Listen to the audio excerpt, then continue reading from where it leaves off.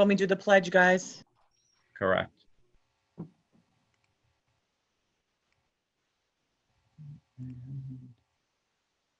Sharon's on, right? She is.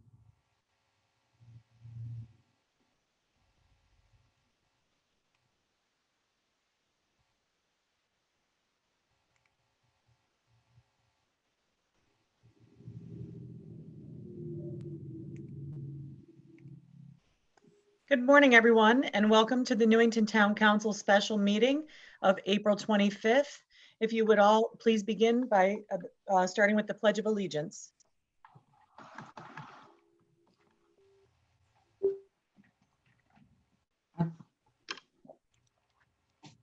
Ready? No, I apologize. It still says please stand by on the screen, so we're just going to wait a moment. I thought we were live. We should be live. Okay, I'm going to start my thing. Okay. There we go. There we Okay, ready? I pledge allegiance to the flag of the United States of America and to the republic for which it stands, one nation, under God, indivisible, with liberty and justice for all. Thank you, everyone. And good morning. Good All morning. right. Morning. Sue, I know you're there. If you could do the roll call, please. Counselor Anist, Here. Counselor Braverman, Here. Counselor Budrago, Here. Counselor Camillo, Here. Counselor Donoghue, Here. Counselor Menke, Here. Counselor Minor, Here. Counselor Nagel,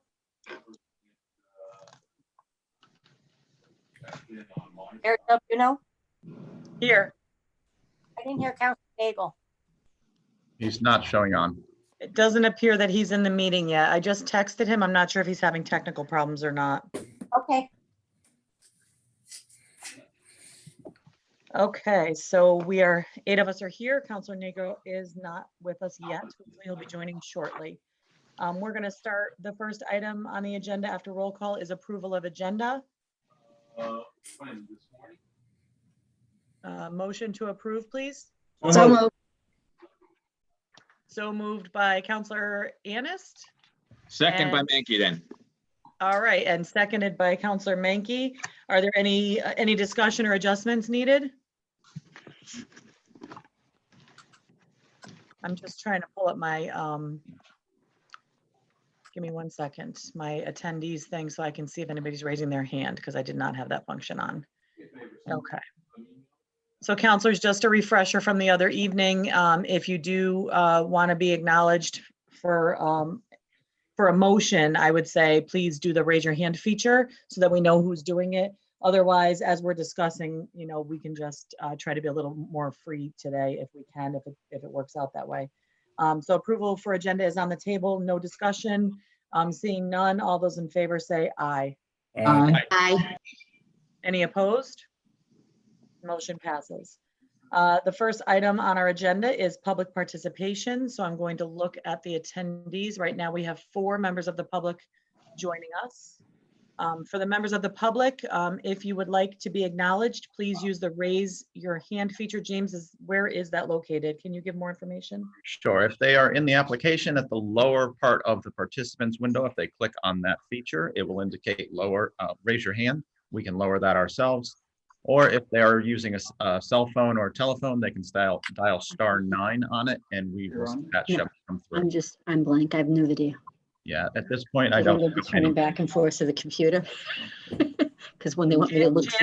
Janet, can you mute your mic? Thanks. All right, I'm just going to give it about 20 seconds because I know there's a bit of a delay for people that are watching.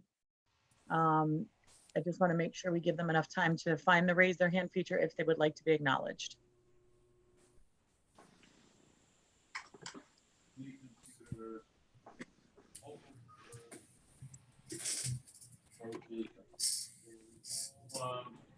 They all serve a particular purpose.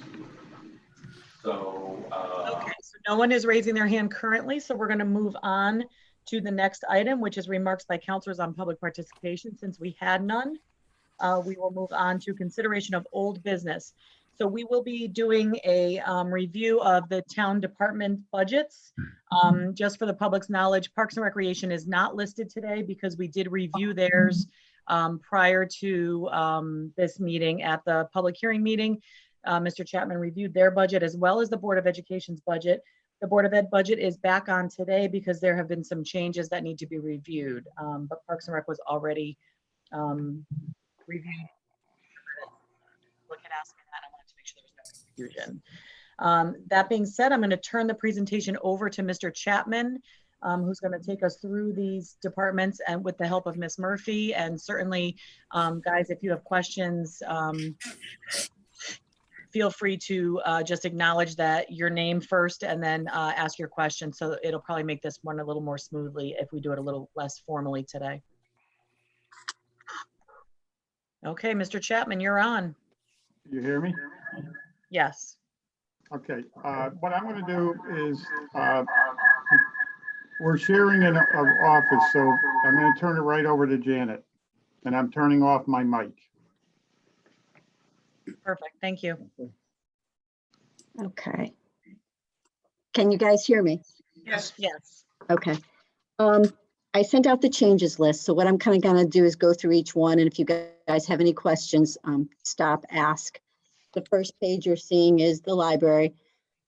All of these are pretty standard except for the circulation area where we're looking down at the fact that we're now going to be open on Sundays. That's for 25 weeks, 25 weekends, 25 Sundays. The other ones are all due to either increases for admin positions or the fact that we do not have an AFSCME contract yet. So I'm going to open up basically the library in case you guys have any questions. Thank you.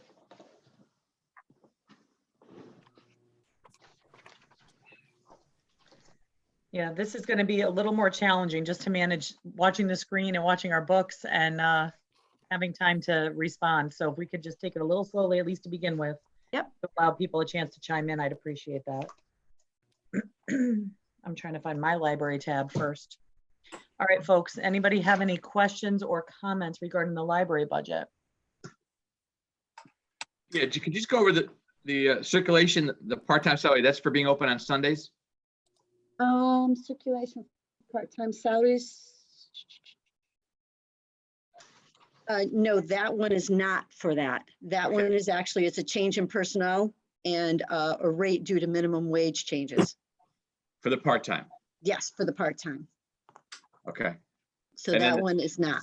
The Sunday openings is for the third one down, library reference and community services?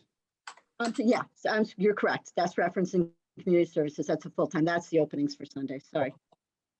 And the increase is $19,223, so $273. That's the increase in total. The increase just for the Sunday openings was at 20,514. The difference is because there's a reduction in AFSCME because of different pay periods in the year. Because there's only 26.1 pay periods. So that kind of brought down that total to only 19,273.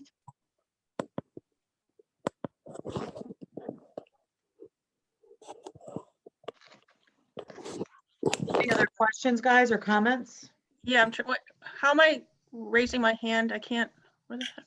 That's okay. For this part, Gail, I think we're just going to go a little less formal for the discussion part. I think that'll work better. Just state your name before you speak so everybody knows who's going. Okay, when we, a few years ago, when we had to, due to budgetary considerations, halt Sunday hours, I know part of the discussion was something to do with the contract on which employees were offered the opportunity to work Sundays in terms of increased overtime and whatever. Do you know if that, now that we're resurrecting Sunday hours, do you know if there's any contractual issues or how staff is going to be allocated for that? I know there was a union issue. Gail, as far as I know, this has gone through the library and it does have to be full-time positions first. And they have put together a schedule for the proposed ones, and they have not said that there are any contractual issues regarding this at this time. Okay, because I think the issue is the full-time getting overtime and not being able to utilize part-time staff for, the reduced hours that are on Sundays. Okay, thank you. I have a question. Go ahead, Carol. Counselor Ennis. Thank you. Question, right now we have 24.2 positions and they're requesting 24.6. What's the increase? I noticed that there's a reduction in library technicians part-time and an increase in pages. Yes, correct. They're going to be using pages more than full-time people. They reduced. Thank you. Oh, I see. Mayor, would you Yes. like me to put the budget actual pages up for each section at the same time as you're discussing? I'm going to look at the counselors to shake their heads. I think that would be helpful. What do you guys think? Yeah, what would help me is to have the account numbers or the, Mhm. so I could refer to it in the big book as well. Yeah, I'm trying to follow along in the big book as well, too. Let's see. Now I need to shrink all the heads so I can see the screen. This is- Shrunken heads, yeah. Those members of the public that are watching, this is challenging, but we'll make it. Are you actually seeing the budget or are you seeing the reviews, the changes page? The budget, the book, but okay. The budget book. Okay, I can't see that. For some reason, it's not showing up on my screen, which is weird. James, I see Counselor Nagel is now in the attendees side. I'm not sure if you can pull him over or how we can do that. I can pull him over, just a moment. Thank you so much. I have another question. Go ahead, Counselor Ennis. Maybe I'm looking at this wrong, but over overtime hours, is it just being broken out that we had 0 for 1920 and we're proposing 100.8? Which page are you looking at here? The cover sheet for personnel summary?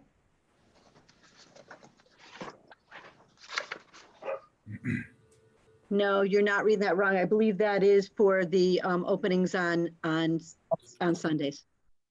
Thank you.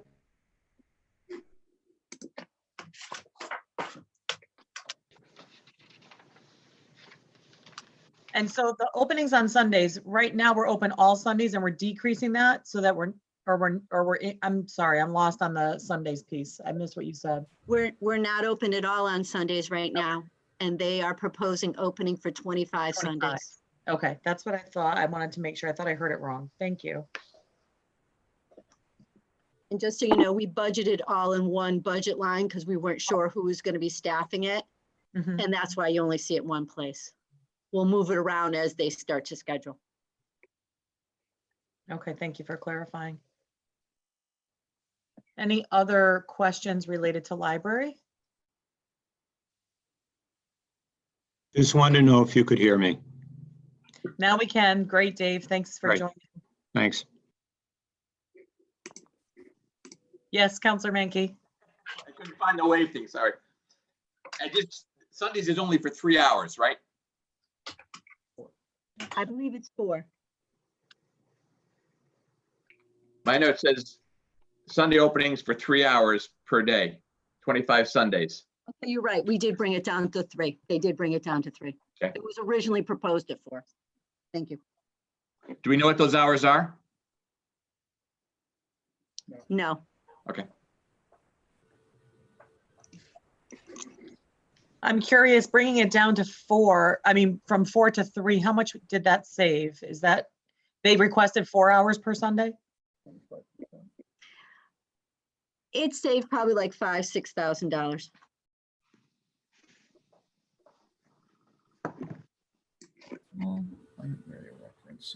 Services, that's what I wanted, sorry. Okay. Go ahead, Counselor Bedrejko. Will we, it's part of this, supporting the opening on Sundays. Is there a way that they'll be able to track usage on Sundays only? It would be curious to see whether it's feasible to either extend hours next year or to actually maybe the usage, over 25 Sundays isn't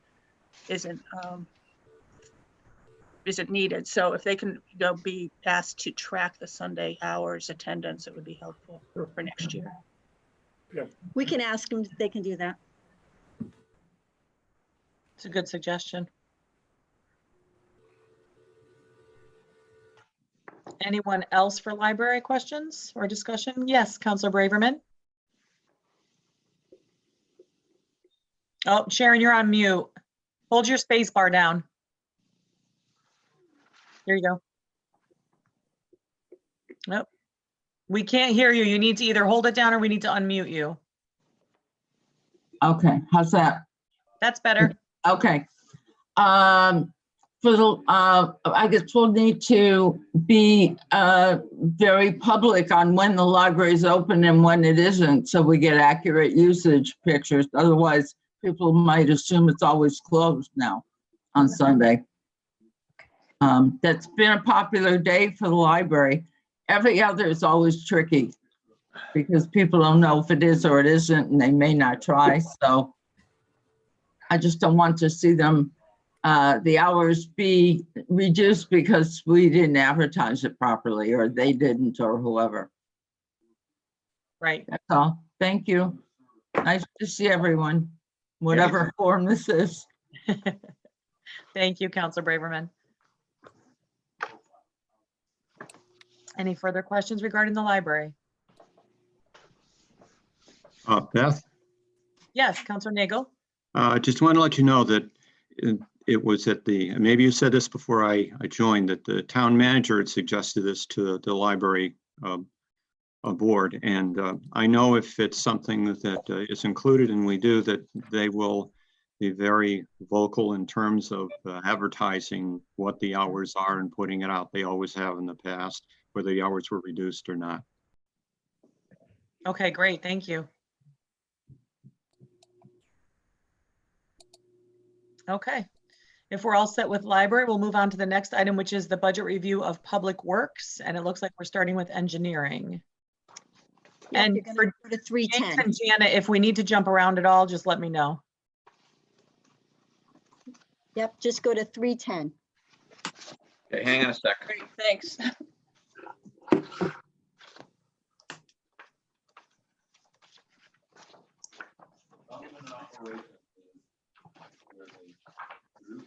Okay.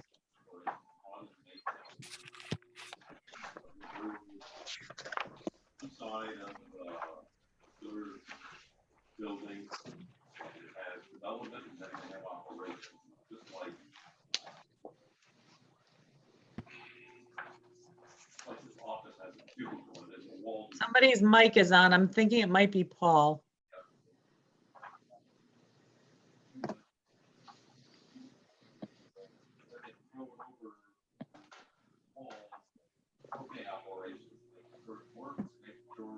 It has the performance we need. It has James, the. do you have the ability to mute Paul's mic? I don't think that's Paul. I think that's Hy. Up there. It went. It Yeah, went. that was Counselor Braverman's. Oh, sorry. Okay. Everybody all there? Yep. All set. All right. Starting with engineering, there's really no changes there. As you saw on the sheet, there's the increase for the salaries in there for 1920 and 2021. Longevity change for contractual, and then just a flip-flop between dues and subscriptions and printing and binding. Oh, okay. I see that. Yep. Any questions on engineering, guys? Same staff, right? Yes, same staff. Yep, see that. Okay, thanks.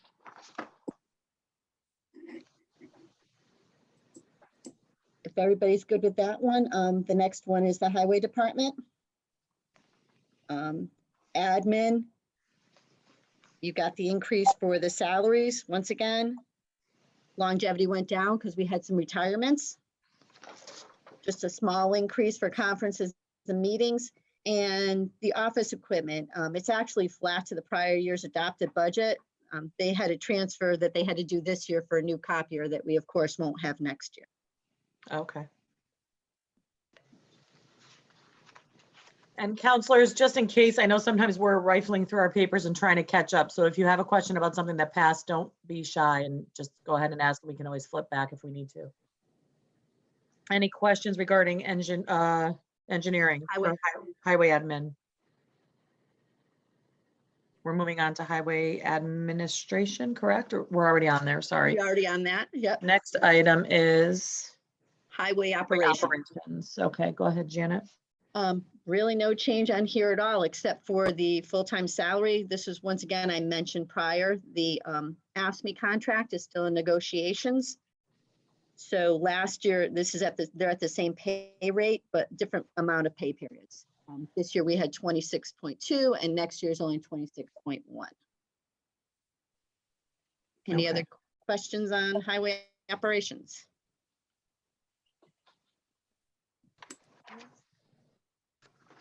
Okay, I don't see any, so we can go on to highway snow and ice control. Counselor Minor actually has a question.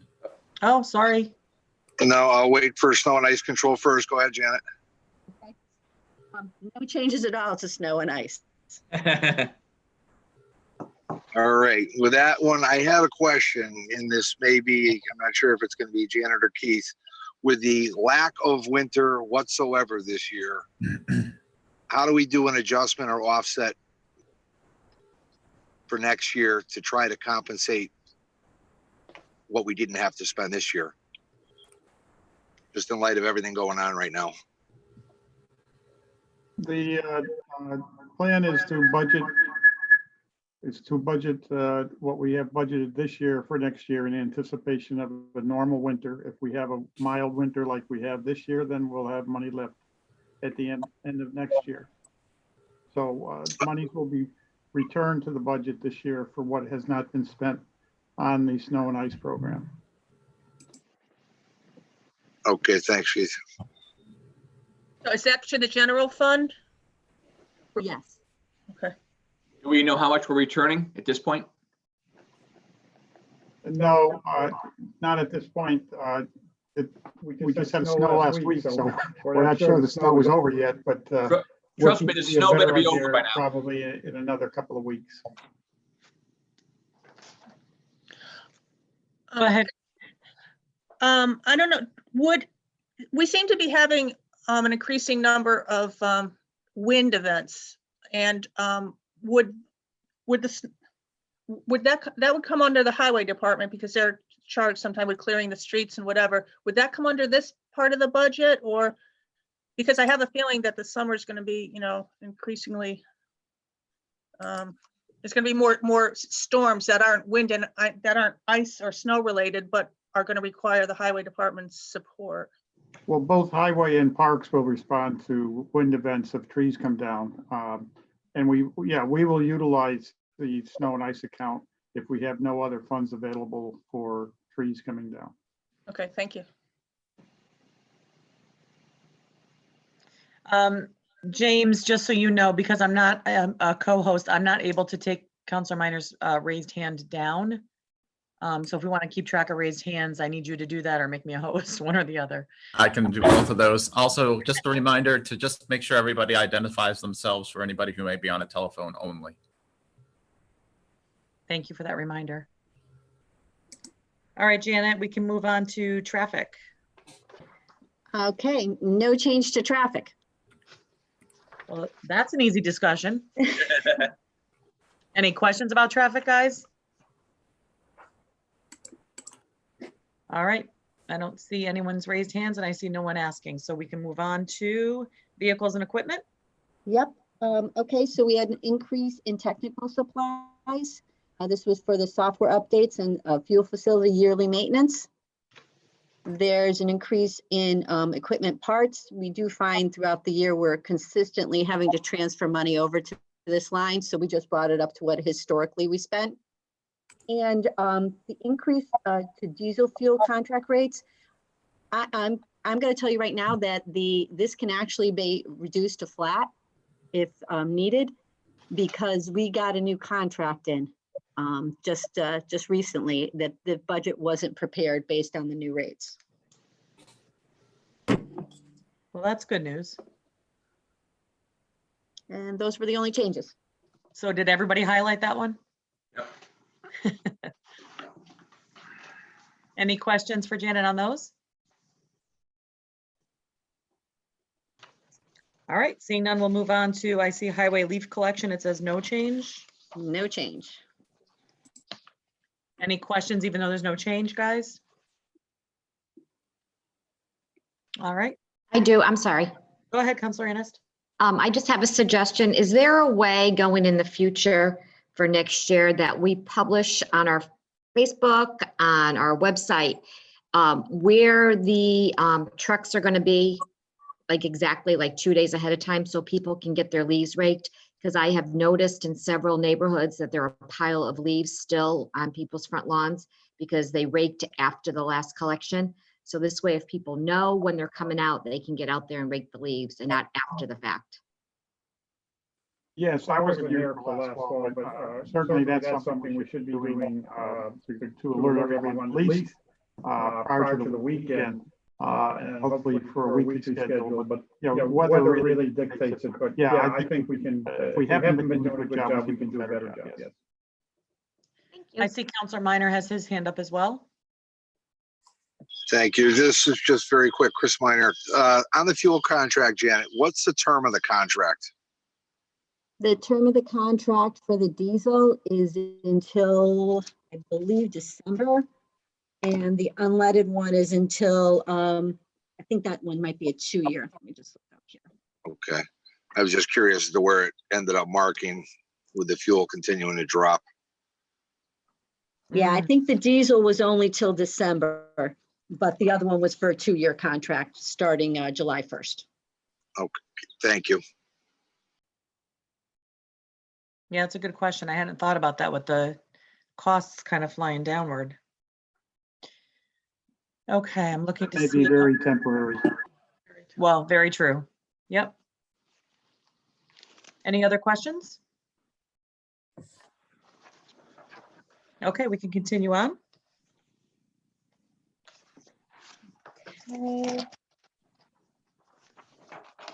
For refuse collection, there's a small increase, and this is due to the amount of tons for residential and condo bulk collection.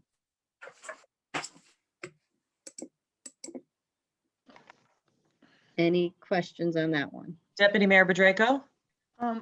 Yeah, in our budget book, it says that other contractual services reflects an increase in the quantity of dwelling units for residential and condominium bulk collection.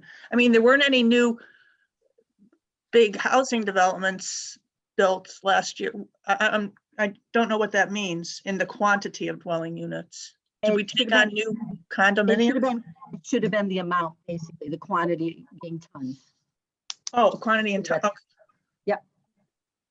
Okay. Oh, okay.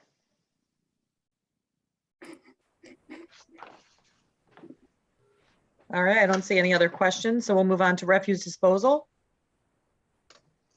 This is the area you're going to see, of course, the increase in. There was an increase in the tipping fee from 86 to 94. We have it budgeted at right now. For right now, we are locked into 91 per ton, but that we could be seeing a mid-year increase is what they're threatening. So we kept it at 94. Okay.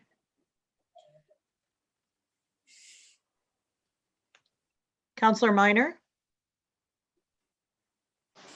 Yes, for Mr. Chapman, Chris Minor. Is there been any further discussions, Keith, that you know of with Mira in terms of their need to radically increase the tipping fee because of necessary upgrades? Do you know any more on that?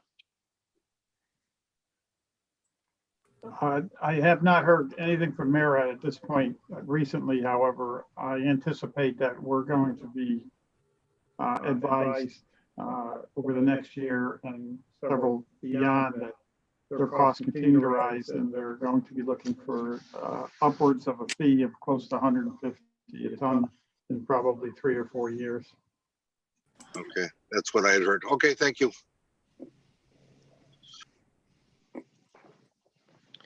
Any other questions? Okay, seeing none, we'll move on to recycling.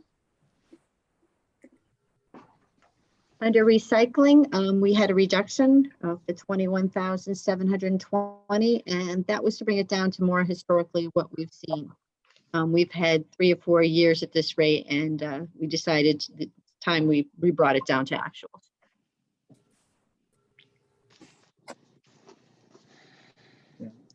Any questions? If I may just interrupt, this is an area that, again, we're probably going to see a spike in the future unless the recycling markets change, because right now the market is pretty flat and going down. Yeah, thank you. Counselor Braverman, did you have your hand up? Just go ahead and unmute your mic, Sharon. Just hold down the space bar. That should be enough. Okay, There we how's go. that? Perfect. Okay, are our residents recycling in the same proportion, greater, less? Just wondering, hard to tell. How- I don't think we have specific figures in front of us on that, but I can get back to you on that. We've got to boost up our efforts though on getting people to recycle.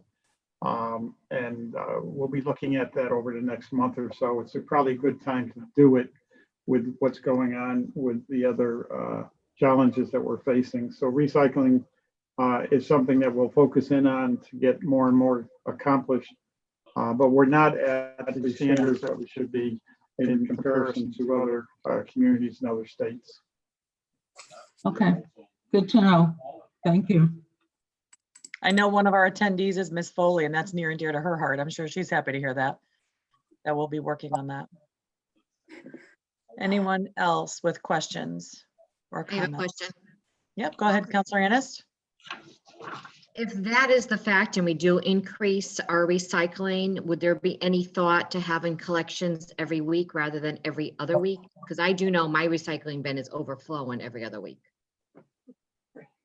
Yes, Counselor, you bring up a very good point.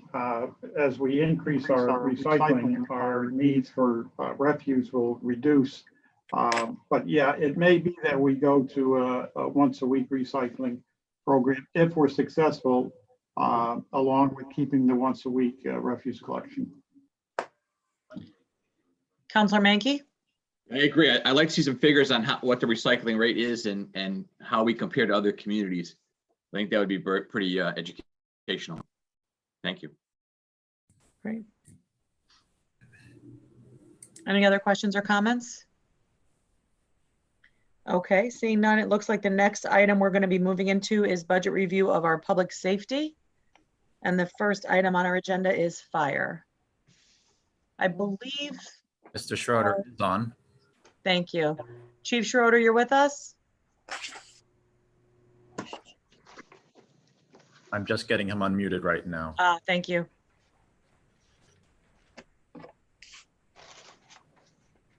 Janet, do you want to go ahead and start that section and then the chief can chime in when it's time for discussion, perhaps?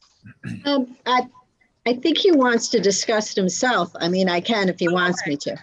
I'm sorry, that's fine. Welcome, Chief. Hello. Well, All right, we can hear you. Yep, you're good. So good morning.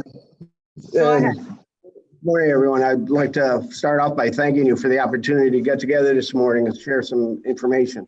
I guess we could start, we have three concerns that we'd like some information on for our planning purposes. But we're also, here to answer any questions you may have on the budget or any fire department issue. Our first concern is the ladder truck replacement. Second would be radio replacement, and third would be firehouse expansion. So we're interested on each of those projects and where they fit in the budget schedule, how they plan to be funded, and what we can expect for what we'll need to do to prepare for that. So those are the topics, and so I guess we could start with any questions you have. Okay, so I know it was ladder truck expansion, and what was the third one, Chris? I'm sorry. The replacement of ladder truck, radio replacement. Radio. Firehouse Yeah. expansion, and space needs. Okay, I feel like I could speak to a couple, but I should probably defer to the town manager to just address where we're at on a few of those. Yes, the ladder truck has been deferred for another year. We have learned from our town attorney that because of the cost of the ladder truck, it's going to have to go to a referendum. So we'll be preparing for that as well. But looking at the current payments for the existing leases that we have on the trucks, those payments will be eliminated after next year, which will open up the opportunity to fund the new truck through a lease program. As far as the firehouse expansion goes, Chris, are you referring to company 3 or company 4? Both projects. We just want to make sure that. Well, as Chris and I have been aware, we've been looking at a potential opportunity to obtain some property next to company 3 for an expansion of company 3. That is still being looked at this time. We don't have any specific answers.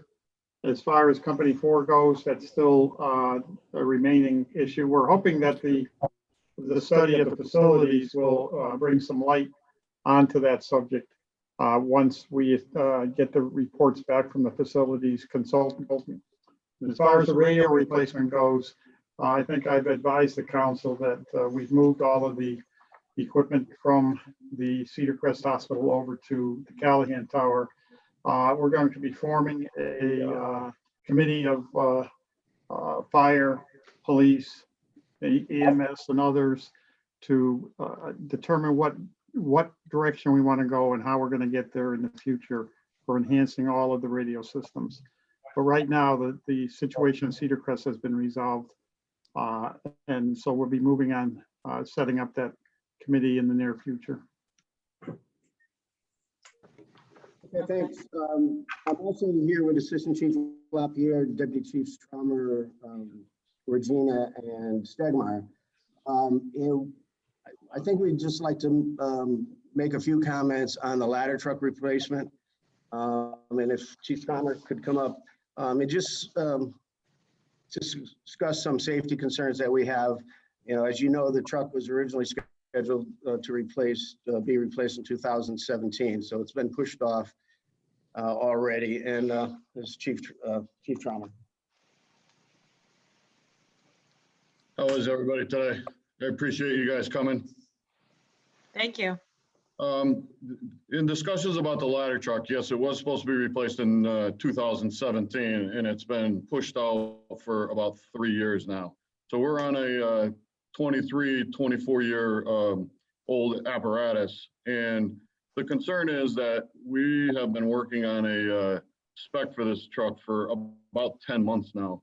And every year that this gets pushed off, we have a price increase of anywhere from 6 to 8%. And, I don't know if the town, with over the last couple of years, we've probably put in an increase of about anywhere from $300,000 to $400,000 onto the price tag of this truck because of the keep pushing it out. So the concern is that, with it being older, maintenance issues are coming into play where, it's down, there's downtime on it. We also have a concern that last week, one of our trucks, truck 1, actually was out for repair and it was down a week. So we had that truck on the line covering it, basically covering the whole town for a week because the other truck, we had to wait for parts because of this virus and stuff. So, and that was a power steering pump that went, which created an effect to put the truck out of service. So again, it's becoming a safety concern. And we'd like to see if in any way, if we can try to get this back on schedule. We understand now that this has to go after a referendum, but the question is how does that play out now You know, if we're going out next year, when is the referendum going to be? And what's the time delay? Because once it's approved, it takes anywhere from 10 to 11 months to build this truck. So not only are you pushing it out to 2021, now you're not taking delivery of that truck to possibly 22 or 2022. So those are our concerns right now about the ladder truck. Okay, I want to ask Counselor Menke. He's had his hand up for a while. So go ahead, Counselor Menke. Sure. Can you explain to me why a fire truck needs to go out to referendum? It's really the sheer cost of the item. So once it, according to our town charter, once an item is over $975,000, it's required to go out to referendum. I've had some questions about the fact that if we lease the truck, if it still has to, and it really is based on the overall expenditure, not the lease payment. So it would still have to go out to referendum because of the overall cost. Can I ask the chief if what the estimated cost is for a ladder truck?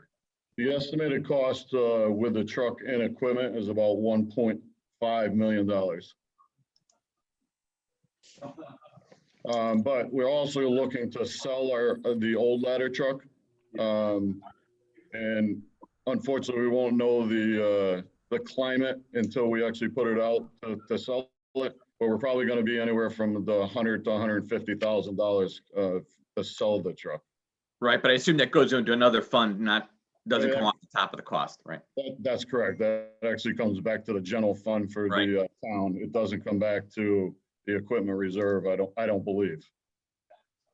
So do we have a firm estimate of what it's going to cost at this point, or just a general estimate? Oh, no. I got a firm price of 1.4 for the truck and about $100,000 for equipment. So it's 1.5 for the truck and equipment. Is there any opportunity to reuse equipment from one truck and bring it over to a new truck, or is that not reasonable? We can reuse some of the equipment, but some of the equipment is over 20-something years old, so we have to replace most of it, to be honest with you. Okay, thank you. I'm sorry, I didn't say my name. That was Mayor Del Buono. Yep.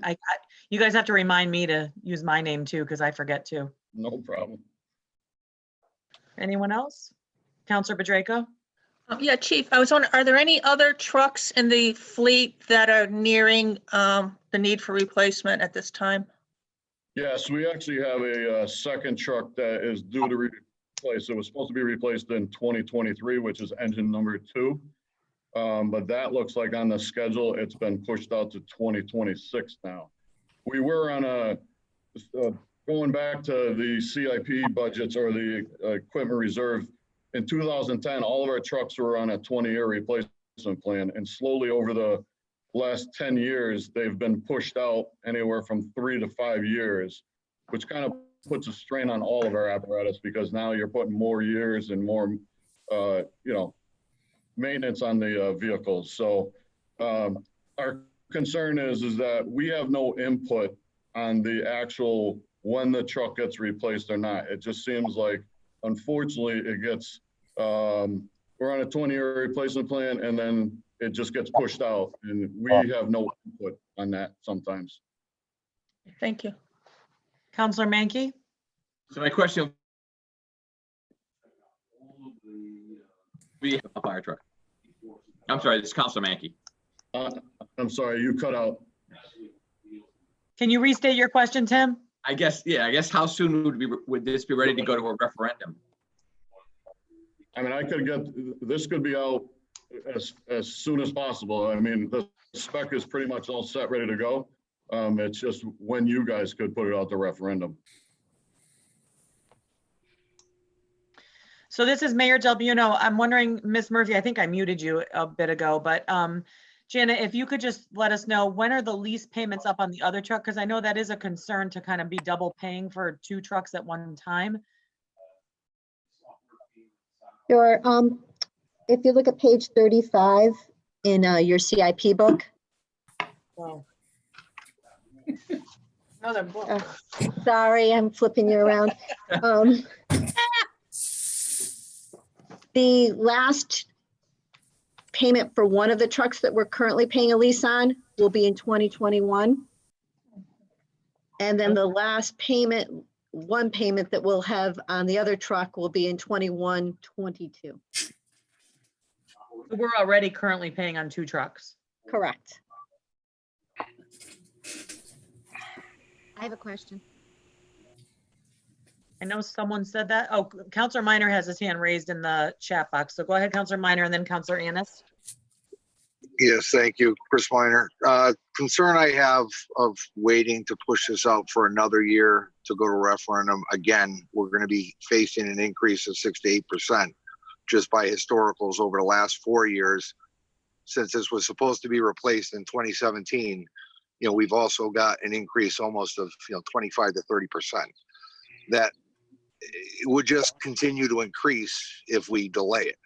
If this is not going to be coming out of equipment reserve and going to be directly bonded, am I missing something, Janet, or is it just a different method of paying for it? It's coming out of equipment reserve, but it's borrowing. It's a lease. Okay. Just like the other leases were, but the other leases were under the amount required to go out to referendum for. Correct. All right. And have we been using this lease term, the same process of borrowing on all this apparatus all the way along? All I'm just trying to get at is we continue to increase to push it out, and it's just increasing our cost, and it's also increasing our repair cost as these apparatus ages. It needs more to maintain it. The 2 leases that we currently are paying on were in place. They just got here right before I got here, so this is about 3 years. Since we had the other 2 trucks. Historically, it's always been the same that I've looked back at. I just want to remind you, and we've mentioned this every year since I've been here, this equipment reserve takes a huge beating. When we move things up like that, then we go into the negative. If I shifted those at one payment up to 2021, I understand we could handle it in 2021, but come 21, 22, we're going to be in the negative again. Okay. So Yeah, it's been a very difficult area for us since I got here. Okay. Is there any other methodology that you can think of to try to level this field as these pieces of equipment continue to be replaced? Because that seems like the biggest challenge, is that they're not on the same schedule that they were before. Chris, since I've been here, it's been the same schedule, and I do understand these are just big items, right? Which is a problem trying to shift them around in any way. They're not easy to fit anywhere. Right. And I do know that the ladder truck is the most expensive piece of apparatus that the departments have. We have 2 of them. Yep. So I believe the last one, as it took delivery, actually was delivered at, I want to say, 995 or 998,000 back in 2006, I believe. Somebody correct me. Yes. So that would be my only concern. I mean, if it needs to go to referendum, I would encourage that we try to put it up for referendum this coming November rather than risk another year. We'd have an overlap. I know going negative for a period of 3-4 months would be a problem, but would that be offset by not doing it for another year? Let's just remember, okay, so it goes to referendum this coming November, let's say. And then they're saying it takes, I think I heard they say about 10 months for it to even be delivered. Correct. So we might actually be in the 21-22 fiscal period before we start paying. That's kind of what I'm getting at, is can we place this order now? And this might be a Chief Schroeder or Chief Trommer question. Can we place the order now, asking to specify a delivery month? This way we're in the queue, we lock in our price. What are we required to pay up front, or do we have to pay up front, or just start paying once the truck is delivered? Well, Chris, I got to tell you too, it's Janet.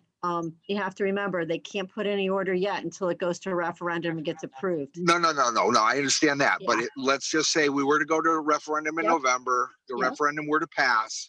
Can we go ahead and request a specific month to be delivered? trying to work with the manufacturer and specify a specific month that we want it delivered. Absolutely. I just don't know, I'm not quite sure how the payments work in effect. If you have to prepay certain things, that I would have to check into. I'm not 100% sure on that, how that process works, to be honest with you.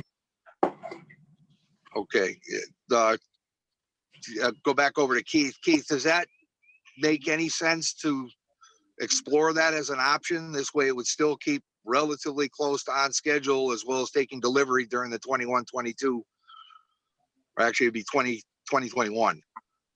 No, 21-22 probably. I think that it would make sense if everything else falls into place as far as the referendum goes. I mean, again, what you're facing is a big unknown right now with this COVID-19 situation. So we have to somewhat be careful on how we proceed.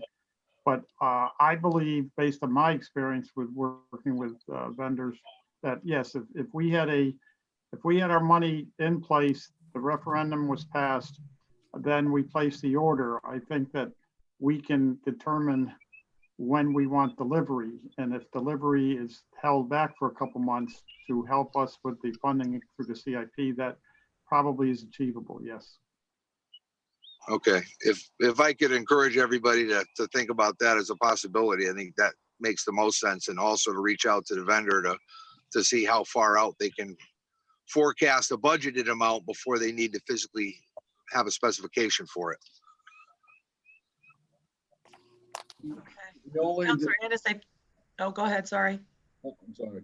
The only thing I would have to look into is if it went the referendum this year, if the price would stay locked in, knowing that as long as the order was in this year, the price is probably still the same. But if it goes into January of next year, is there a price increase? That is something I would have to look into, because I'm not sure when their price increases go into effect. Okay, thank you. Counselor Andis, I believe you were next. Thank you. I had the same questions that Chris had and the same statements. And, you know, if it went to referendum and passed this year, when would the first payment be? And those questions were answered, as well as the other ones that I had. But I too would encourage everybody to consider putting this to referendum this year so we can save a significant amount of dollars with the price increase. Okay, next, Counselor Camillo. If it was a lease and it was $1 buyout, why would it have to go to referendum? If it's continuing leases like we already have and it's $235,000 a year in that ballpark. Janet, I'm going to defer to you on that one. I sent this to our attorney, and I told him the amount of the borrowing. It's not the lease payments themselves. It's not the lease terms. It's the total amount we're going out to borrow. But you're not borrowing, you're leasing. There's a difference. No, that's still a form of borrowing. Okay. All right. We're still, if you look at our audit on our debt page, leases are included. Okay. One thing for the fire department. Have you considered retrofitting this piece of apparatus because it only has 30,000 miles on it? We have not looked into that, Mike.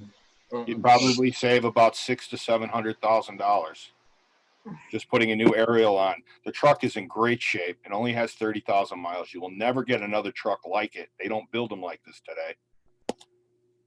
Just a thought. Counselor Camillo, could you explain what retrofitting means for those of us that don't speak that term? The aerial that's on it, that's the most expensive part. And that, I believe, is what's in question here. But you could probably get another year or two because it is a backup piece of apparatus until we're ready. In the meantime, think about retrofitting it, having it rebuilt, a new piece of apparatus put on an old chassis, which is still like brand new. It's not even broken in yet. It has 30,000 miles on it.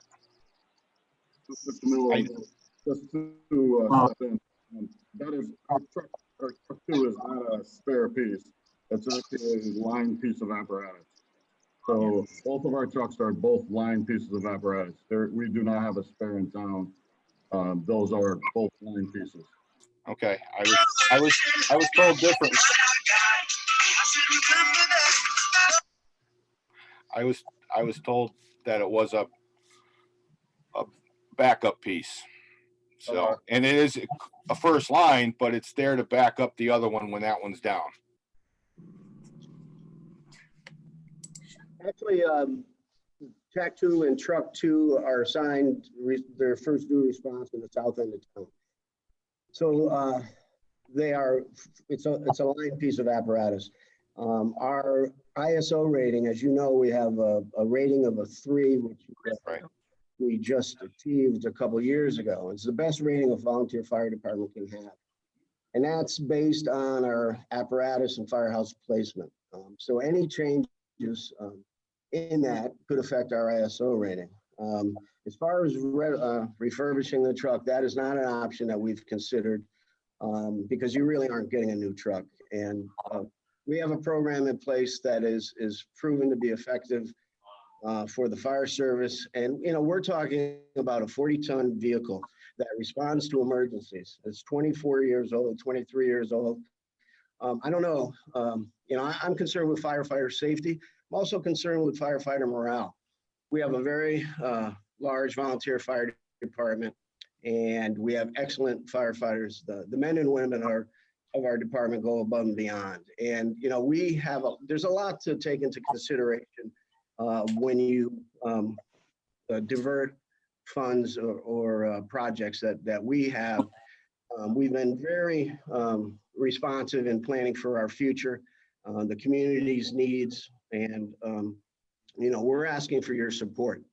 You know, according to you know, there's different opinions, obviously, but you know, the important thing is that we're talking about it. And, you know, we want to work with you. We want to provide you with the information so that you can make informed decisions that are best for the town and best for your volunteer fire department. So, you know, I really don't have the answers, but, you know, we look forward to continuing the dialogue. I don't know, Chief Regina, do you have anything? The ISO rating is really my biggest concern up front, but also if you, Commissioner, Councilor Camilla, when you go and look at the apparatus and what happens when you look at refurbishments, you're still, as the chief said, you're still getting an old piece of apparatus. So what you're doing is throwing good money, you know, down the road. You're still going to have repairs. You're still going to have issues. Morale, as the chief said, is a big issue. So for us to look down that path, you know, it's like she said, we would, you know, entertain anything, but right now that replacing that apparatus under those conditions is not the smartest thing in our opinion. Okay, one more thing. Oh, the last piece of apparatus you got was $995,000 and it didn't go to referendum. Was that because it was a lease, Janet?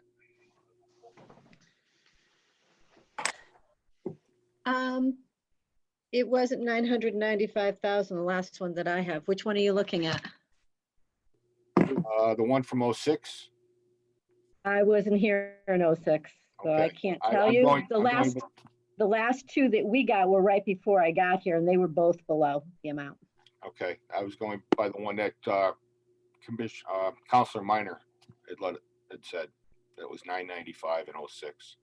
Yeah, no, all I can tell you about is the last two that we replaced, the ones we're paying the lease on now, and they were both under the amount. Okay.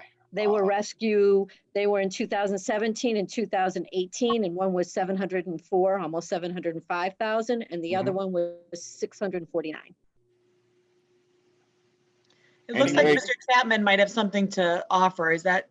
Just one more thing before Keith. Can you take the other piece of apparatus that is about to end payments and refinance that? And keep, that way you'd have the same lease payment for $235,000 on an old piece of equipment to get them a new one.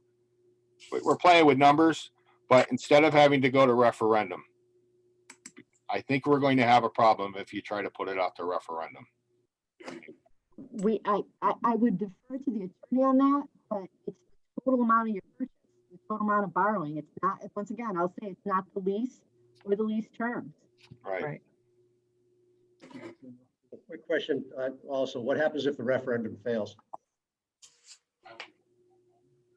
If the referendum fails, then we don't get our piece of equipment until we can make it so that the referendum passes. Mr. Chapman has something to offer. Go ahead, Keith. Yeah, I'm just wondering, the 1.5 million that you're stating, I assume we would go out to bid for this. Is there any possibility that that price would come down considerably? What we've been doing over the past years is we've stayed with a consistent manufacturer. Our last 4 apparatus, we've actually got bid waivers on. And we stick with the Pierce manufacturing as our primary piece of apparatus. And what that is all of our mechanics are trained in on Pierce fire apparatus. They actually go to schooling for it. Its parts and stuff like that is easier and maintainable. Plus, everybody is familiar with the actual use of the fire truck. So all of our fire trucks are set up the same way. The pumps are set up the same way.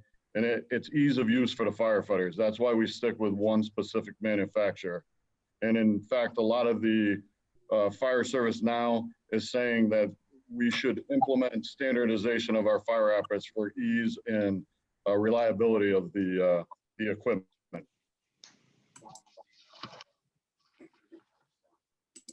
Mr. Chapman, your mic is muted. Keith, your mic is muted. So timing wise on this, you would not be going out to bid, you would be seeking a bid waiver from the council? Yes, we would actually, because like I said, we would like to stay with the Pierce manufacturing just because of our reliability with them. We've had basically our entire fleet is Pierce, except for our last spare apparatus, which is a stud fin. And other than that, every other piece of apparatus is a Pierce.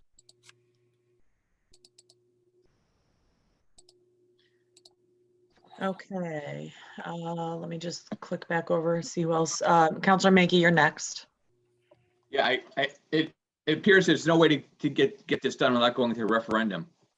So I would recommend that we get our figures and facts together and try to get this on the November budget at least, November ballot at least, so we can proceed. I would support that, even if there is a couple of months where we're a little short on the payments because we're paying the other one off. I guess I agree delaying it would not be the best idea. I also would like to see some numbers on retrofitting and if that's possible. I'm not sure that's possible, but I'd like to see some. Like we should compare that anyway, and moving forward. Thank you. Okay, Counselor Minor. Thank you, Chris Minor. Just a couple comments. First of which would be the previous truck one, which was 995,000 delivered. If we could go back and look at that to verify that that was indeed the delivery cost. I would also say that if that is the cost of the equipment, that the cost of financing exceeded that threshold. We were already over it to begin with. And what I'm trying to say is, if we're going to say, all right, we're going to set historical parameters to how we proceed with things, if this was an issue of borrowing in excess of the $975,000 threshold, I would challenge the same comment to say that the Marquette property was purchased over multiple years. It was a gross purchase that was funded over multiple years. Renovations that were done to town hall in the lower level were done over a period of years in excess of the $975,000 as a sum total. And we just need to have a clear definition to exactly what and how this is in terms of the charter. I'm not looking to overstep the bounds. However, I think that's another thing that we should consider moving forward, that do we need to adjust these limits? Because this is the first time we're taking delivery of a truck in excess of $1 million, but this will not be the last time. Right. So I think we need to keep up with the progression of knowing our cost of manufacturing increases year over year. And in terms of Counselor Camillo's comments on a retrofit, I think I might take you one step deeper on that and say I would not want to encourage a retrofit. However, Mike, I'm sure, and you're familiar with a glider kit, which is taking the power unit, taking the transmission, and taking that and swapping that over. That might be something to look into as a possibility, to just carry that over where the rest of the truck is brand new. Just something to look at if that's what it came down to. Comments on anybody? Counselor Donahue, you're next. Yeah, I mean, I understand we want to keep the equipment the same, but would it hurt us to see what, other vendors are charging for the same type of truck? I mean, maybe Pierce is off the mark by $300,000. I'm not saying we, just for comparison's sake. I think I can speak to part of that, just being a firsthand firefighter. And again, this is public safety. That's the only concern. Chris Minor, sorry. Thank you.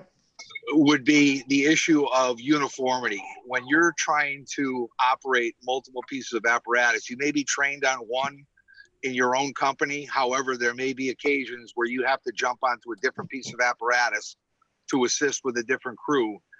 The trucks are laid out in such a fashion that it doesn't matter what truck you go to, the equipment is in the same position, everything operates the same way, and there's uniformity for the operators to be able to perform their duties.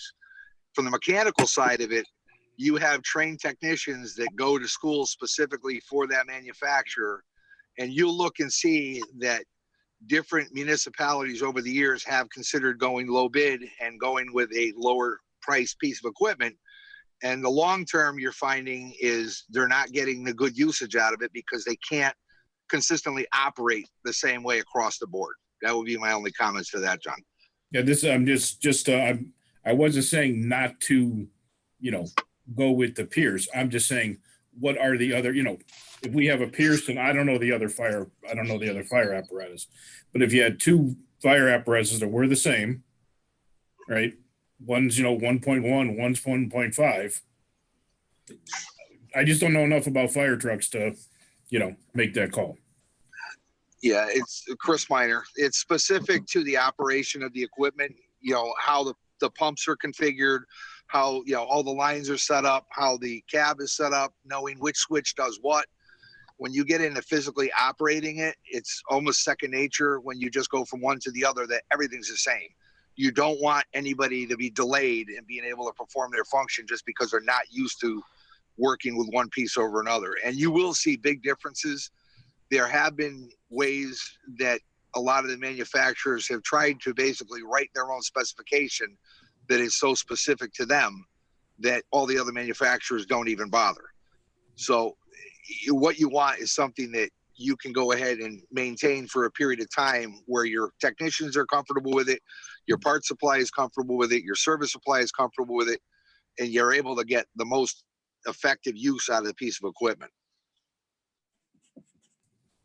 Okay. For Schroeder, I'd like to make one comment on the refurbishing our glider kits. One thing to consider in that is you're taking a line piece of apparatus out of service for an extended period of time to be retrofitted or whatever. That leaves us with one ladder truck, truck one. As Chief Trommer mentioned, the water pump went last week. It was down waiting parts for a week. We would have no ladder truck. When we replace a truck, it remains in service until it's replaced and people are qualified on the new piece of apparatus. It's equipped and placed into service. And then that piece of equipment is sold. So I just wanted to mention that as a downside to refurbishing. And obviously, again, we're very fortunate in Newington with 2 ladder trucks, 2 rescues. Our typical assignment to a fire, any type of fire, is 2 engines, a ladder truck, and a rescue. Our department has proven over and over again that we can effectively operate at 2 different scenes at opposite ends of town without asking for help. And but we also have the resources all around us that are willing to come in and help us. You know, we're trying to maintain an effective fleet and keep the consistency with that fleet. So we just hope for your consideration in replacing the ladder truck. Thank you, Chief. I see that Counselor Menke has his hand up, and then Counselor Camillo. Yeah, Tim Mankey. Two things. I do see the value of having the same manufacturer of the truck each time. So when you jump in the truck, you know where the wipers are, where the lights are, where the hoses are. That seems to make sense to me, and I believe that's why we do the no bid waiver each time we buy a truck, so that we have it from the same manufacturer. I hadn't considered the fact that when we did retrofit, the truck would be out of service for a while, and that is a consideration, because you don't want to leave yourself short to cover a fire because one truck's being retrofitted and it's taking a while. So, but I think we should still look into the retrofitting. But I think part of that consideration is how long that takes. If it's if it's a week or two, that's one thing. But if it's a month or two, then that may be insurmountable. Thank you. Counselor Camillo. I'll get back to you. Okay. Counselor Minor. Thank you, Chris Minor. Thank you for bringing that up, Chief. That is one consideration that I did not think of, is the time out of service to do an upgrade on a glider kit like that. I think that probably would discourage me from even considering, but at least looking into the time frame of it, I believe it's going to be extended period of time though. So we should look into it probably anyway. correct. Yeah, absolutely. To look into it, but I think that's going to just not work, but it's at least worth exploring. Thank you. Okay. Counselor Menke. Yeah, I think if we don't look into it when it comes up for the referendum, I think those are the questions the public will ask anyway. So to get the most favorable results of a referendum, we should have all these facts vetted, so we can present something to the town. Okay. Two things. Go ahead, Counselor Camillo. If Pierce built that piece of apparatus to begin with, and you're going to order a new piece from them, they could build the unit without the chassis there and have it ready to go. So when you brought it there, it would save time. It will save you money. And I understand you want shiny brand new, so your firemen feel good about themselves running a brand new piece of equipment. But cost efficient, it isn't. It's got 30,000 miles on it. It's a good running truck. There aren't trucks around in paid fire department towns that are as good as this one. So the other question I haven't heard from any commissioners. And from what I understand, the commissioners are in charge of budget and equipment. Are there any out there? I don't see any part of this meeting. Mr. Whalen is sitting in with us at fire headquarters. Okay. Any comments on that, Brian? Got to get a little closer.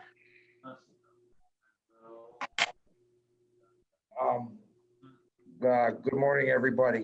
Yes, I'm here, and we all need to work together to get what's best for our department and our town of Newington.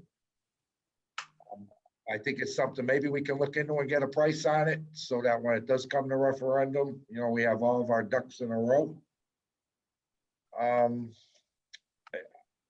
It's hard to say. I know we're all in a tough time with the coronavirus and how people are going to pay their taxes and stuff. We'll have to see. We'll just have to we'll have to talk to the manufacturer, see if it's even possible. It might not even be possible. We don't know. And one other thing is, after they build it, will they agree to a price to purchase the old one from you as a trade-in?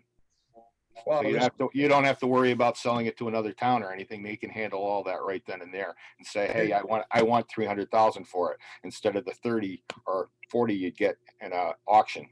Well, historically, fire trucks don't go for too much after their service life. Right. I doubt that's something that they would buy back. I know the last couple we've had, we have discussed with them to buy our pumpers or rescues. And, you know, the price to buy them back is peanuts. So we're stuck sometimes selling it. Hopefully that's something they can do, you know, take it back and resell it. I don't know that question. Okay, because there's a lot of other towns and a lot that have a lot less equipment that would love to have that because it is in great shape. And then now, is this more of a want or a need? I think it's definitely a need. We have a big population on the Berlin Turnpike. That truck is first due to the Berlin Turnpike. It's got the FOC. It's second due to the VA hospital. It's second due to the high rise in the Newington Center. Definitely a need for that truck. Absolutely a need for that truck. And I appreciate our chiefs being here, but shouldn't they have brought this to you and then the commissioners bringing it to us? Like I said, we all work together. I was invited in the meeting with the chiefs, and I appreciate that. And you know what? We're all here to work together. I understand that, but looking at chain of command, it starts with the commissioners and then it comes down to the chief, the deputy chief, and down. Right, but the chief does have sole authority in the day-to-day operations of the fire department. Okay. The commissioners do not have the sole authority of the day-to-day operations. That falls on the chief. Well, this is more than day to day when we're talking about $1.5 million.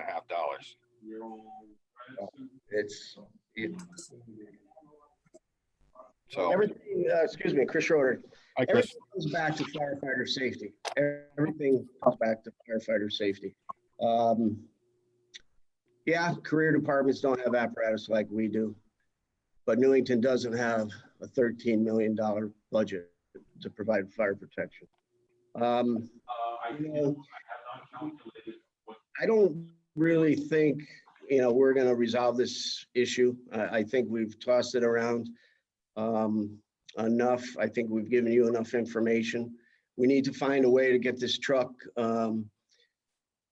purchased. I don't believe a referendum is the way to go.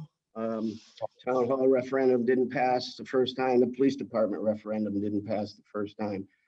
I think the citizens of Newington deserve better. You know, you talk about that truck is that it, you know, if we put it out at the curb with a for sale sign, somebody would scoop it up. That's not the case. That fire truck has been in service for 24 years, and it's outlived its primary use for a department of our size. We need to replace that piece of apparatus as we plan to do over the day we purchase it. We had plans to replace it. So, you know, we had other topics we wanted to discuss, and, you know, obviously we don't want to keep you there all weekend, but if you have any other questions on the apparatus, or if anybody has any ideas, you know, our entire command staff is here to answer any other questions that you might have. And again, we do appreciate the time you've given us. Thank you, Chris. Thank you, Chief. I see that, oh, Counselor Minor took his hand down, so never mind.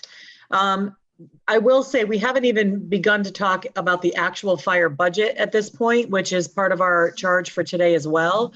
So I'm not sure, Chris, if you want to take us through the line by line budget, or if you'd like Janet Murphy to review that with us. That Chief Regina is here. He's the architect of the budget for us, and we'll be happy to answer any questions you have.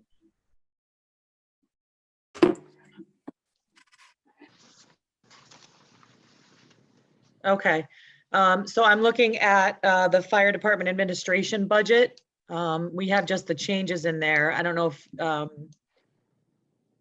do you want to review that, or do you want us to just kind of go through and ask questions?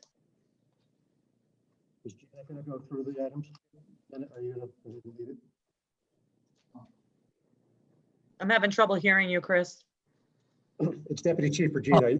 Oh, I'm sorry. Yeah, Janet, are you just gonna go down the list like we normally do? Sure, I can go down if you want me to. Yes, please. Okay, and add anything in it that to give some a little more clarification if they have any questions, okay? Okay, thank you. Yep, looking at the fire department administration budget. You'll see not too many changes, some slight decrease for full-time salary, a little bit of an increase for part-time. Conference meetings and trainings, that increased by 3,225. That was an increase from in-state and out-of-state conferences. And those were the only changes for these, for the fire department administration. Counselor Mankey? Yeah, this is Tim Mankey. Can you just explain why the increase in They've been conferences? We're deducted from the past budget and we've asked to reinstate it. I don't think I can't hear you. They were deducted from the last budget twice, and we're asking that that be reinstated so that we can attend those conferences. But that, with the COVID-19, we may not be able to attend them. I just found out one of them just got canceled. Okay. Thank you. Counselor Annis? Thank you. Can you explain the personnel, how you reconfigured the fire marshal's office? We're not to fire marshal yet. We're just on fire department administration, Carol. Sorry. It's okay. Any other questions on fire department administration? Counselor Bedrejko? Yes, Gail Bedrejko here. Actually, the chief or whoever answered one of my questions about the conferences and training. So if one of them was canceled, I guess you can send Janet what the reduction in what the anticipated cost for that was. And then do you know what the date of the other scheduled one was? Was it in the summer, in the fall, or? Yeah, August, November are the two times. Okay, so that probably would be still on. I mean, we would hope that by November, that conference would still be. That's correct. Okay, thank you. Other questions regarding fire department administration? Seeing none, we'll move on to the next item, which is firefighting. Okay, we're looking at the firefighting. This is Janet. The fringe benefits increased. I think you guys were probably got this last year that the state allowed us to increase the stipend that we are currently giving them from 1,000 to 1,500. So that's the increase that you're seeing there. For uniforms, rental, and cleaning, it looks like it's a decrease in the current budget, but it's actually flat to the original budget. We had some transfers going on there. Same thing for equipment maintenance. We did do a transfer this year to cover some software fees. Next increase would be the motor vehicle maintenance. This is to cover the rust proofing of engine 2 and service 2. Consultants and special contractors had a slight increase of 550, but it was flat to the original budget. It's once again due to transfers we've made during the current year. Tech supplies, same thing. Uniforms and clothing. This is increase of quantity of boots and hoods. Also included in here are cadet uniforms and badges, which we haven't funded before. Other materials increased for recruitment and retention aids. And technical equipment increased to 16,883. This varies from year to year, depending on what technical equipment they need to replace. The large item that we have in this year is the radio recording system for 11,579. This was something last year that they had put in last year that had gotten cut in prior years. And those are the changes for firefighters. Deputy Mayor Bedrejko, you have your hand up? Yes, I guess the chiefs can answer this. I'm curious as to, for the cadet, the addition of cadet uniforms and badges, it was never funded before. I'm just curious as to how it was funded in the past, or was there no or were there no uniforms or badges in the past, number one? And then second, our book says other materials increased for a large new line item, recruitment retention aids. Can you kind of just give us a little overview of what you have planned for that? This is Deputy Chief Sigmar. Our cadet division over the past year has actually, for lack of better terms, exploded. In the past, we've only had 2 or 3 cadets in this program, and now we have 23.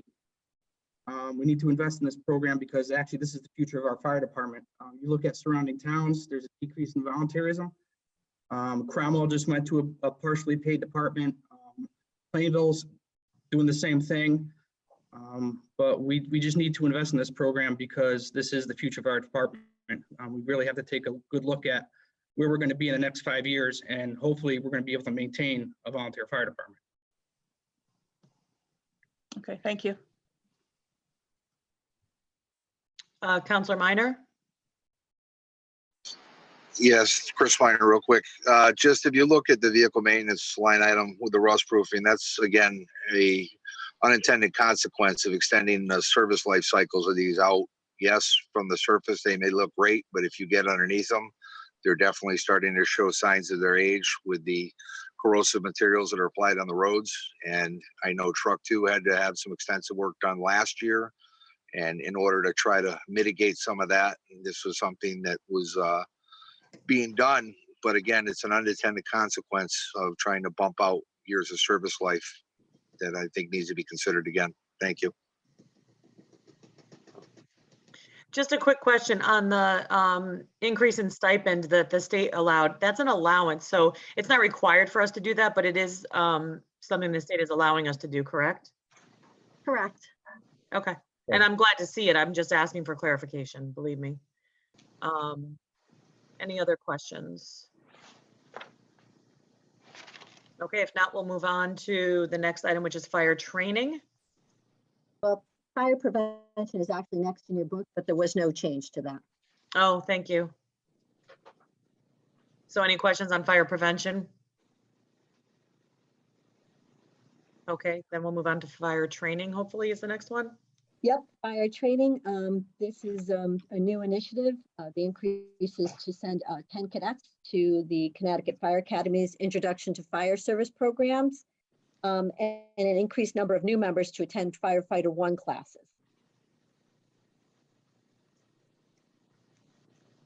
Questions by counselors?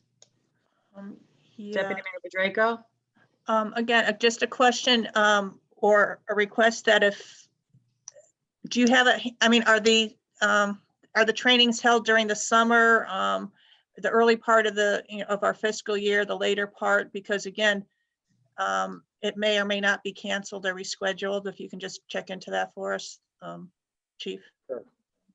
Thank you.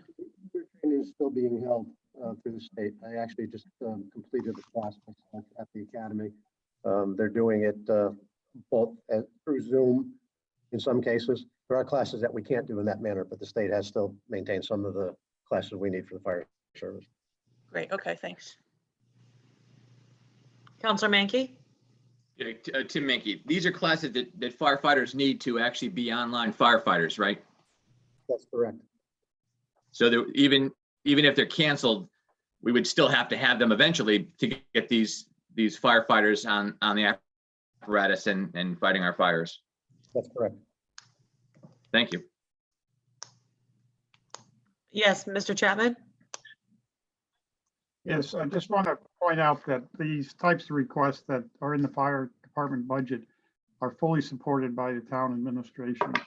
The program that they have, particularly for the cadets and the ongoing programming for training and so forth, is critical. And my experience certainly validates their requests. So therefore, there's no adjustment made for those requests, and they are proposed by me. Thank you, Mr. Chapman. I will say, in looking at our budget book overall, most of our departments are a 0% or very little increase, and we are investing in our fire department this year. It looks like almost each line, each code is going up almost 30%. So I think it does speak that we are investing in our public safety and our fire department, and we value our department for sure. I hope you guys are hearing that, because we do value what you do for us each day. speaking for the chief and the other chiefs that are in the room, we thank you for that. It is important, as we said earlier. We're lucky to have as many cadets as we have in our program. There are stations in Rocky Hill. The chief has told us that we actually have more cadets willing to join the Newington Fire Department than he has actually in most of his stations for full-time members. Yeah. I will say I've been able to interact with some of the cadets at some of the functions I've attended.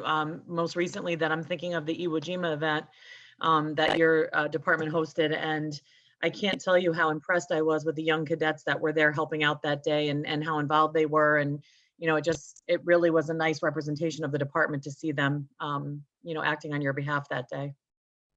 We're very lucky to be able to have this program and to be able to have the chief support it and the town support us on this. Some of the members, the captain for that company, Captain Doherty, works extremely hard with that group to make things the way they are. Chief Degmeyer oversees that group. We're extremely lucky because some of the members are fathers, are chiefs in New Britain and in our town. We have members that some of their children that are coming through, and we're lucky to have this opportunity to continue to grow these young men and women. Yeah, I absolutely agree. Any other council questions on this line item? All right, if not, we'll move on to the next item, which is fire stations.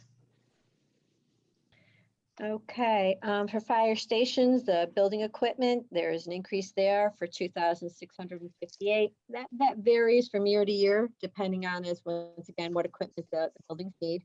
Included in that is a 3,000 revolving furniture fund that goes to various different firehouses rotating each year. Under building improvements, increase of 10,310. Once again, this changes from year to year. This year's major projects include a toilet sink vanity replacement at Company 4 for 4,000 and landscaping and patio replacement at Company 3 for 5,000. Those are just some of the larger projects. Any questions by counselors? Seeing none, we'll move on to the next item, which is the fire marshal. Fire marshal, you're seeing an increase in the full-time salary. This is due to making a part-time position a full-time position at a different hourly rate. You're seeing an increase for part-time salaries. This is an increase for the 3 fire marshals for a number of hours, and also the pay rate going up from 21.06 per hour to $28 per hour. This increase was requested to catch up with the backlog on fire inspections. For conferences and meetings, that went up just 250. This is for an additional person to attend the training. Now it's going to be 3 in total. For tech supplies, that went up 900. That is an increase to prepare for the move to the new town hall to get what they need in their new offices. And uniform and clothing's increased to reflect double the cost for the fire marshals and the deputies. We've never really, there's been vacancies in the deputies positions, and now that they're planning on making sure that all of them are full, we want to make sure that we do have the uniforms that are required. Okay. Thank you, Ms. Murphy. Any questions?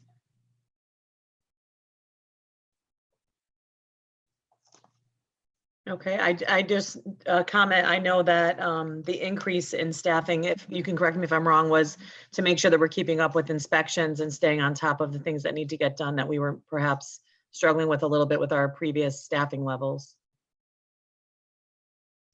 That's correct. Okay, I don't see any questions, so we'll move on to the next item, which is fire safety officer.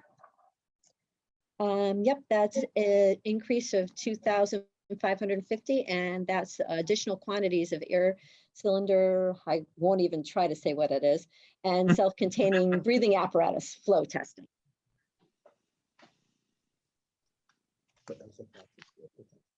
Any questions or comments?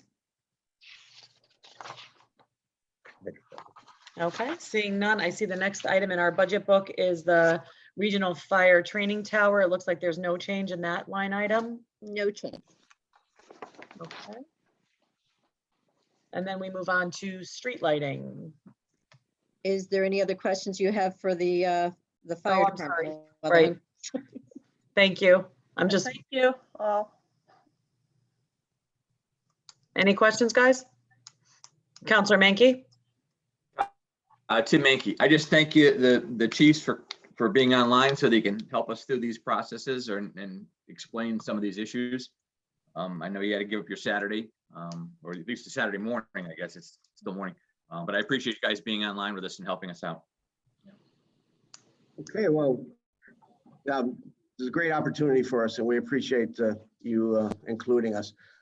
Just quickly, the other items that we'd like to keep you fresh on your mind are the radios. As you know, our existing radio, mobile and portable units are 22 years old. That needs to be kept in the forefront. And our space needs in the future. So just keep us in your thoughts and, stay safe. And again, thank you. Thank you. Thank you all for helping us out today. We appreciate it. Thanks. Okay, so the next item after fire on our review schedule is the police department. So that's back earlier in our book, I believe, Mayor, correct? if I may, Yes. I believe Mr. that the Chapman. school administration is probably waiting right now. We're running behind, so you may want to go to that next. Okay. We can just adjust and switch up the order that we're reviewing this in, and we can move to review of the Board of Education budget, which is item D, and we'll go back to public safety. Any objection to that? Counselor Menke, are you all set? I think I just didn't lower your hand. I Yes. just had a quick question. Why did street lighting go down 15,000? I think we're going back to that just because that's under a different item. I skipped ahead by accident. I apologize. Okay, so we're going to do the Board of Education piece next. So you should have all been provided the discussion item today is regarding the $1.5 million budget surplus. Mr. Chapman, do you want to speak to that? Yes, I was informed by superintendent that because of the COVID-19 shutdown of the schools earlier than anticipated, there is surplus money that's anticipated for the end of the year, and the superintendent would like the council to consider replenishing the cut that was made in the town manager's proposed budget, and fund that up to the level that was asked by the Board of Education. And the superintendent's on board right now with us, so she can explain it further. Thank you, Mr. Chapman. Ms. Brummett, Dr. Brummett, are you there? I am. Good morning, everybody. Good morning. And thank you for this opportunity to explain the proposal in more detail. Oh, there's Snowball. I knew she'd interrupt. So we are having a favorable, not that COVID's been favorable, but in terms of budget for us, it has been. And I can explain why. We've had reduced overtime, reduced maintenance overtime, reduced bus driver costs, reduced field trips, coaches, substitute teachers is a biggie, believe it or not, especially this time of year. Other consultants that we use, paying custodians at the day rate because they don't have to work nights right now. Reduced professional development, on and on. So as we were looking at that, we realized that this could have a nice implication for next year. We're also faced with a looming deadline. On May 1st, I have to tell staff if they're being non-renewed by state statute, which was not extended as a result of COVID. So that's kind of looming over my head, as well as to, do I send letters out indicating, you may lose your job in the, because if I don't do it by May 1st, and then we do have to reduce staff, there's all kinds of legal ramifications, and whatever savings we may or may not get go out the window with all the other, costs related with that type of process. But back to the 1.5 million. So as I looked at that, Lou and I keep running the numbers again after every payroll. We are paying everybody. The only folks that don't get paid are consultants and some of our bus companies that we use for the out-of-district kids get a significantly reduced payment, but we're required to make some payment under the executive orders. So, we're really comfortable with this number. I know Keith said to me, Mr. Chapman said to me, well, what if school reopens? We're still comfortable with this number, even if school reopens right now, or, May 21st is the earliest that could happen, because then we would only have a few weeks left of school. So what I was proposing is to return 1.5 million to the town. And in exchange, if you all could just restate us to 3.46, and then the remaining $1 million or thereabouts would be for your discretion to reduce your own budget, to reduce the mill rate, whatever you see fit. And I thought it was in many ways a win-win, because I know we're concerned about taxpayer concerns right now. Many are out of work or, have some significant income impact. So that was my thinking behind that. I've shared this with the board, of course. And, we see it as a collaborative effort to have a benefit to both of our budgets. And, and it's, as I indicated, it is safe right now. We feel very confident in those numbers. And I would like to say this because I know Mr. Chapman has been very worried about, well, what if this goes on? What if we're in the same boat in September? And what I'd like to put out there is, if we are in the same boat in September and we have to continue with an online program, I would love to again sit with the town council and look at reducing our budget next year midstream, because it is, I'll be perfectly honest, it is a bit cheaper to educate students online. It's not optimal, as I'm sure Mayor Del Muno knows, but it is less expensive. And obviously we don't choose it, but if we have to move forward with it in the fall, we can anticipate similar ongoing savings. So that is my proposal. It is, I've got a pretty good gun to the back of my head relative to having some information about the budget because of my non-renewal deadline. I've got probably about 45 employees who are not tenured. So those are the folks that are your first folks that you go to if you need to do any layoffs. And again, as I've mentioned to the town on numerous presentations, the positions in the budget for next year is a continuation of our current program, of course, but then those other positions were all mandate related. Preschool, we're under citation from the state for not having enough mainstream preschoolers. The humanities teacher was because of the new course requirements. The partial PE teacher was new graduation requirements. Anyway, long story short, that is what my proposal entails. I'm comfortable with it, even if school reopens. And I would commit to the town that if we are still on shutdown in the fall and you're faced with tax revenue considerations and concerns, we could sit around the table again and say, well, what can we do to adjust budgets in light of reduced revenues? And in my case, if it's shut down continues, reduced educational costs. So that's really that in a nutshell. And as another postscript, the town will be getting about $130,000 back. We've been in touch with the state, of course, because of Anna Reynolds, and the John Wallace gymnasium floor that was emergency repair several years back prior to my time finally is closing out, and that will go back to the town. I believe we were told last week about $125,000. So I don't know if there's any questions or other considerations. Thank you, Dr. Brummett. Any council questions or thoughts? I guess, oh, go ahead, Councilor Donahue. Sorry, let me get off of mute here.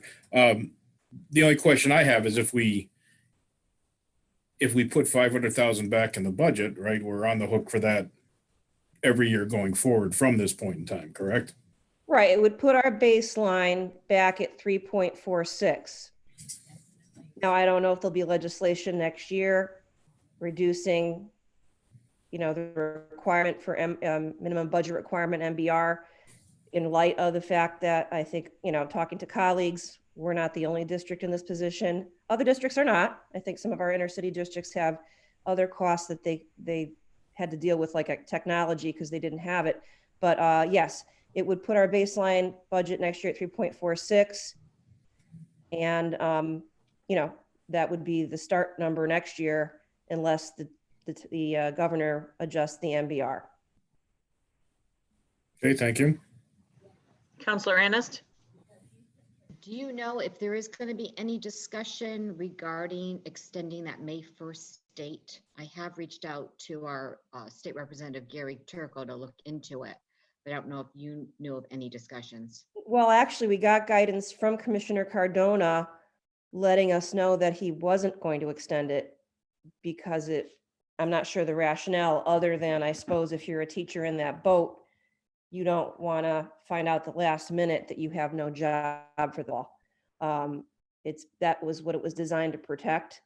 So my understanding is that it's not going to change. And of course, that's next Friday.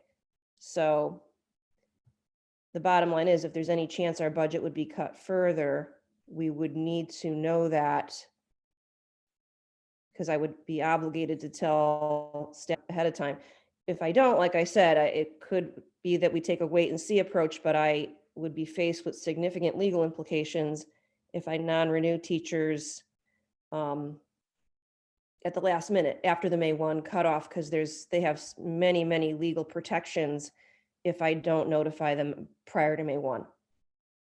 And, frankly, not to mention the morale issues. They're already working their tails off on this digital learning platform. And if I were to send out the potential to 40 teachers, thanks, but next year we're not sure we need you, or have to, it does create a morale and emotional issue, of course. No, I understand that. It's just tough because the towns have all had the opportunity to extend their budgets for 30 Agreed. days. I'm And you would- surprised they didn't do both. Exactly. That's exactly how I feel, because we don't set our budget to the 19th. So who knows what's going to happen on May 19th? If you're going to get an increase or what. So I think it just puts everybody in a really bad position. I know this is territory, but you would think that they would want to be able to work with the towns and the Board of Educations and the teachers. Right, and I'm in constant communication with the union. They've asked me, I get a lot of questions just from teachers. I'm sure the non-tenured teachers know they're in a bit of a risky zone right now, and everyone's aware of the financial situation. I'd be happy to reapproach Commissioner Cardona, but I know he issued guidance about 2 weeks ago that was pretty firm. I do see other council hands up, but Mr. Chapman, did you have something to add to the discussion?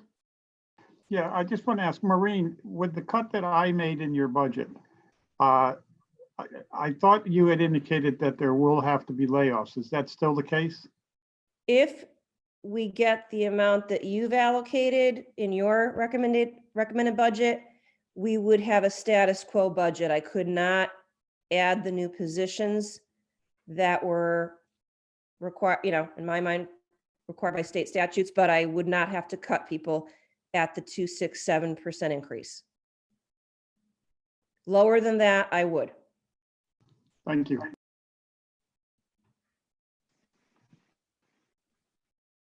I apologize. I'm moving around just to keep my family's privacy at bay. So I apologize for the movement in the background. Maureen, thank you for clarifying that. I see we have a couple more hands up. So Councilor Camillo. Hi, Dr. Brumman. How are you? Good morning. A couple quick questions. Have you looked at any early retirement for some of the teachers right now? Currently, in this school year, no. I will say this. We had a teacher take back his retirement intention because he didn't want to go out on a digital learning platform. I have absolutely no teachers retiring next year. you've been here just about a year, Yes. and coming in, as far as your accounting, you know what Lou has put in front of you. Have you done any forensic audit yourself other than what Lou has had for you? Yes. And that's why the budget you all received from the board it was cut significantly prior to presentation to the board, and then what was presented to the council months back. I have done a lot of analysis of the budget. Yes. Okay. Have you turned that over to finance so Janet can look at that also? Well, she can look at our budget absolutely anytime. She has access to everything. Okay. And according to the charter, if you don't spend the money, it's to be returned back to the town anyhow. So wouldn't you just do that regardless if we took the $500,000 out, or would you spend it so you wouldn't have to give it back? We do have some challenges with regard to Chromebooks that are not funded for next year, and busing that was not funded for next year. So I would say we don't have, I don't know if the council may or may not be aware of this. The board passed the modification to the non-lapsing fund, increasing it from 1% to 2%. That did not go before you, Keith, Mr. Chapman and he indicated he didn't want to put it forth at this time. So right now we could put 1% of our current budget that's left over at the end of this year into the non-lapsing. That would be approximately $750,000, but which we'd probably do because of emergencies or what have you. I suppose you're right. Any money we don't spend would go back to the town.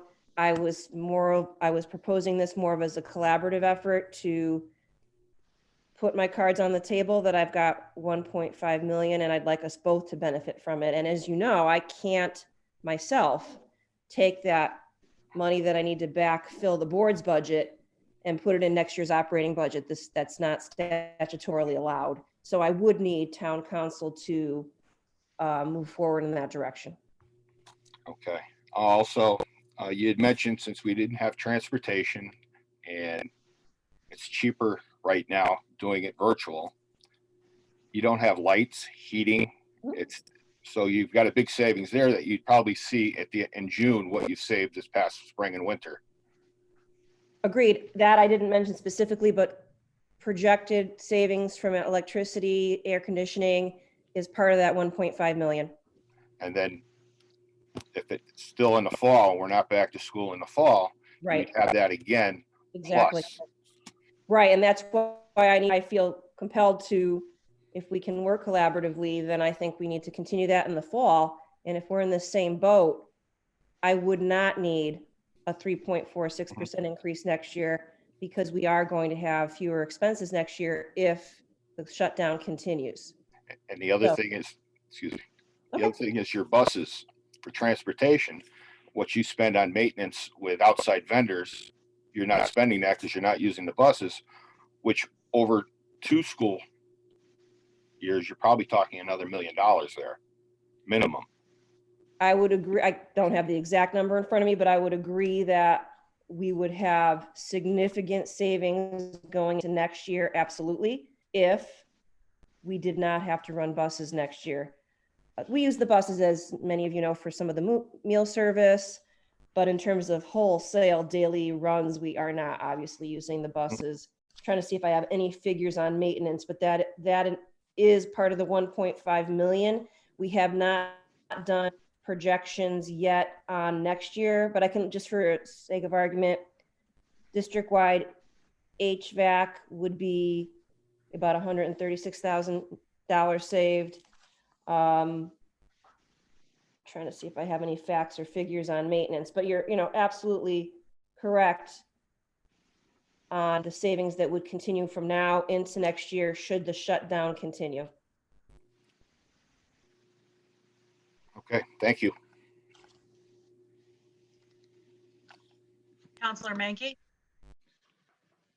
Yeah, Tim Mankey, I appreciate all the work the school, the teachers do. I know this is harder to work online. I know from experience. Having a daughter that's a teacher, it's hard to work online, and I appreciate all they're doing. Just your comment on morale, though, I think my fear is I think there are a number of people other than teachers with morale issues, with not knowing if their job continues, not knowing if they're going to still get that paycheck, and so this budget and next year's budget make me nervous, because I would anticipate some of the small businesses that are around town will not reopen, only because how can you have a business and be shut down for 2 months and then start up again and still pay your rent and your employees. So I'm concerned. And while it looks good on to transfer the $500,000 over to you, then we have to pay that next year. Then that next year we start that, and I think next year's budget will be even tighter than this year's budget, because those ramifications down the road of businesses closing and or people being out of work are going to continue. I think we're going to see those, in years to come. I know that's certainly the money we get on our investments are going to certainly be impacted on that issue. So I'm wondering if there's not a way we could transfer the money over, but just without having affect your next year's budget. Is there can we temporarily increase your non-lapsing account to move money over this year, and then not be stuck on the hook for next year? You could, that would involve approving what the board already has. Is that allowing us a 2% non-lapsing fund cap versus 1%? Using the non-lapsing fund to pay for salaries does create a funding cliff next year at this time, because we'll still have to come forward with a budget that speaks to maintaining that budget. So, or maintaining that staffing levels, I should say, unless something changes, we have a reduced enrollment or something of that sort. Right. I think my personal thought on a better option is, we don't know the impact long-term, is the commitment to sit at the table. This is something I had experience with in my former district, where we had that significant ECS cut about 2 years ago. I don't know how Newington weathered that, but we had $1.9 million cut to the ECS funding middle of 2 years ago, I believe it was. And I sat collaboratively with the town council, town manager, and we came up with a plan on how to, work collaboratively to backfill that money without lowering staff.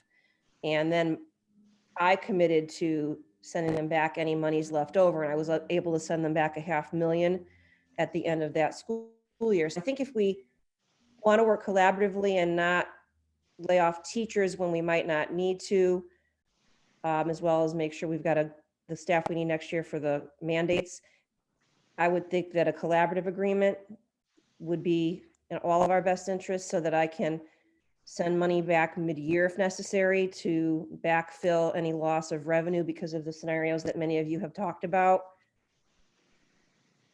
And again, it's all unknown. We just don't know how long this is going on. And that's the part that scares me, that we don't know how long this goes on and what the ramifications long-term for the town's finances are. And I appreciate the fact that you're willing to sit down at the table, but I guess, and maybe this is my past bias, in the past, that willingness from your office hasn't been there with your predecessors.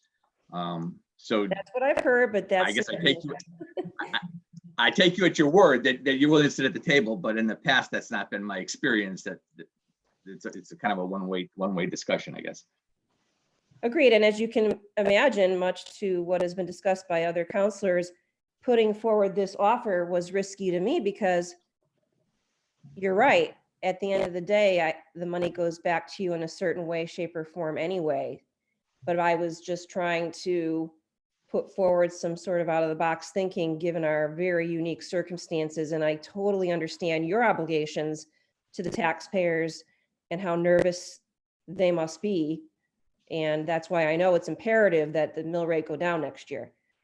And this is my way of helping to do that, as well as looking out for the mandates that I don't want to get, put the district in peril due to lack of mandate compliance. Are you all set, Counselor Menke? Just if the other issue, I guess the other question is if the money was transferred over to us, does it affect this year's budget or next year's budget? Next, it would be coming in at the end of this fiscal year. We would close No, but I'm out. saying if you transfer $1 million over to us, it goes over to us in this year's budget, not next year's budget, correct? No, I believe Maybe that's a Janet question. it might be a Janet question, but my intentions would be it would reduce next year's budget for the town, because we wouldn't hand it over until we close out this fiscal year on June 30. But And so Janet, my correct me if I'm understanding, wrong.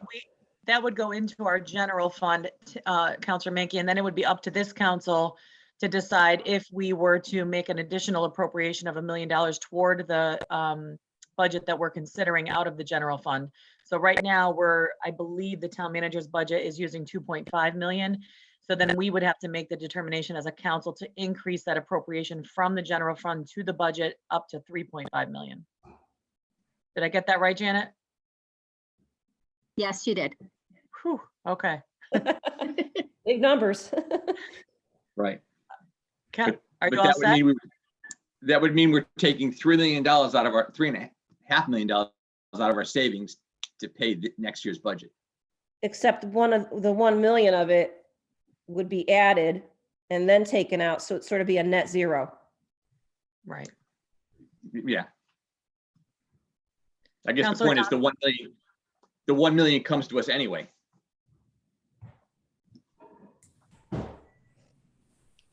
Thank you. Mr. Chapman, did you have something to add before I go to the next counselor question?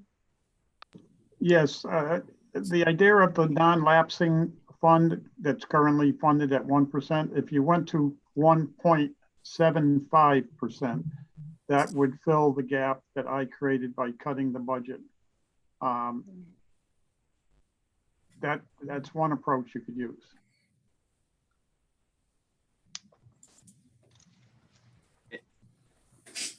Okay. Counselor Donahue, you're not. Thank you, John Donahue. Maureen, and this just may be me. I mean, whenever there's, talk of, reduction in funding, it's always, we're going to have to cut teachers. We never hear anybody, saying we're going to cut staff. I mean, does it always have to be teachers first? No, actually, that's what I generally say, but I would suspect within that cut, it would probably be some tutors, paraprofessionals. We're pretty lean in the other departments, well, lean everywhere, but yeah, we wouldn't necessarily go first to teachers wholesale, but they have a higher salary, so that's some of the ways that you can balance your budget if you have to cut a position. Obviously, I don't want to be in that position at all, but yes, no, I wouldn't say it would all be teachers. I mean, because it's when statements like that are made, I mean, it's automatically, the public fear is, oh my God, we're going to cut 5 teachers, right? If, it's not teachers, we either have to say teachers and staff or staff and teachers, because, we don't want, I don't want the public uproar that, if teachers have to get cut, we didn't look at the other options first. Yeah, I think I could say instructional staff. That would cover teachers, paras, tutors, any other, composite of that, if that were the case. All right. Thank you. Counselor Camillo? Okay, one more thing. Since we do have these savings, and you're going to have a lot of savings with transportation, and you're in need of Chromebooks, especially now that the kids are all home. Mm-hmm. Is there money from the state to help you with this because they're home? I mean, can we go for grants? Is there a stimulus for that? There was money offered for the alliance or priority districts like Hartford, Waterbury, because they didn't have them. That was not applicable to communities like Newington. The only grant money that we've heard about is title monies. We're supposed to get additional title funding. Don't know when it's coming in, don't know the amount. Conceivably, that could be used for Chromebooks. I just don't know the amount yet. But other grants we're not eligible for. They're really, the bulk of those, if not all of the ones that have come out, are meant for your more impoverished districts. Okay. Yes. And then you'd have your savings in transportation. So could you take some of that money and get your new Chromebooks? Just transfer some money around. Yes, I think at such time when this budget is passed, we would convene a finance subcommittee or a capital committee and figure out if we wanted to leverage any savings toward the Chromebooks that aren't currently funded at all. We've had to use some of the savings. I mean, some of the money, there have been some expenses, obviously, with the COVID shutdown. So we did have to buy some Chromebooks. We didn't have K-2 was classroom technology. They did not have one-to-one, so we had to make arrangements there. But yes, we've had to look at Chromebook purchasing. Right now, though, they're on severe back order. But yes, we could realign some of those funds to try to close that gap that by the fact that it's not in the capital for next year. Okay. Back to the retirement. You said you didn't have anybody retiring and you had one come back from retirement. If you did, and you had people that were just 20 years and sweeten the deal so they would leave early, so we weren't top heavy and we could have some younger teachers come in and sit and save on that end on cost. Just an idea. That would be more of a longer term, like, golden handshake kind of idea. Right. I will say this, I'm getting the sense that because of all the uncertainty, people are not too tempted to retire right now. They want to sort of not give up a stable job when the economy is so tenuous. But I think, I don't know if Newington's ever done that before. We could look at the value of some sort of program to incentivize our more expensive folks to retire. We just haven't gotten to that yet. Okay. Now, I had mentioned that you had done your own audit. Now, is it a full audit that you did with what Lou presented to you? Or, I mean, everything. You've overturned every rock and behind every shelf, and you know what you're dealing with. Or are you going by what you've been handed? I believe I've done a very thorough analysis. Janet has every opportunity to look at that. I did, with full transparency, find some areas that needed to be reduced for next year. They're already built into what you have. I found that there were some areas that were overfunded. They're no longer overfunded. So there was no cushion in the budget that I presented to the best of my knowledge. Now, have I done any type of, other than the audits that are required by state statute, have not done those, but I have certainly said I will not, given the economic times even before this, I was not about to put forward a budget that had fluff or cushions. That's a sort of a dangerous strategy, but I felt that coming in, that was the kind of budget I needed to put before you because I knew there were trust issues. I knew there were issues that preceded me. So that is the intention of what the budget is right now. Thank you. Hi, this is Janet. Maureen, I just want to mention that if you do have any expenses related to this COVID that are not covered on any other grant, please send them down to me because we are putting in a request for reimbursement from FEMA and your expenses would be included. And they would look to potentially, if it fits within their parameters, reimburse us 75%. Okay, and is there any type of limit on that or particular items that are allowable? It's supplies or anything that you've needed to increase since due to this epidemic. Pandemic. The big expense has been the meal program.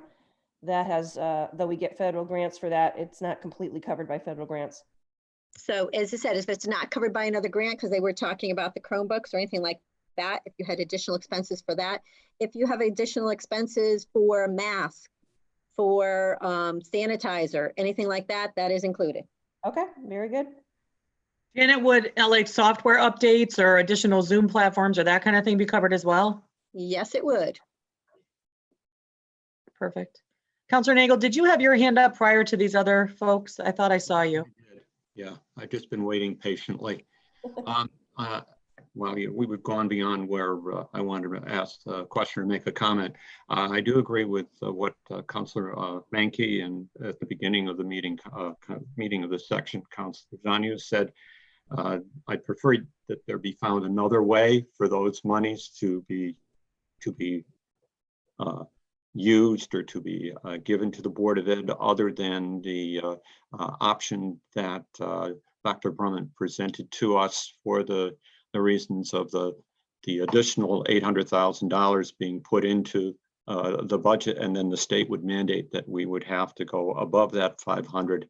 But I'm amenable to any other kind of way that, and some of which have been recommended, whereby monies can be shifted so that things do work out. I just wanted to say I was in agreement with them and to let my view be known. And also, finally, to let you know that I am here. I didn't know whether I couldn't be seen or whatever. There's no way of my telling whether you see my hand up or that I wish to be recognized. Thank you. There is a mechanism to raise hand in the, where is it? James, can you help me with that? It's down where the participants list is, correct? That's correct. On the lower bar, you should see a listing. It should say participants. Right now it's showing 20.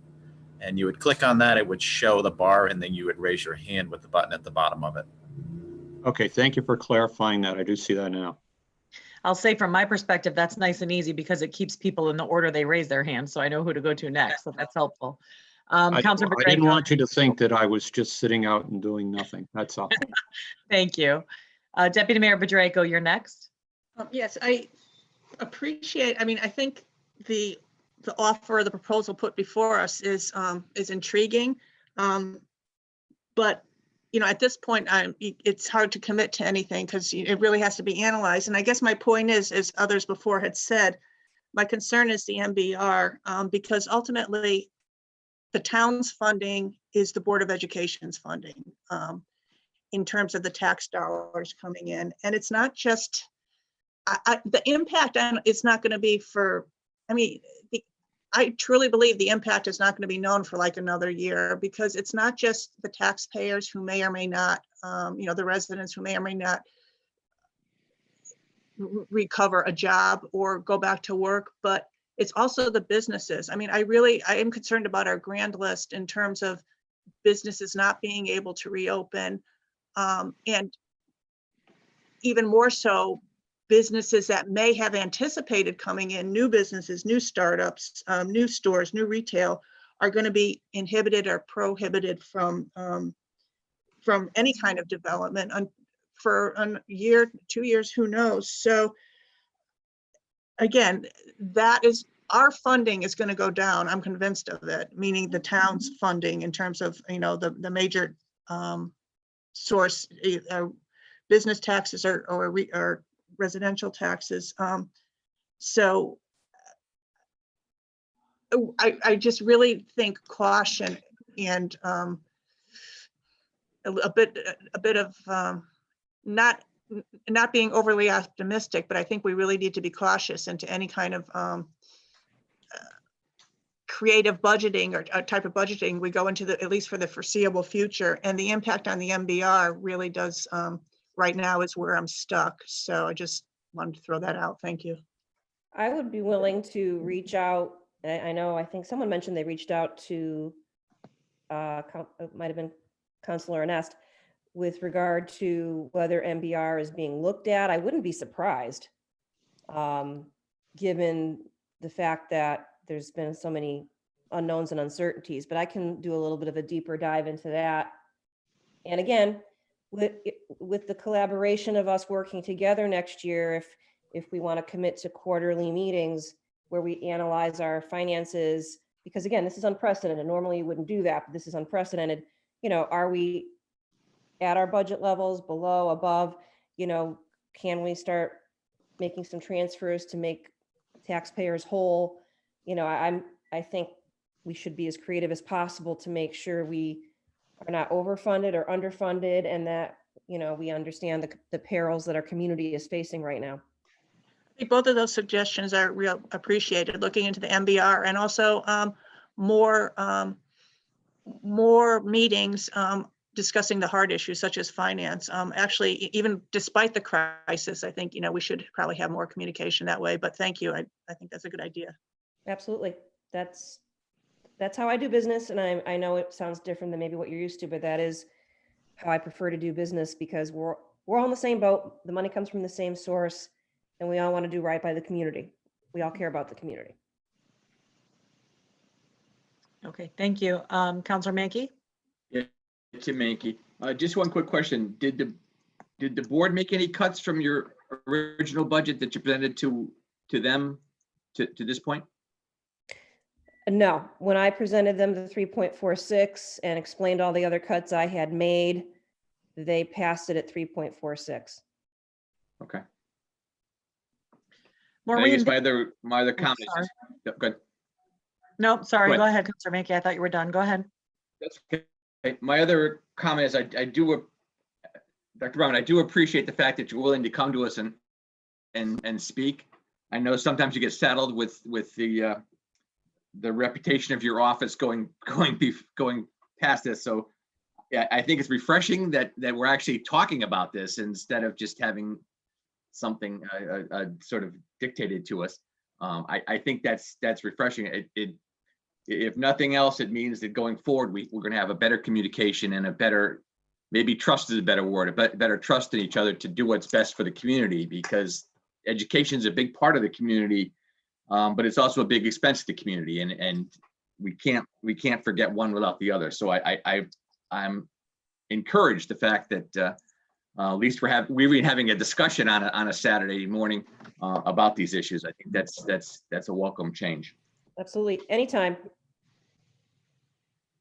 Just a couple of thoughts and questions, I guess. Dr. Brummett, I'm actually trying to flip through my budget book now, but could you, and I don't expect you to know this necessarily right now, but get us the figure for the couple of mandated positions? What would the cost be associated with just funding those positions? Actually, I could. It's really the function of the cut. It was about $500,000 to do the preschool and those partial positions in the humanities position. Because the budget really was status quo plus those positions that I articulated during my presentations. There's really no other fat. I mean, unless we get to the point where we can reduce budget expenses next year due to the continued shutdown. So the preschool program, though, that's not a mandate yet, or is it? The issue that we have is the lack of typical role models. Oh, that's right. That's our citation. So we are under the gun. And people have asked me, well, what's the consequence? At some point, they could threaten our IDEA funding. I can't tell you when, where, and how, but that is really the risk we keep taking, because we've been, and we've submitted an improvement plan, and the improvement plan did say we would add 2 new classrooms next year, but what the consequences of not doing so would remain to be seen. Okay, I know preschool populations do fluctuate as kids move up, and depending on how many kids you get coming in. Can you still hear me? I can, yes. Yeah, my computer is going a little wonky right now, so my video is going in and out, and I'm not doing it, and my mouse is moving and I'm not doing it, so I'm not sure what's happening. So I apologize if I flip it out. So I know it's the humanities position was one, and then there was another position. What was the other one? It was a point. I will say this is a change. We just looked at our staffing for next year, And we are now, we only need a 0.2 PE teacher. My original budget was 0.4.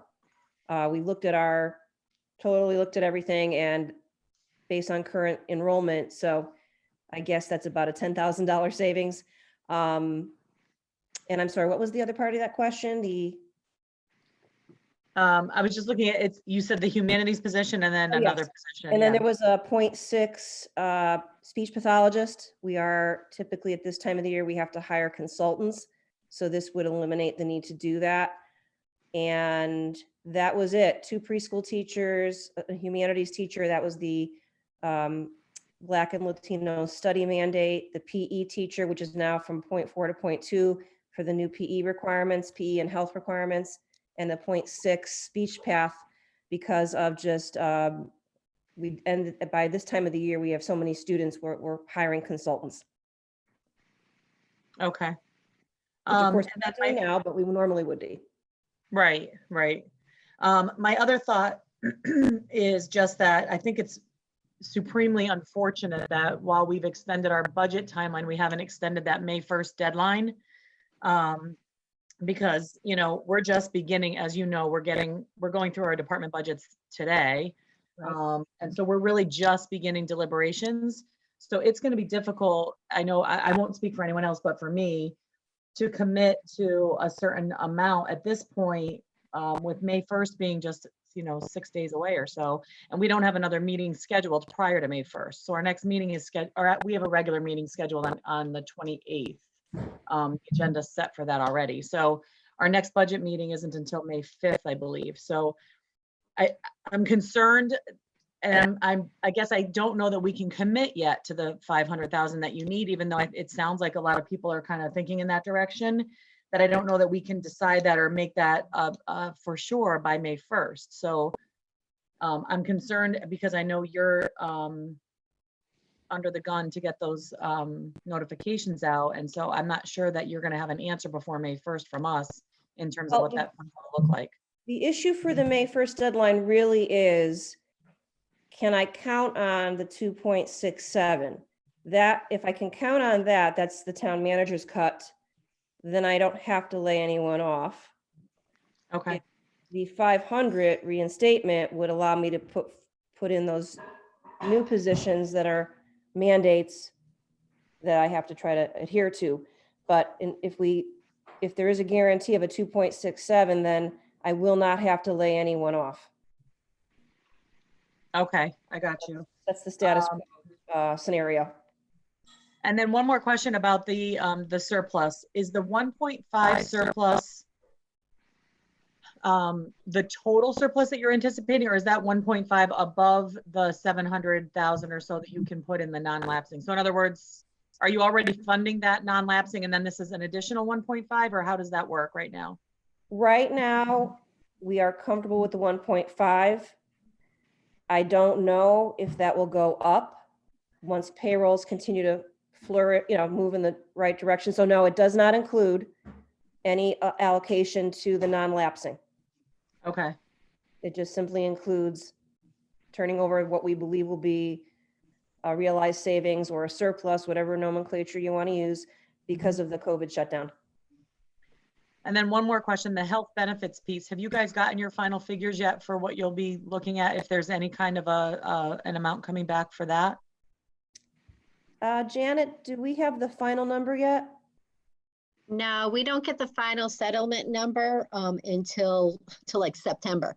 Right now, you have the March numbers, but I'd even be cautious with those because I'm seeing those numbers go up. Yeah.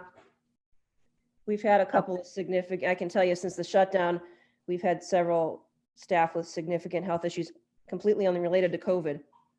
So I would imagine our claims are starting to go up. Okay. Okay. I think I'm done with questions. Are there any other questions or concerns or discussion from counselors? Or Mr. Chapman? No, I think we're fine. I think everything that Maureen has expressed, I've already known about. I think the question is, what can the council do, if anything, at this point? What's good is that there won't be any layoffs if you don't replenish what I did cut out of the budget. That's good news. Mhm. Yeah, I agree with that for sure. I mean, we can certainly, Maureen, have a little conversation afterward. I don't know that we have an answer today for sure. You know, I think we could, I could speak to my caucus, Counselor Annis could speak to her caucus as the minority leader, just to get a sense of where we're at on this item. But as I mentioned, nothing is set in stone until the vote happens, which our adoption is not until May 19th. So that's my only caution, is that there can be every intent, and as we know, with this pandemic especially, things are changing on a daily, if not, you know, hourly basis, depending on the day. So Absolutely. I'm just cautious, I guess, is even if we have all the best intentions right now to maintain that 2.67, by May 19th, if things change, I'm just nervous about that, I guess. Okay, well, I'll reach out to both legal counsel and the state again to see if there's any emerging flexibilities on the May 1. Yep. So I'd prefer not to send out those letters. But Yeah, and I agree wholeheartedly. I've got my sticky note to reach out to, so I'll reach out to those powers that be as well. And thank you to the entire town council and town manager for allowing me the opportunity to talk today. And as stated many times throughout my comments, I'm willing to sit with you at any time to talk about this situation, ongoing situations. That's just how I prefer to work with you and be as transparent as I can be relative to our mutual budget challenges. Thank you so much, Dr. Brumman. We really appreciate the open dialogue. Thank you both. Have a wonderful afternoon. You as well. Thanks. Bye-bye. Mayor, Bye-bye. Mayor, Yes. I will indicate that we do have up until Monday afternoon to amend the agenda. So if you choose to add a discussion on Board of Ed for that one specifically, after speaking with your caucuses, we can still amend that agenda. Okay, thank you. I would suggest at this point that we perhaps continue with public safety, and then at the once we finish public safety, perhaps a 5-minute caucus to take a quick stretch break. We've been sitting for 2.5 hours already, but if we want to just wrap up the public safety piece and then take a quick break, does that sound good to everyone? Perhaps a 5-minute recess. Sounds good to me. Sounds good. Okay. So Janet, where were we at in the, let's see, I'm sorry, I'm shuffling We're in papers around police. here. Go back to police. Okay, perfect. Can you just go ahead and get us started again? Sure. So we're on police administration. You're on 211. Perfect. All right. And the changes there, you'll notice mostly is due to the IBPO does have a contract. There's a contractual increases for full-time salary and overtime, reduced to longevity due to retirements. Dues and subscriptions did increase for various membership fees and the new educational law book, employment book. Conferences increased only 160 due to police chief association meetings. Consultant special contractors increased 1,645, and that isn't due to the shared lab fees and biohazard cruiser cleanups. And the tech supplies just increased for our vendor Hildon Hartford Directories. And that was the only changes for the police department administration. Any questions from counselors on those items?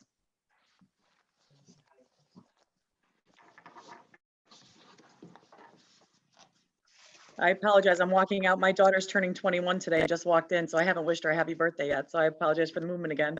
I don't see any questions there, Janet. If you would just continue for us, please. Sure. Next one is police patrol. Once again, you're seeing the contractual raises for IBPO for both full-time and overtime. The clothing allowance reflects that contractual obligation to have a certain amount of clothing allowance for each officer. Equipment maintenance went down just slightly to the signal trailer maintenance. Tech supplies went up for tourniquets and AED battery replacements for $6,409. Uniform and clothing went up to purchase new uniforms for new hires. They have 9 possible to retire this year. And unlike some other pension plans and stuff, the police do have a defined benefit. So theirs isn't going to change no matter what our economy is. Tech equipment, they're replacing, that went up 7,500. They're replacing 10 printers. These are receipt printers that are out in the cruisers. They're for ticket receipts. And those are the changes for police patrol. Any questions or comments?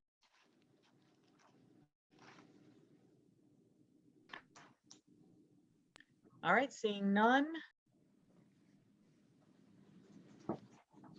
Okay, we're going to head into police investigation. Not much going on there besides the contractual raises for IPPO. An increase in one of the dues, a decrease for the removal of the impound yard fees. We had fees associated with where the impound yard used to be. And other materials increased 325 for an increase in the cost of some of the supplies. Any questions?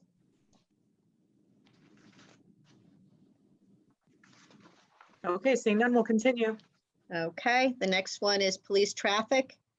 And that is just an increase in the part-time wages for the raises increase for 1819 and 1920.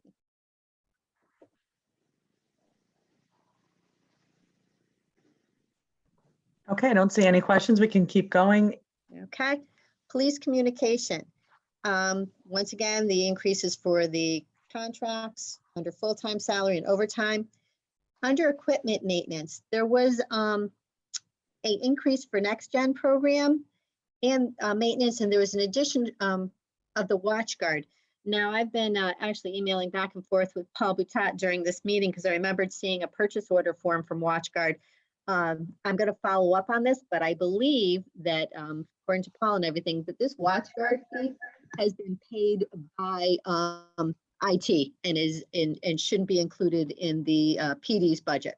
But I'm going to follow up on that, just so you know. The fee for that one that's in here is $10,200. So there's a chance that may go away. I'm going to follow up on it and have it ready for you at the next budget meeting. Perfect. That would be great news. Thank you. Any questions? Okay, next item is education and training. Yep, we've got increased due to contractual raises again. Dues went up just slightly, $30, but it's flat to last year's budget. We just had transferred this year for some of them. The big increase is the conference and meeting. There is increase in the post-recruitment training fees that I know the chief sent over to us. And there's also going to be an increase in the amount of people going from 3 to 4, because once again, we'll say there are 9 eligible for retirement this year. Tech supplies increased because the increased costs for taser rounds. And that's it for that one. Okay. I don't see any hands up, so we can continue on to support services. Okay. The only thing in police support services increase is due to the contract with the IBPO for full-time salaries and overtime. Everything else stayed flat.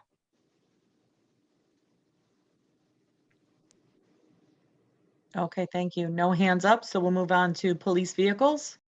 Okay, this, there is an increase. As you know, we had last 2 years brought them down to only 2 police cars. This year, there's going to be an increase to be 3 police cars instead of the 2 that we've only allowed them. This goes back to probably 3 years ago when we used to be giving them 3 instead of 2. So Janet, that 53,000 is just for the one additional, correct? Correct. Counselor Menke?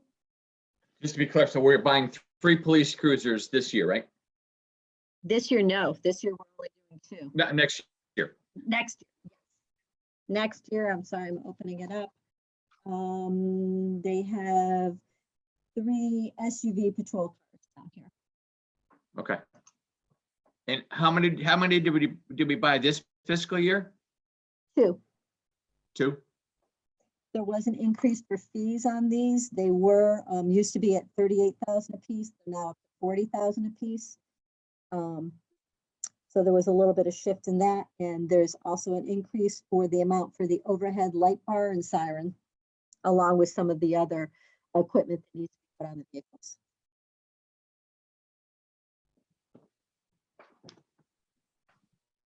Okay, I don't see any other questions, so we can go on. The next one is animal control. Animal control, the part-time wages was increased. We, of course, share this with Weathersfield, and we match their rates when they increase.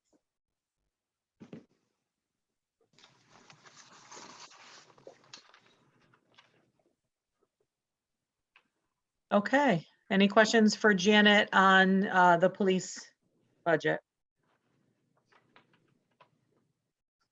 All right, so we're all set with fire and police. I believe the next one is street lighting. Yes, street lining, so you're gonna go to 250. This is a decrease. We have seen the last couple of years, the amount of our actual expenditures going down.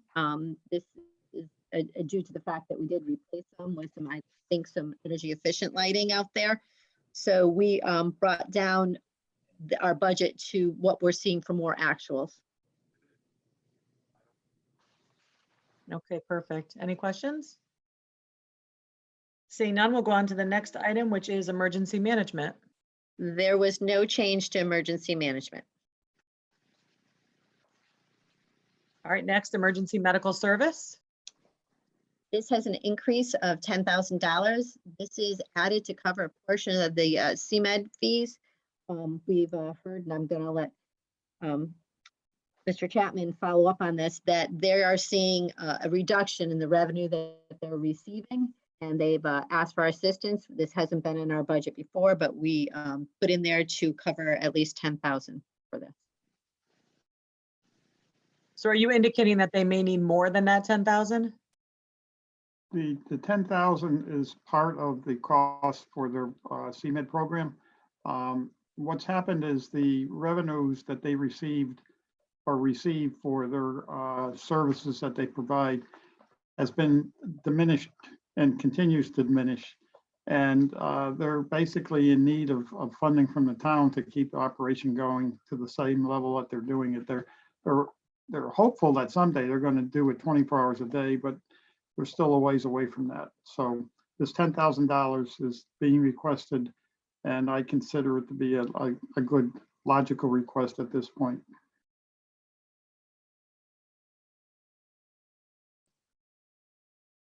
Counselor Anist? Thank you. Keith, in the contract that we have with them, what percentage are we supposed to be, or portion are we supposed to be paying of these CMed bills?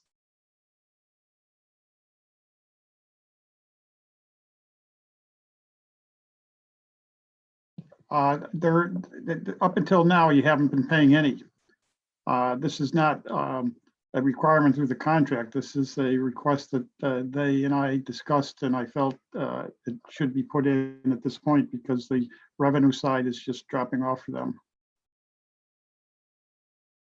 Because my understanding that it's in a contract in our portion that we should be paying this year is like close to 16,000. Maybe I'm incorrect or I'm reading something wrong, or getting misinformation, but my understanding was it's closer to 16,000.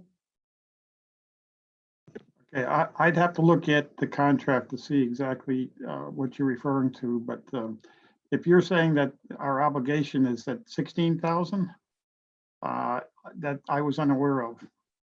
Well, I'm not saying our obligation. I think the portion is 16,000. I don't know what the contract says. I haven't seen the contract, but can we just look into it since we haven't, and what is our obligation? If we haven't been paying this from fiscal year 07-08, then, and I know this is going to be added to the budget as a new item, but maybe we need to, in good faith, give them what they're entitled to. And I know it's a tough budget year, and the 10,000 I'm sure they would be happy with. But I think going forward, we really need to look at it and get a good clarification of what our portion is under the contract. Yeah, okay, what I'll do is this week I'll look into it and get you answers before the next meeting. Thank you. Mr. Donahue? Hi, John Donahue.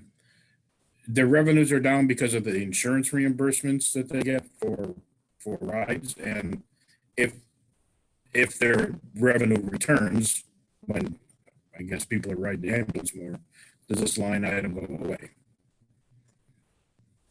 This is Janet. I am suggesting, and it's been done in other towns I went, if we are paying a portion of any of the fees, we should be seeing their statements, their financial statements. So as part of the, I think even putting this in here, we should be requesting to see their financial statements on an annual basis. And if we do see that they've rebounded, we should have some latitude in adjusting it.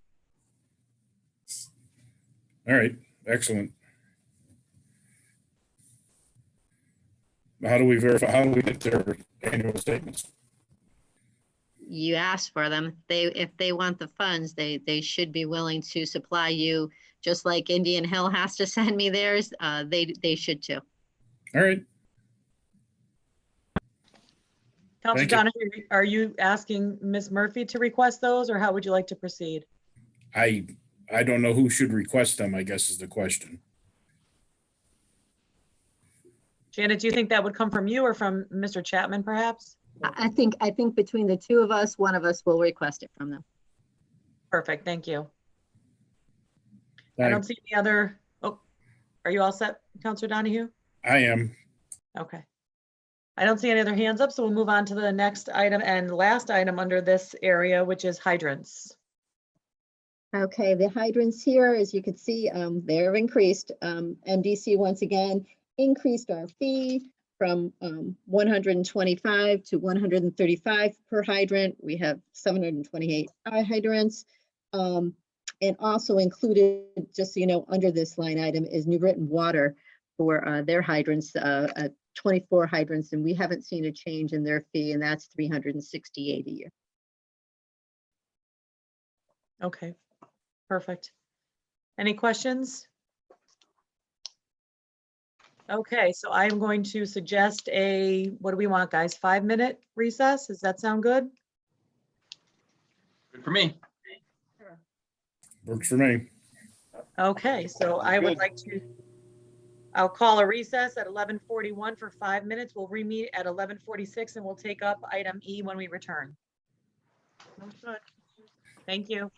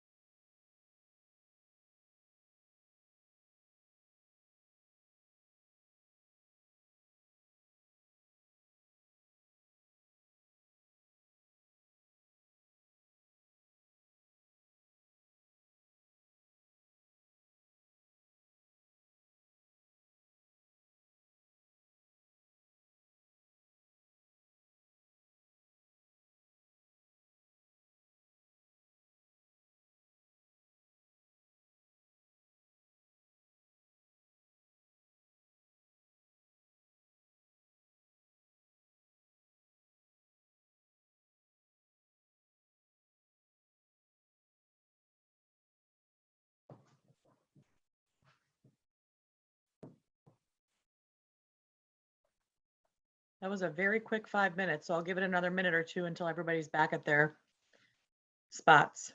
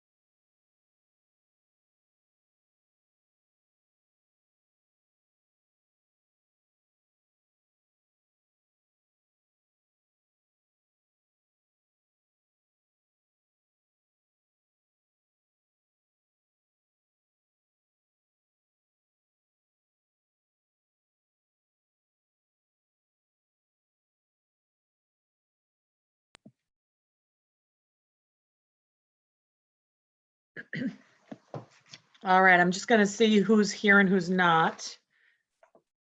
I see Mr. Camillo's still not there. He might be right around the corner too. I see Mr. Nagel.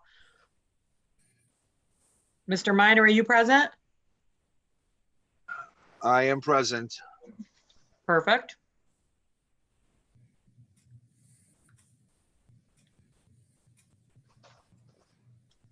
Miss Murphy, are you there?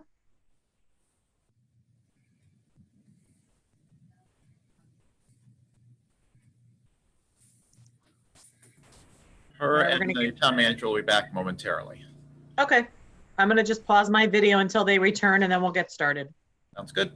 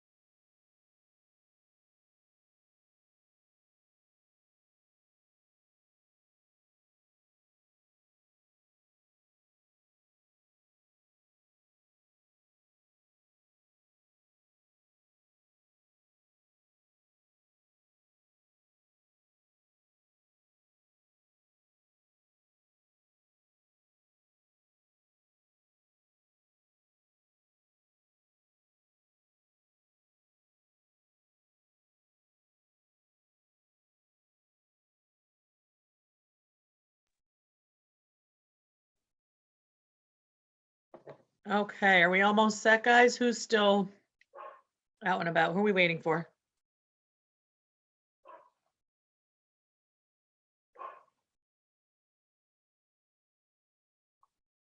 Mrs. Murphy, are you there?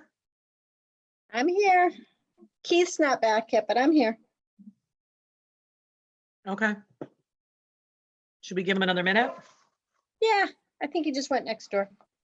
Okay. Thank you for your patience, guys.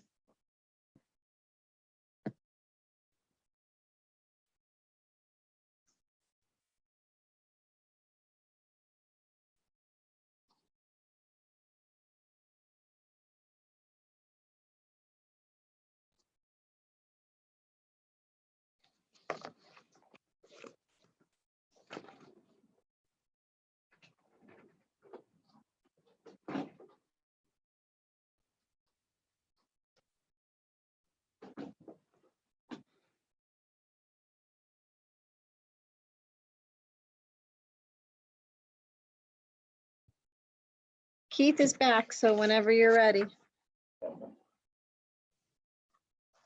Okay, so I'll call the meeting back to order at 11:52. Thank you guys for your flexibility and patience. We needed a quick break. So we'll move into the next agenda item, which is item E under old business, and that is the budget review of the Human Services Department. Janet, what line item is that? 610. Thank you. Give everybody a minute to get there.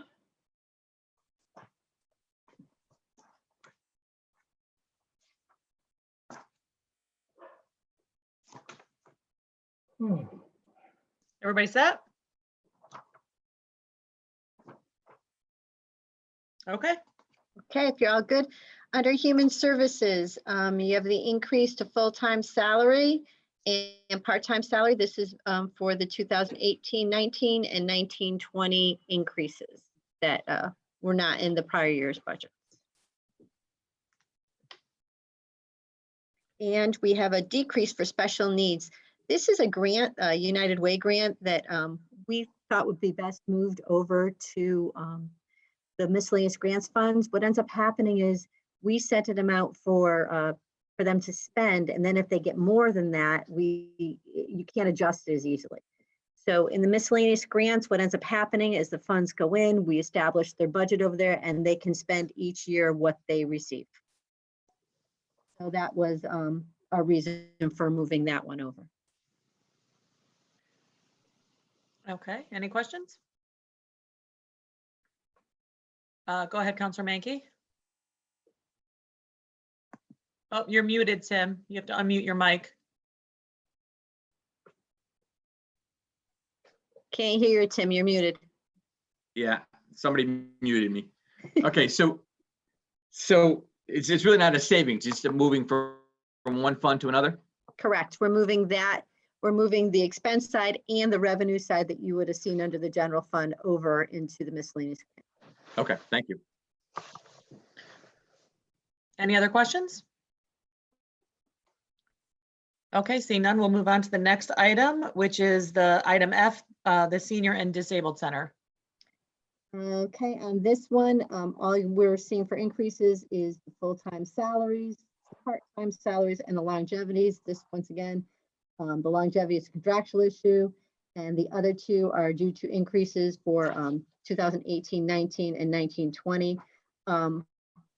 We did have an increase in there to bring somebody up. It's the person who actually does the senior intake for the works for the assessor for getting their tax decrease, the abatement program for the seniors. And she was, when we looked at market, being woefully underpaid for the work that she was actually doing. There is an increase also in there. That's part of the full-time salary. Okay. I don't see any questions, so we can continue on to budget review of general government. Dial-a-ride is the last one. Oh, I'm sorry, I skipped over dial-a-ride. Dial-a-ride is just a decrease in the full-time salaries. Once again, this is the Ask Me thing where the rates stayed the same, but the pay periods decreased. Part-time up, that's just for the rate increase for part-time workers. And the longevity is up due to contractual people meeting their longevity dates.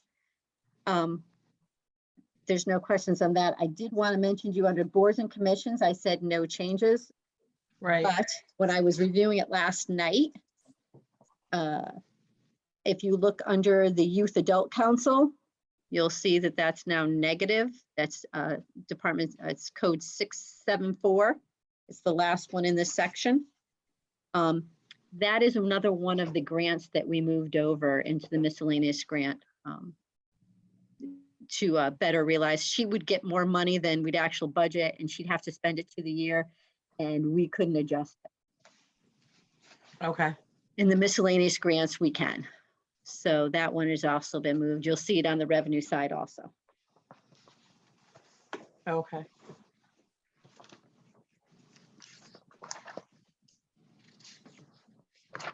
So that covers both commissions, the human rights and the. Yes, there was no other, there's no other changes in the other two, just this Youth Adult Council. Okay. Perfect. Any questions? All right, seeing none, we do move on now, I believe, to general government. Yes. General government, you're going to go to 110, town council. So beginning of your book. Beginning of our book. Thank you for clarifying.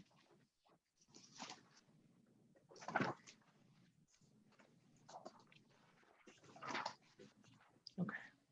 Cool. Everybody give me a nod of your head when you're ready. Okay. Okay. Looks like we're ready.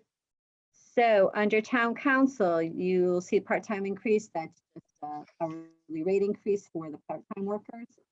And then under dues and subscriptions, you see a reduction of $390. That's because of it's the netting of the increase to CROG for 214 and the decrease to CCM of 604. So that's your 390 decrease. Besides that, there are no other changes. Okay, I don't see any questions, so we can continue on. Town manager, you'll see an increase to the full-time salaries. That is the increase for the 2018, 2019, 1920 increases. And then a small decrease to dues and subscriptions. And this was because we deleted the dues for the American Society of Public Administrators.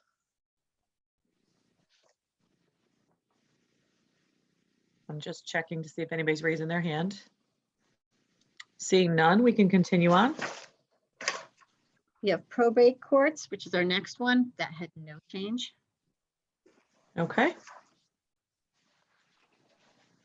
Elections. I know I gave you a list of changes here. I've been talking to the registrar. This is going to change. We had originally brought it down because there'd be no primaries. There are now, the primary got moved to August. So the other contractual services where you see it went down to 25,380, we're going to actually have to bring that back up to the current year budget along with the printing and binding, due to the fact that we moved it. I think at one point it was going to be in June and now it's supposedly scheduled for August. Question. Yeah, go ahead. Who is that? Me. Counselor Annis, go ahead. So the monies that we had in the budget this year for the primaries, is that going to be returned? Yep, that will be returned to the general fund. So it's almost a wash then? I mean, Yes. not really, but okay. Yeah. Okay, Yep. thank you. The only other increase you're going to be seeing there is the hourly rate for the registrars. They're proposing to increase it for the assistant registrar, sorry, from $12.34 to $17 an hour. Is that based on current trend or what is that based on? Yes, they went out and they surveyed some other towns that I can share that with you also, but that was the average of the other towns for the assistant registrars. And are we in line with salaries in terms of our other employees in that department? Yes, we are. Okay, I don't see any questions. We can continue. Okay, the next one is my department. Increase for full-time salaries. That's one again, the 2018, 19, 19, 20 raises, and an increase for the hourly pay for my part-time work. On the other side, I just did a switch between conferences and meetings and equipment maintenance. We've had to do transfers over to conferences and meeting the last couple of years, whereas the trend for our equipment maintenance has been lower. So I actually brought it down to our historical.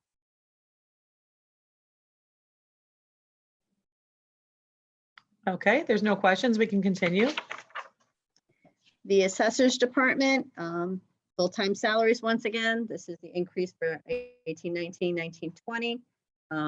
Small $5 increase for dues and subscriptions.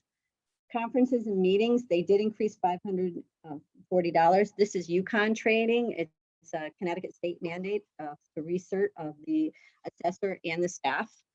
They also have a newer staff member who is continuing to get her certification. Printing and binding went down 400. We were trying to look to make sure where we were increasing, we were offsetting it somewhere. The printing and binding, he reduced it to historical, what we've sent historical spend. And then the office supplies, he also reduced to historical spend of $145.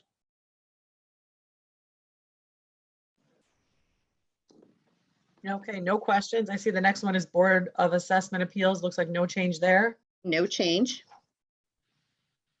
Revenue collector. The full-time salary increase is the 18, 19, 19, 20. We transferred the amount for the part-time salary. They don't have part-time salary workers anymore. This has been sitting in the budget and they weren't spending it because we're actually just doing the seasonal workers. So we transfer that down there to actually where she would use it. She only hires people during collection times. It's not a part-time, permanent part-time position.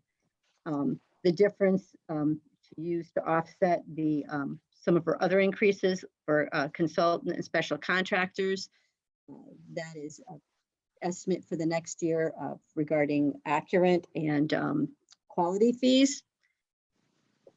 And then she just had a slight reduction, as we said, for conferences, meetings, and trainings.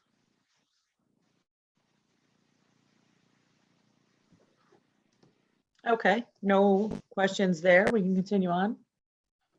The auditing, we contracted with them after going out RFP, and they had the increase from last year. This year was a $3,000.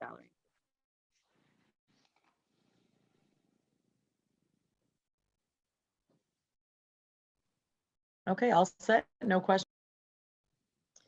There is no changes to the purchasing department. That stayed flat.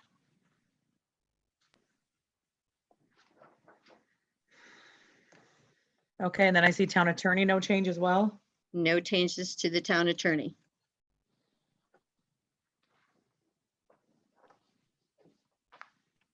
Okay, no questions. We can continue.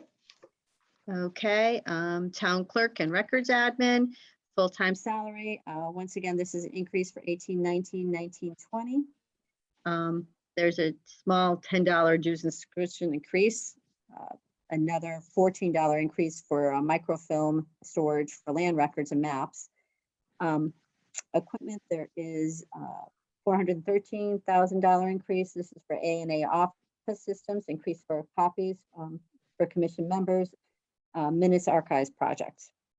And then we did have a decrease, 179 for other contractual, and this is reduction in the vital statistics and land records auditing, but it's offset a little bit with an increase in the microfilming land records. Technical supplies did go up $562. This is due to an increase in the vendor cost for archival paper and to print the land records. Okay, we're good. Oh, hold on. Counselor Donahue has a question. Go ahead, Counselor Donahue. You're muted. Okay. I work for IBM and I can't figure it out. Why are we still using microfilm? I'm going to let James answer this one. Under the requirements of the regulations of the state library, we are still required to hold a paper copy as well as a microfilm backup. Until that changes to allow us to keep it in only a digital form, we still have to do the microfilm. We do also do a digital backup as well ourselves that we hold in the office. That doesn't cost anything extra for us, but the microfilm is a requirement of the state laws. Okay, we should press our local and state reps to get that change, because I mean, microfilm is passe. Believe it or not, it is still considered the best form of protection of the permanent record. It does tend to have about a 500-year lifespan as long as it is properly protected. And there has been discussion with the state library on that issue, but they haven't gone to that point yet. They're not as comfortable. I know the city of Springfield has attempted non-paper records, only digital. But at this point, the state of Connecticut is not on board with that as of yet. Okay. Okay, we're all set. Janet, you can continue. Okay. Personnel, no changes on that department.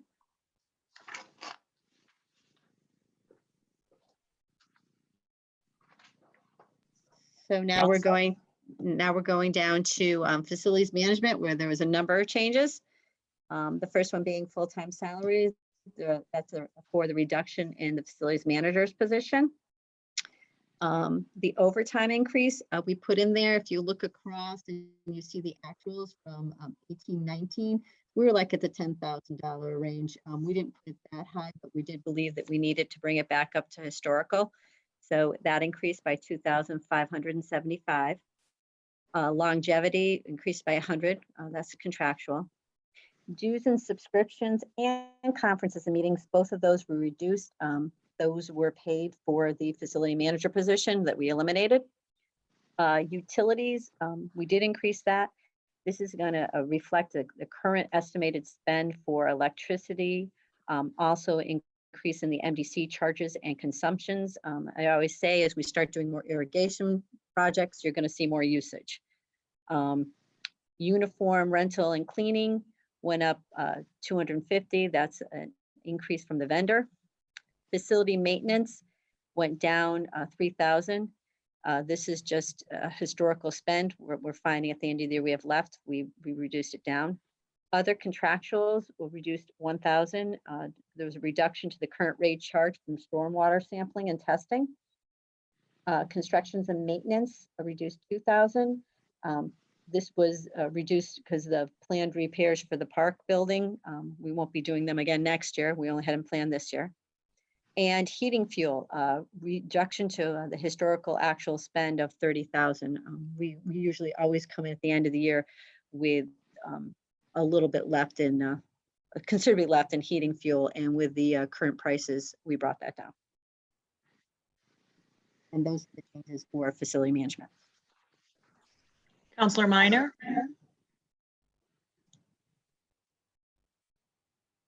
Thank you. Chris Minor. I know that we've had conversations over the last year and a half in regards to shared services. My only concern with the removal of the facilities management director is, I think historically, the town as well as the state has not been the best at maintaining the assets that we do have.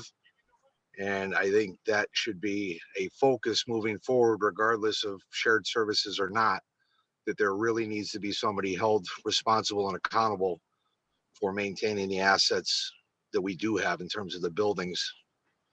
And my concern is if we remove it and we're not likely to put it back in, that just, I don't understand why we'd want to remove it unless we're not going to have that director's position anymore. Thoughts, anybody?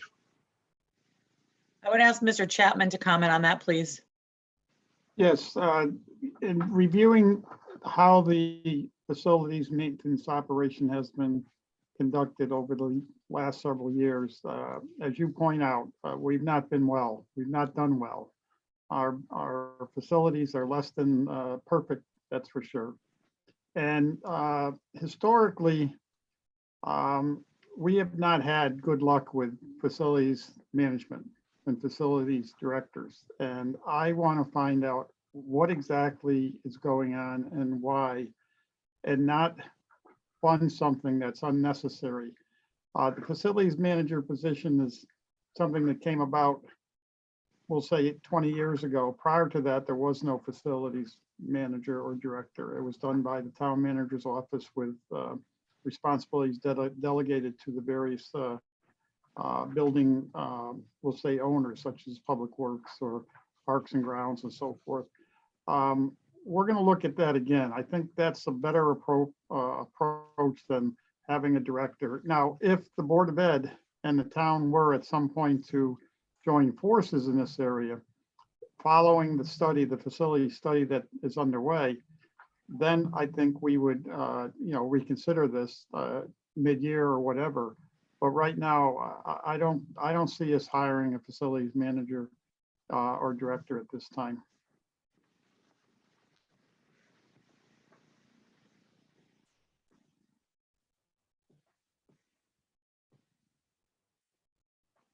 Sorry, I forgot I was muted.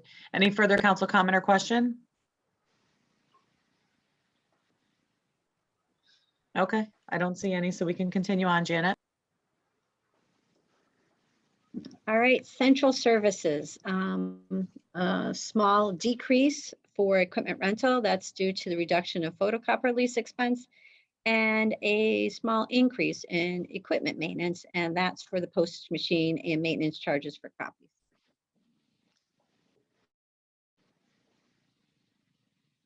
All right, no questions. We can continue. For information technology, IT, increase for full-time salaries.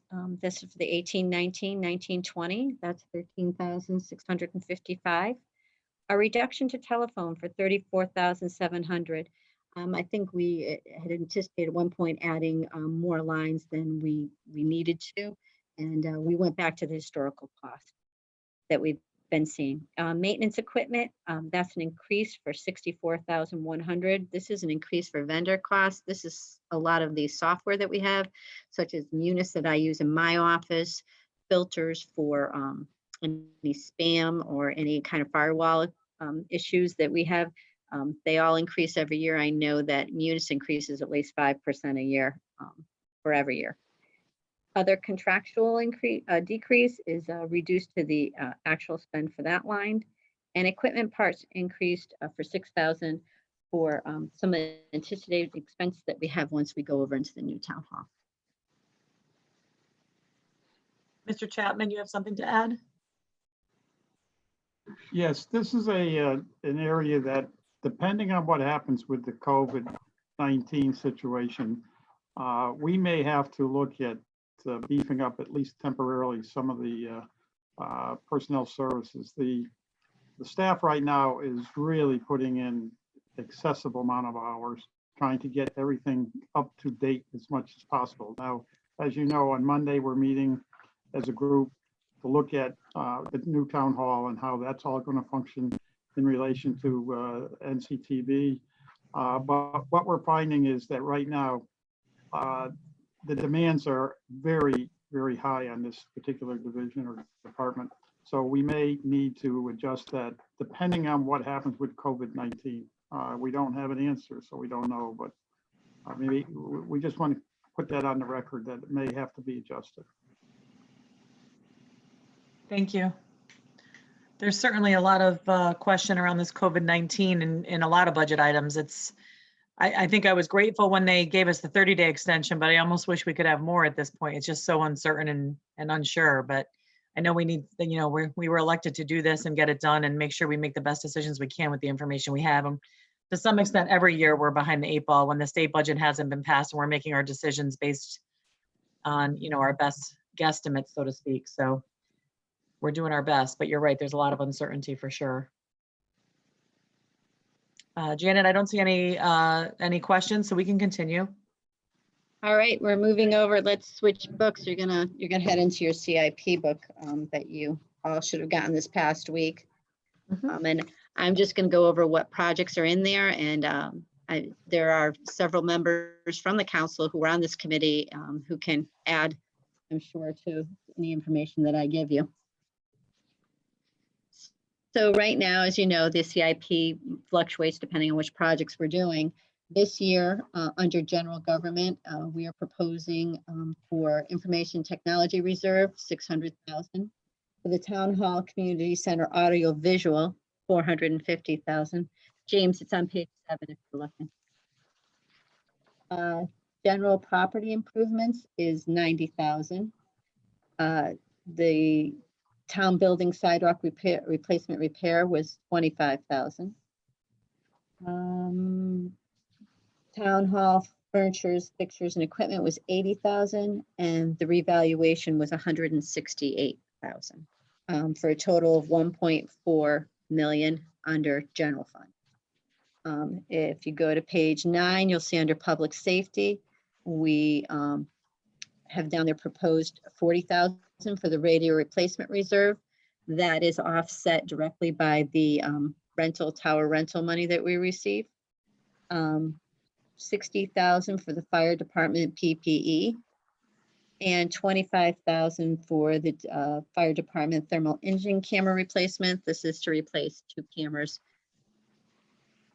And that's for a total of public safety of 125,000.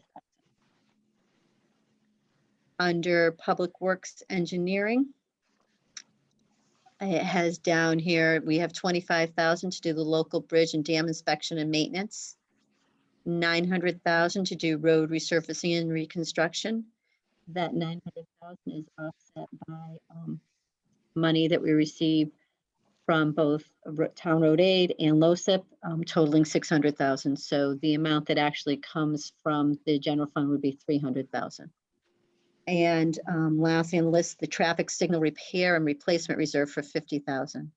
That's a total under this of 975,000. On the next page, under community services for the senior center window replacement, we have that in there proposed for 50,000. And then for the carpet, for the library replacement, this is going to be done in phases, 2-year phases. 25,204 for the next year. Under park and recreations for park, pool and playground improvements, we have 50,000. And under the handicapped accessible playground at the Clem Lumiere complex, we have 100,000. That project goes hand in hand with the one that the grant that they received to do work on the park. So a total for the park and recreations was 150,000. And for the Board of Education this year, there was a total just 125,000 that we are required by charter to give them each year to the public school CIP reserve. Those total capital improvements are about, well, they are $2,863,204. You add into that what we are putting into our equipment replacement reserve of 630. That's up 110,000 from last year. That's due, as we've always been talking about, that we need to keep on replenishing that. Cost of equipment goes up, replacing it's going to go up also. And the lease purchase, those are the 2 fire trucks that we're currently paying for $264,400. The grand total then is $3,760,604. That's all the projects currently being proposed under the CIP. Are there any questions? Mr. Chapman, go ahead. Just want to comment. Once the facility study is done, that will help us understand our long-term needs. And what I've discovered since my return here is that of all the things that we deal with finance, CIP seems to be the most controversial. And what I think has happened over the years, and maybe I'm wrong, but this is supposed to be a 5-year plan. But it seems like we're talking about the next year rather than the next year should already be planned. The following year is so forth. The 6th year, the year 5, 6 years from now is what we really should be talking about every year to bring it into the 5-year plan. So we really, I think this year have to focus on how we're going to set up this plan going forward to make sure that once we set the plan in place for the next 5 years, that it remains there unless some emergency occurs that we're not anticipating. But there's been a lot of discussion about CIP this year in the short time I've been back. And we need to really understand it better and then follow it to get back on track the way things were many, many years ago. Yeah, I agree. That's a criticism that we've fallen under often, is that in the past, this has been kind of mentioned as we call it a plan, but each year we say it's not really a plan. We're not really going to necessarily do these things. And that, I think I agree with, that has gotten us into trouble, that, you know, when we identify needs, we put them on there, we just continue to push out instead of handling them as they come. So I agree with you that is something we need to look at revamping and reconsidering the way we do business with the capital improvement plan. I had a quick question, Janet. I believe it's in this fiscal year, we had an amount of money set aside for the cell tower, that because we utilized a different tower instead of building our own, we won't need for that purpose. So will that just stay in there until we shift it to another account, or how does that work?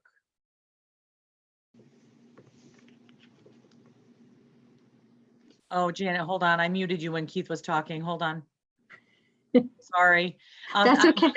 I'm thinking we have that radio replacement need, and perhaps that would be seed money that we could use for that if we needed it. There is money still in that capital project until you guys decide to move it out of there. We consider the project closed. It stays in that account. Okay, so that just requires council action when we deem it appropriate. Correct. Okay. Councilor Minor. Thank you, Chris Minor. Janet, if you could just clarify something on the tower account income, is that annually growing year over year, or is it being used for equipment purchases, replacing older equipment year to year in that fashion? Which way is it? It hasn't been growing, Chris. It's kind of been staying steady. The majority of it goes to that offset, this 40,000 that we have in here that we put in for there, and the rest of it just goes into the general fund. I can look up for you and see the history of what the total is and get back to you on that, but it hasn't been growing. Okay, because I think that, coming back to what Keith had mentioned before, you know, we're now looking at an aging radio system, where it was my understanding years ago when that fund was created that its intent was to replace equipment in full scale versus just being used for maintenance. And that's why I was curious to see if it's growing annually or if it's just kind of being used up and just being dumped back into the general fund and not standing on its own. The majority of it is being used up, Chris. There's very little that goes back into the general fund at the end of the year. Okay. All right. Thank you.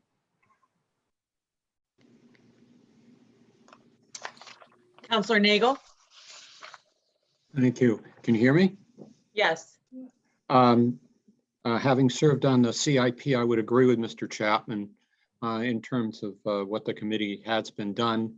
And also that the things have been added on it that really shouldn't be applied, in my opinion, to CIP. And that's been complicated over time in terms of what I think was its original intent. So I do think something needs to be looked at in terms of, as Mr. Chapman mentioned, a plan, and also to clarify in any way whatsoever to make it clear as to what kinds of things and expenditures really belong in the CIP requests.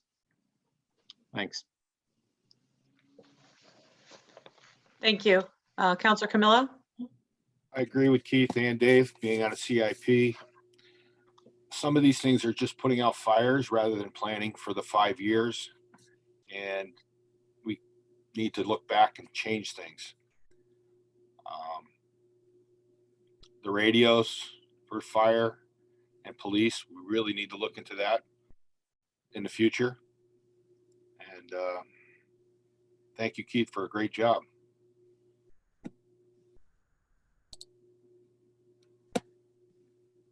Counselor Minor. Thank you, Chris Weiner. The only thing I would ask or question is on the CIP, Janet, the parameters are what, 7 years of active life service and $25,000 in expense? Is that correct? That is correct.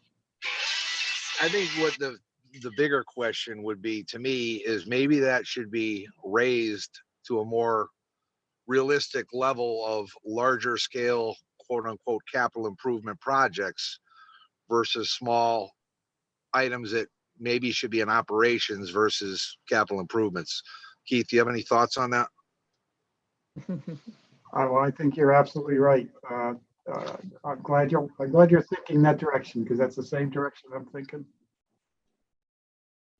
Yeah, because I think I don't want to minimize it, saying that there are not things in there that shouldn't be in there, because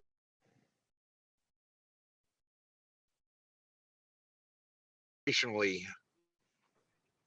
the budget to go year over year looking for increases when we're looking to try to go flat is probably how they end up in other places. And I think we should get away from that and get back into funding them as capital improvements on a larger scale, and operationally having those appropriately funded within the departments. If I may, if you look at what we're funding in the CIP, I think the study that's being done on the facilities is going to help us a lot to get back on track. The other thing we really have to look at is the equipment reserve replacement fund. You know, it was established about 25 years ago with the intent to flatten the annual cost, but to make sure that every vehicle is replaced on a given time.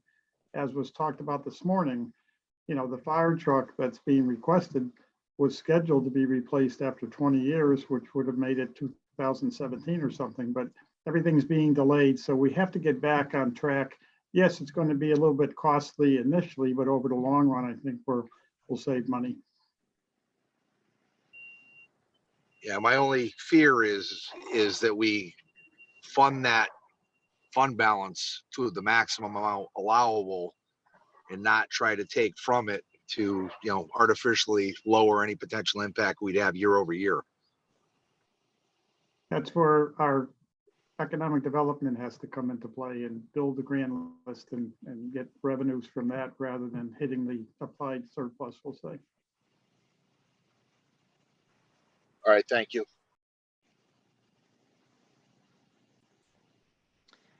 Okay, I don't see any other hands up. I just had a quick question about an available balance. We were provided with those balances earlier, and I'm sure we have more questions than one, but there was one that stood out to me, which was the National Welding Engineering Services. It looks like there's a balance of 308 in there. Janet, is that something that we need to hold on to still? Yeah, it is one we need to hold on to. I think Keith talked to or looked through the documentation that Andy had on this. I'm going to put him on that one. Yeah, I would recommend that remain there until we know what the final result of that property is. Okay. You know, there's still some issues that we need to work through. So I think it would be wise to leave that right where it is. Okay, thank you.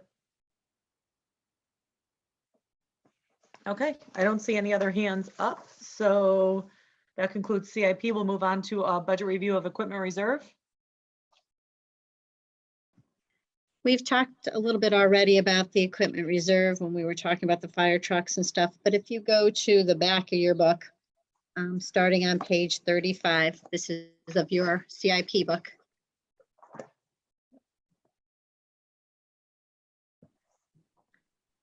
This is Appendix D.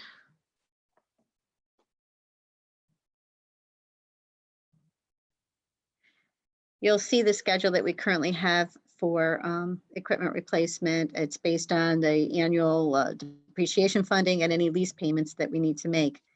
If you look out, you'll see come 23, 24, if we don't increase or do something different, we will then start getting into the negative. This year's equipment purchases are at $702,170, along with the 2 lease payments on the 2 on Rescue 1 and Pumper 1. We come up to a total of $969,570 for this year. If you flip the page to 37 and you keep going on, you'll see each year. If you go over to the far right, you'll see the totals for the year. It's listed as 2020, but that's actually 2020-21. It's a little confusing. You'll see the different equipment for each area that needs to be replaced. For the general government, you'll see this year we're planning on replacing the Civic Hybrid and the E450 Ecoline for a total of $108,018. Counselor Minor? Thank you, Chris Minor. The only concern I have is that when correct me if I'm wrong, Keith, this probably goes back almost as far back to your tenure previously. The equipment reserve account was set up to have replacement cycles on gas vehicles, I believe at 10 years, and diesel vehicles at 20 years. And I don't think, and it's no fault of I don't think anybody's directly, is it's being, they've got a small pot that is not able to fill everything that needs to be filled to meet those replacement schedules. Is there any way we can adjust that reserve account moving forward after review possibly with the department heads to try to get a better handle on that? Yeah, I think there are a couple things. You know, when we set this program up years ago, the life cycle, anticipated life cycle was set at that time. And with technology improvements in vehicles that have occurred today, the life cycle probably in some respects can be extended. The replacement of vehicles, I really don't see where we're getting any revenue from the sale of these vehicles. If we are, it's not going into the reserve fund, and it was intended that in the long run that this reserve fund would be self-funded. And the plan was to have a dollar amount put in based upon the annual depreciation. You see column number 2 on the chart. That annual depreciation was supposed to be put into a fund to help pay for these vehicles when they became due. For an example, if you look at Dial-A-Ride 637, the Chevrolet 4500 Express, in reality, the plan was that $7,785 was supposed to be put into the reserve fund annually for the life of the vehicle. And then when the vehicle was due on the schedule, most of the funding would already be in place for the vehicle. That's the ultimate goal. Whether we ever can get there is another challenge, but that was the intent of having the annual depreciation listed. But it never got to the point where it was funded. So we've got some work to do, but I think we can make this work better by looking at everything again and reanalyzing it. Right, because I know that there has been some consideration. The state has gone to having some of their DOT equipment. They went from having, you know, steel bodies to having aluminum bodies to get them to last longer, but then they ultimately realized that the trucks underneath the aluminum bodies were rotting out prematurely, so that they were negating any gains they were having at the end of it. They've almost gone back to where they started from. But I think that's just one thing that we really should focus on, because that is a large dollar amount year over year that we're spending, that, you know, maybe we can do a little bit better after reviewing everything. Chris, this is Janet. I do want to tell you that when we do this list, we do sit down with Hermes and go through and say, hey, what shape is this vehicle in? Is this something that we can put off? And we do adjust based on that on an annual basis. Right. But when you start getting into the larger dollar equipment and the fire department probably being the most expensive, you're getting into some of the heavy equipment costs with, payloaders and that type of thing. Those pieces of equipment can run several $100,000. And to try to keep par and keep schedule with that, I'm just really questioning whether the reserve account is really funded properly, or if we just keep shuffling stuff around to try to make the best of the worst we have to get rid of in that order. That was Chris? my only concern. Yeah, Chris, Janet again, I do agree with you, and we talked about this last year, and I think we have to go back to each department and say, hey, it's great to have new equipment, but I don't think we've held them to the standard that if you're going to add something, you got to get rid of something. And that's, I think, a big reason why we've ended up where we are. And I would agree to that. And I believe that, the Parks Department received a new bucket truck last year. And I believe the old bucket truck is still around. It may have been repurposed to another department, but that's not its intended purpose to add. It's meant to replace.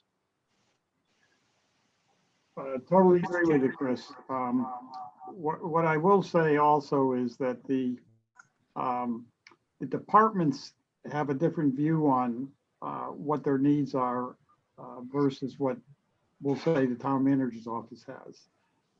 And that's always been a difficult challenge, but too many cooks in the kitchen sometimes. So what I want to see happen is that this plan get put into place with the experts' input, and then we follow it unless there's an emergency that pops up somewhere along the way. Right. I completely agree with having the equipment reserve account, but it just has to be balanced to be appropriately funded. And, as Janet just brought up, that if we're going to go ahead and replace something, we need to remove something and not do it as a net add, because that's where I think everything is getting out of whack. Thank you. It sounds like our CIP committee may have a lot of work ahead this year, other than just our normal budget season.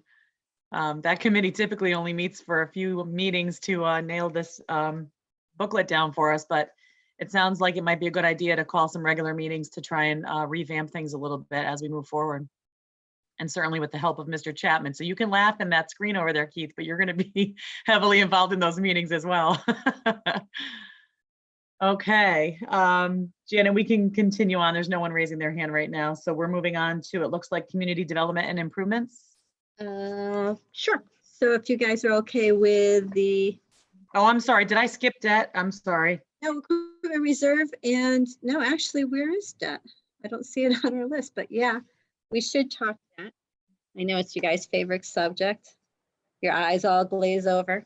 If you look at the CIP book and you go to page, let's see here, page 3.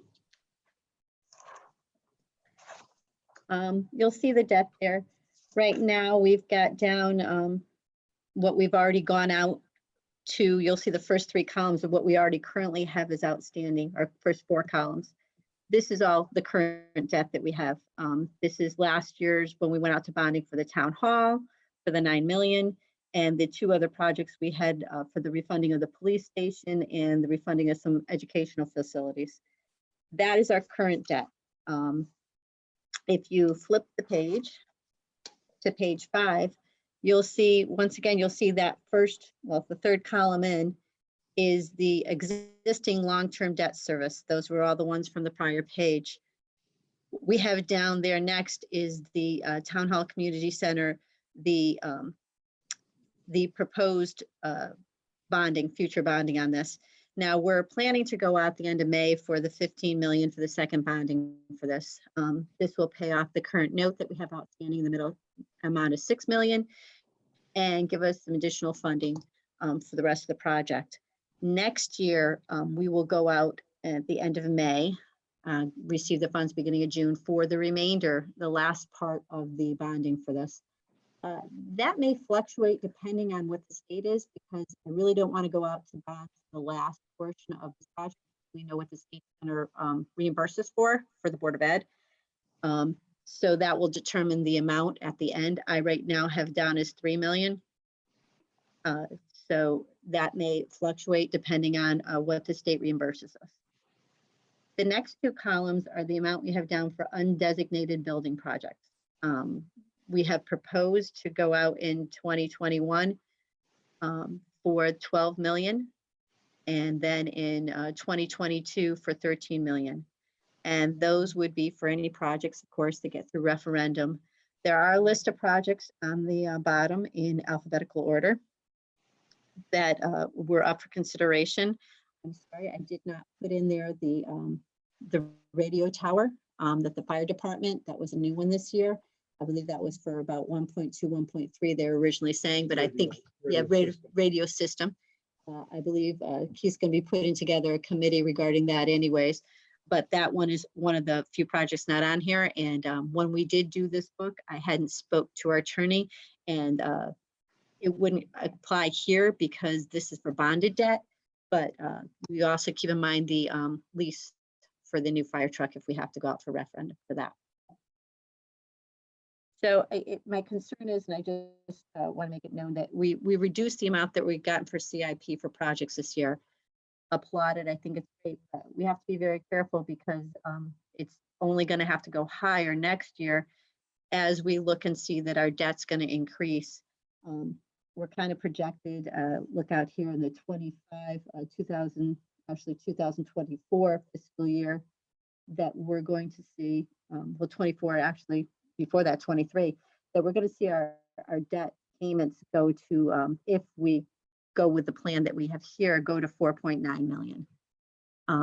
That's a substantial amount over what we're paying now, obviously, or what we have budgeted. That's basically twice what we would have budgeted for 2021. That is if we do the undesignated projects as planned with that timing.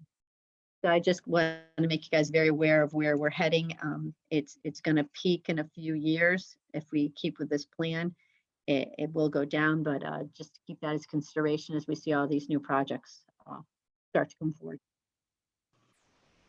And that's it for Janet. Yeah, I'm sorry, Janet. Janet, are you all set? Gail has a question. Go right ahead. Okay, just, I guess, a comment or the possible bonding projects in alphabetical order, that could possibly change based on the results of our facility study, right? Correct. Okay, so that's not cast in stone. They may be done, may not be done, but we need to seriously review the facility study. Thank you. Counselor Minor? Thank you, Chris Minor, appreciate it. The one thing that I think is appropriate here is starting to look at bonding projects. One thing that's actually proven to be a negative to us in some cases is not carrying enough debt, and we're looked at as, oh, you have enough money, so therefore you don't need any money. I'm not saying to artificially inflate projects that need to be done, but we have a lot of projects that have been backburnered and backburnered and backburnered for years that are now coming time that we've run out of road and it's time to make decisions. I think this is the best approach to have, would be multi-year projects and set bonded amounts to be able to try to benchmark and to work off of that. And I'm just curious to anybody else's opinion to that, because I don't believe we've really had this as a operating line item short term. Yeah, Chris, I understand. I definitely understand what you're saying. But then I look at this chart and I notice with the two undesignated building projects totaling 25 million, how slim our CIP gets in the few years out. And that's a concern because we have so many other things that we fund out of this fund. So, you know, I was sitting here, the way I was processing it was with just a, you know, with Anna Reynolds alone, we're right up near the 25 or at the 25 for that we had estimated out. And so then we have all these other projects like a fire truck and, you know, some of the other library improvements, park improvements. I know the pools are a concern. So then I get concerned about how much we have to put in together at one time and how we're going to pay for that. By not increasing, you know, I don't want to increase the mill rate. And the reason for doing it out of this fund is to not have to go to the taxpayers for more money. But we're getting pretty slim in this account if we continue. Correct. And I would agree with you that we are, getting slim within certain periods of time.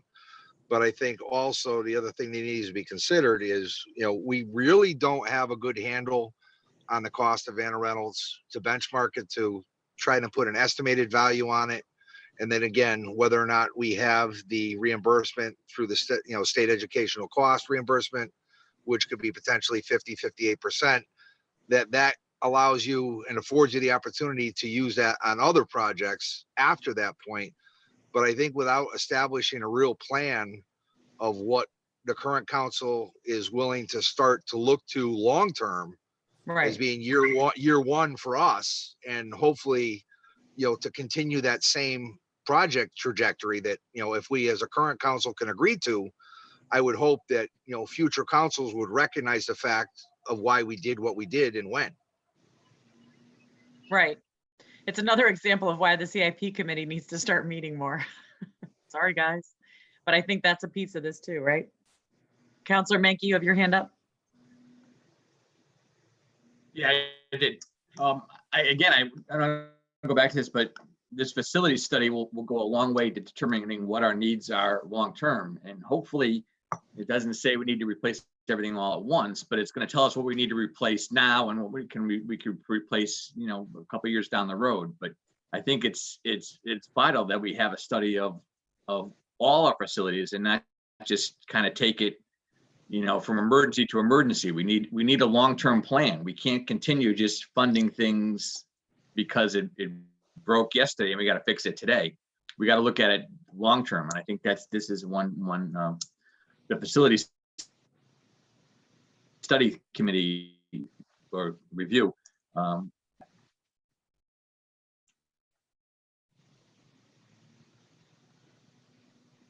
ahead, Counselor Minor. No, I completely agree with Tim that the facility study should be a benchmark to us to begin to look at what things could look like or should look like. But I think the one thing that's important for just the public at large to remember is the vast majority of our facilities are all 1960s, 1970s, 1950s, that range, where a lot of them have had very limited, if not none, in terms of any, renovations or remodels done. And just to keep up with that level and an operational standpoint of maintenance year over year, you're either going to properly maintain it and try to extend the life of that asset, or you're going to just let it go and wait till it breaks. And then now it's an emergency. And I think that's been the bigger problem we've had is we come across all these situations where it's far easier to request a new cooling tower for an air conditioning system if the tower fails and you have no air conditioning.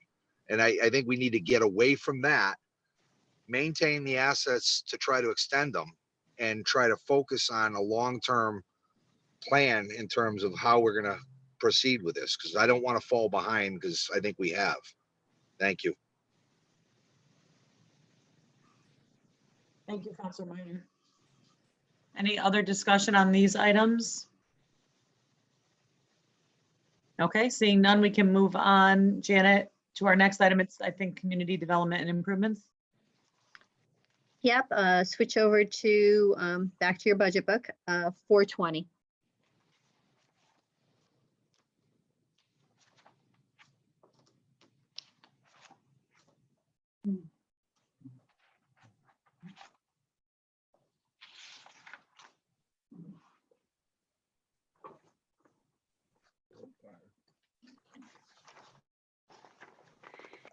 Okay. Okay, so the first department there is planning and development. You'll see that there is a full-time salary increase. That once again is for 18-19 and 19-20. Then you'll see conferences and meetings. That's an increase for a one-time conference that they went to this year. Next is a decrease for printing and binding, decrease for one-year item, once again, that they just had to pay for this year. And a increase to other contractual services for to increase the blight enforcement. Okay, we can continue on. Thank you. Next one is Town Planning and Zoning Commission. Only a small increase there. That's for the part-time rate increase.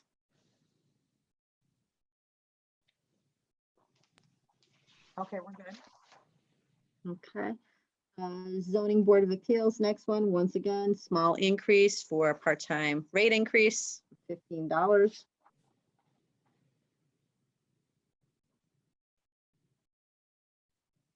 You can continue. Okay, Building Department, increase in the full-time salaries is the only increase, and that's the 1819, 1920 increase. No questions. You can go. Okay, Conservation Commission, the next one, that is an increase of $193. That's the rate increase. Okay, all set. Next one is the Development Director. That one, Economic Development, that is a reduction of the $90,960 from the removal of the contractual director position.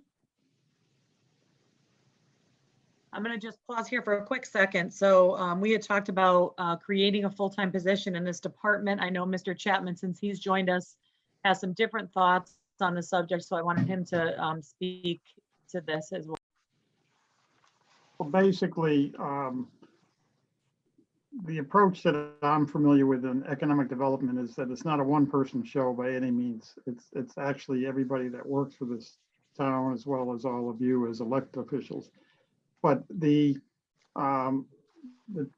needs that I perceive that we need on economic development are more on a retention and a recruitment basis on a systematic approach. I can tell you that back in the 90s, when the town really was exploding, we did not have a full-time economic development director. We actually had a part-time banker. He just passed away, unfortunately, Jack Burke, that served as a liaison with the small businesses that were existing in town, as well as those small businesses that wanted to develop and expand in town. Coupled with Jack were the town planner, Ed Meehan, and I, as a town manager. Every week, there were recruitment efforts being made and retention efforts. And when I say retention, we called on many of the businesses in this community to make sure that they were satisfied with the services that they were receiving. And we also learned about the needs that they had, whether they needed to expand or whatever it may be. We were there to assist them. On the recruitment side, we not only did mailings to up and coming companies throughout the country, but we also did visitations to a number of existing companies in Connecticut for expansion purposes of their operations, being very successful. Now, we're not faced with the same opportunities that we had back then. The town is much more developed. The incentives that are in place for businesses to open up in Connecticut are somewhat limited due to taxes that they have to pay. Newington has a high tax mill rate as compared to our competitors. So we have to look at those things. But at this stage, I don't see that we would gain a heck of a lot by spending $90,000 a year that we can't achieve using our staff, including myself, the town planner, Craig Miner, and our assessor. He is very well skilled on talking with companies and understanding them through the assessment function that he has. But we want to promote economic development with every employee in the town, that you never know who you're talking to, and that could influence on how somebody interprets whether they want to open up and spend money in this town. So we're going to approach it differently. We'll see what happens in the next year. However, the COVID-19 thing is going to complicate it greatly. No one's going to invest any money at this point until they all know where this country's going. So we're going to have to just bide our time, and hopefully we get out of this situation quickly and get moving on with real economic development efforts. I see Councillor Bedrejko. Deputy Mayor Bedrejko, are you still there? Yes, yes. Okay. You had a question? Me? No, I don't think so. Okay, your hand was raised. Sorry. Councillor Minor, you're next. Thank you, Chris Minor. I appreciate the thoughts in terms of trying to limit this to the existing staff that we have. My only concern to this was when we originally discussed it back in December, the concern was that there just was not enough resources available for a part-time contractor to perform the functions that were necessary. In light of what we have going on now, and we have no idea what this is going to do as we go through the rest of the fiscal year, I think we're going to be challenged with 2 points. The first of which is going to be retaining the existing businesses that we do have, that hopefully they're allowed to get back on their feet. And would it be best approached by having one individual specifically charged with reaching out to making sure that, you know, every business that was affected that maybe couldn't reopen or was challenged with reopening, to be able to point them in the direction of the resources available on a federal and a state level, as well as getting in terms of, you know, Department of Economic Community Development to get them involved moving forward. The 90s were definitely a boom time in Newington. The Berlin Turnpike and retail was the place to be for sure. And with that brought a lot of additional businesses. My fear is if we don't have someone exclusively watching this as being their only job and function, that we're just not going to be able to get the level that we're going to need moving out of this. And with everything that Mr. Chapman is being charged with now, just from being the chief operating officer for the town with the COVID crisis, he's going to be responsible for dealing with all the financials as we come out of this to know what type of situation we're in. And I think it's putting too much on one person's plate to be effectively being able to perform it. And I'm just curious if anybody else has any thoughts.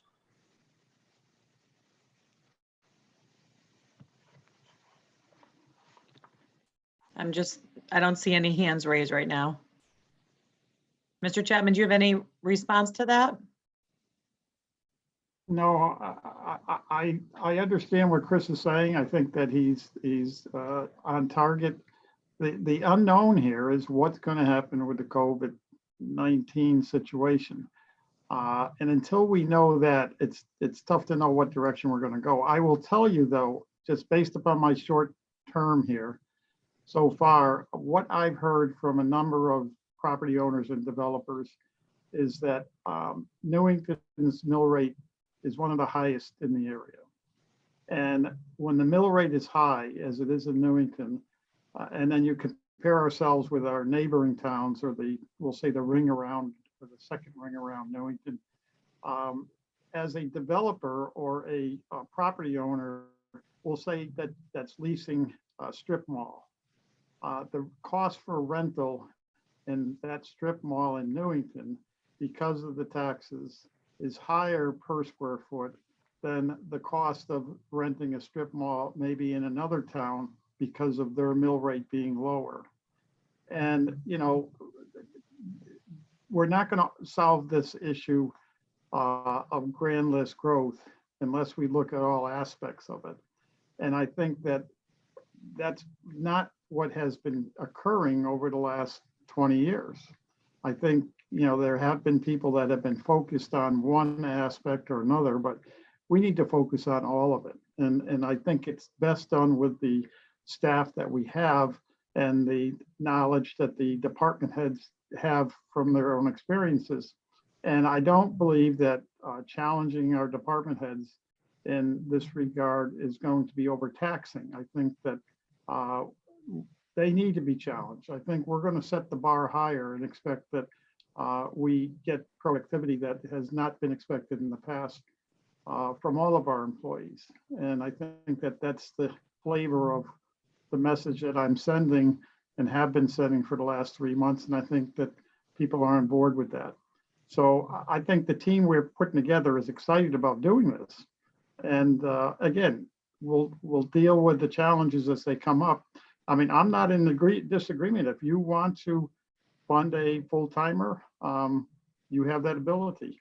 I'm just saying that based upon my experience, I don't know if that would be a good investment at this time.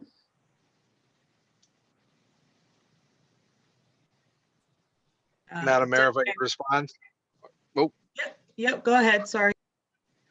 No, just the only thing I was going to add to that is I don't disagree with Mr. Chapman. I think it is something that every employee for the town of Newington needs to be an ambassador. In my experience in working with my full-time real job, it is with retail shopping center owners. And I can factually tell you that Newington by traffic is one of the most desirable in the area. Whether or not that's going to change as a result of what we're going through with COVID is an unknown that I don't believe anybody can answer. But I think if we're going to fund any position in anything at this point and this juncture in time, I think this is one of the most critical components that we need to have one person as an exclusive point person with no other responsibility than to drive economic development and redevelopment. And I think the second portion is equally as important, if not more important. As Keith alluded to, we are limited in terms of our undeveloped land.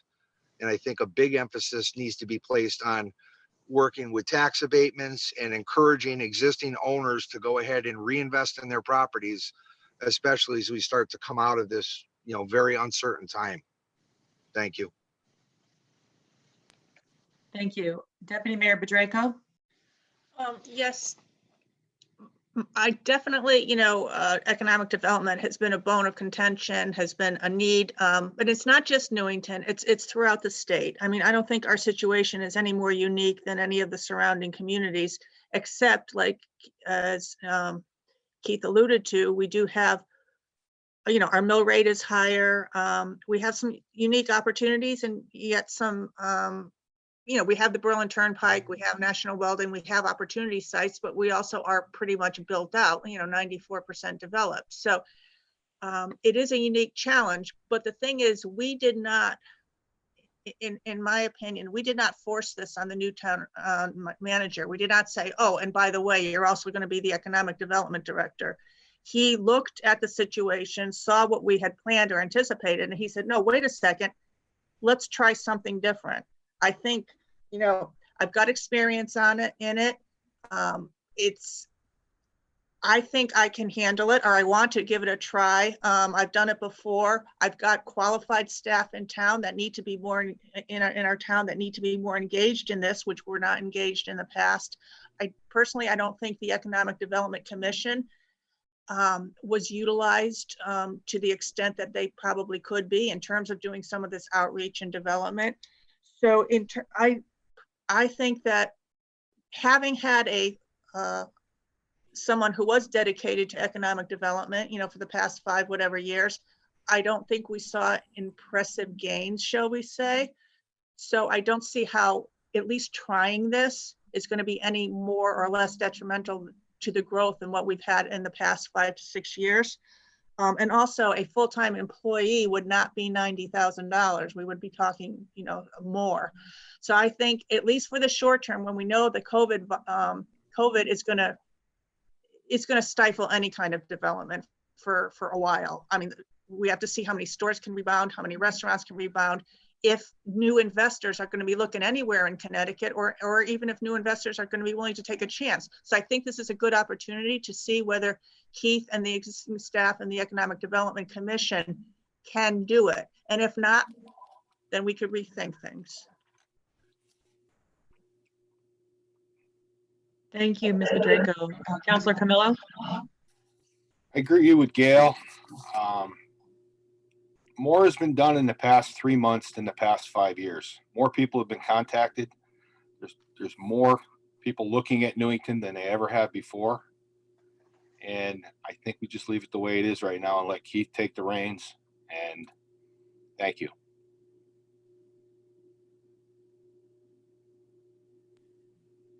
Okay. I'll just chime in quickly. I will say that everybody knows that this was a big focus of mine in the past when we did decide to move away from the consultant position that we had. I was very concerned at the time because we were not getting the results we needed. And I thought perhaps that was due to the amount of hours per week that that person was allotted.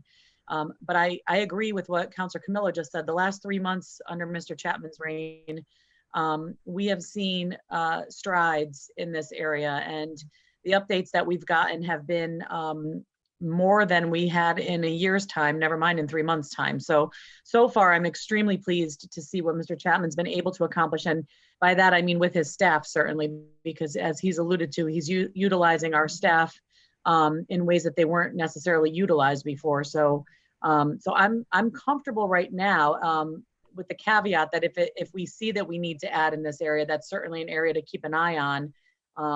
But there may not be even room for growth in the next year based on this COVID crisis. And so to put the money into this right now, I'm not sure if it makes sense, or to kind of wait it out and see where we end up over the next several months. That's kind of where I'm at right now. I see that Mr. Minor has his hand up, and then Councilor Nagel. Thank you, Chris Minor. The proposal I think I would offer, and I would be curious to everybody's response, would be there's nothing to say that we cannot fund this position and not put it in play. If we want to have the wait and see approach, that's fine. We can do that. But what I would recommend to do would be to fund it so it is there in the event that it is too overwhelming, or it's beyond what is able to be performed by our existing staff, that at least that opportunity is there for us to utilize the funds that are in place. If we remove it from the budget, zero it out, moving forward, we're not going to have the opportunity to Maybe you fund could it mention we properly. could use that funding for an assistant for you. Well, I mean, that's another opportunity. If that's Just in somewhere case that something I unforeseen. yeah, I Mr. think Camillo, we can at you just least hold need to on until identify Mr. it. Minor's finished? I would agree with what Councilor Camillo just said, but I don't think removing it from the budget as a line item is going to allow us the opportunity if we need to act on it midstream. It's just not something that we're going to be able to fund. I would rather have it than not have it. And again, it's something that's been in our budget for years. Thank you. Thank you. I was having trouble hearing you, Mr. Camillo, because you were both talking at the same time. The next counselor that had their hand up was Counselor Nagel. Yes, thank you, Dave Nagel. I agree with what Mr. Camillo said, that indeed we should let this new process take a chance. We tried with an economic development person for several years, and the results were not what we wished them to be. I think our staff, and from what we've seen over the last several months, Mr. Chapman have an investment personally as well as a work related to support the town. They know the town better than hiring somebody in who may not know the workings of the town and the inner workings of the town best, to promote not just new business coming into town, but maintaining and supporting those who are here. It says here a reduction. It doesn't say to eliminate the position altogether. So I think we should give this a chance, and it's not going to be something proven one way or another within several months. It's going to give it a year, and then we can reconsider this. So I'm in support of Mr. Chapman's approach for handling economic development in the foreseeable future. Thank you. Counselor Annis? Carol, you're on mute. Sorry. You know, we can see how this progresses. However, I think once it's taken out of the budget, it's very difficult to put it back in, especially when you're talking $100,000. So I would like to see it put in there as a placeholder. And if we don't use it, it can be returned. Also, the money could also be used if we need to have special consultants hired to do special assignments. The money would be there. Or as Councilor Camillo said, maybe for an assistant. But I don't think that the money should be totally removed from the budget and it should stay right where it is and use it for, as we need fit for economic development. We're in uncharted waters, and there's going to might need to hire a consultant that has special expertise and helping our small businesses with getting funding and grants and stuff, who don't have an accountant they work with or a banker they work with to move forward to try to get back into business after this is all done. Thank you, Counselor Ennis. Counselor Minor? My last comment, I promise. I think the issue is that, again, if we keep it there as a placeholder, we can use it if we need to use it. If we do not use it, then we can return it. And it's almost a two-pronged approach. I think it's going to be this year. Is there's going to need to be a lot more government intervention in terms of keeping or stabilizing our existing businesses beyond anything I think anybody has ever experienced before. And whether that comes down to PPP, payroll protection money, or state grant money, I think somebody should be at least be available to be the ambassador to specifically deal with this issue alone, if nothing more than rebounding from the COVID-19 crisis. And again, it's not to take away from the work from the town manager. I think it should really be used to complement it or add to it in addition to. Thank you. Thank you. Any other council question or comment on the subject? All right, we will continue on with our budget review. Janet, where are we now? We're on to health. Is that where, or no, Economic Development Commission? Just a small one, the Development Commission 472. Just a small increase for part-time wages for the rate increase. And then these actually flip-flopped. You'll see 40 above, 40 decrease. Those were transfer done this past year. It's actually flat to budget. Okay. All right, I don't see any questions, so we can continue on to health, the CCHD line item. Yep, this is next section in your book. It's 511. You'll see we have an increase there of $7,861. This is the expected increase in the annual per capita membership fee. Oh, okay. Yeah, we get charged this one. All right, there's no hands up. We can continue on. Okay. We have to go to the beginning of the book because the next thing on your list looks like revenues.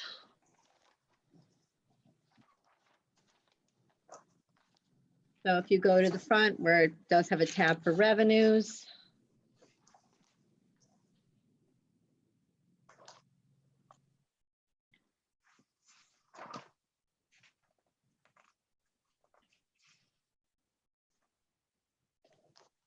Okay.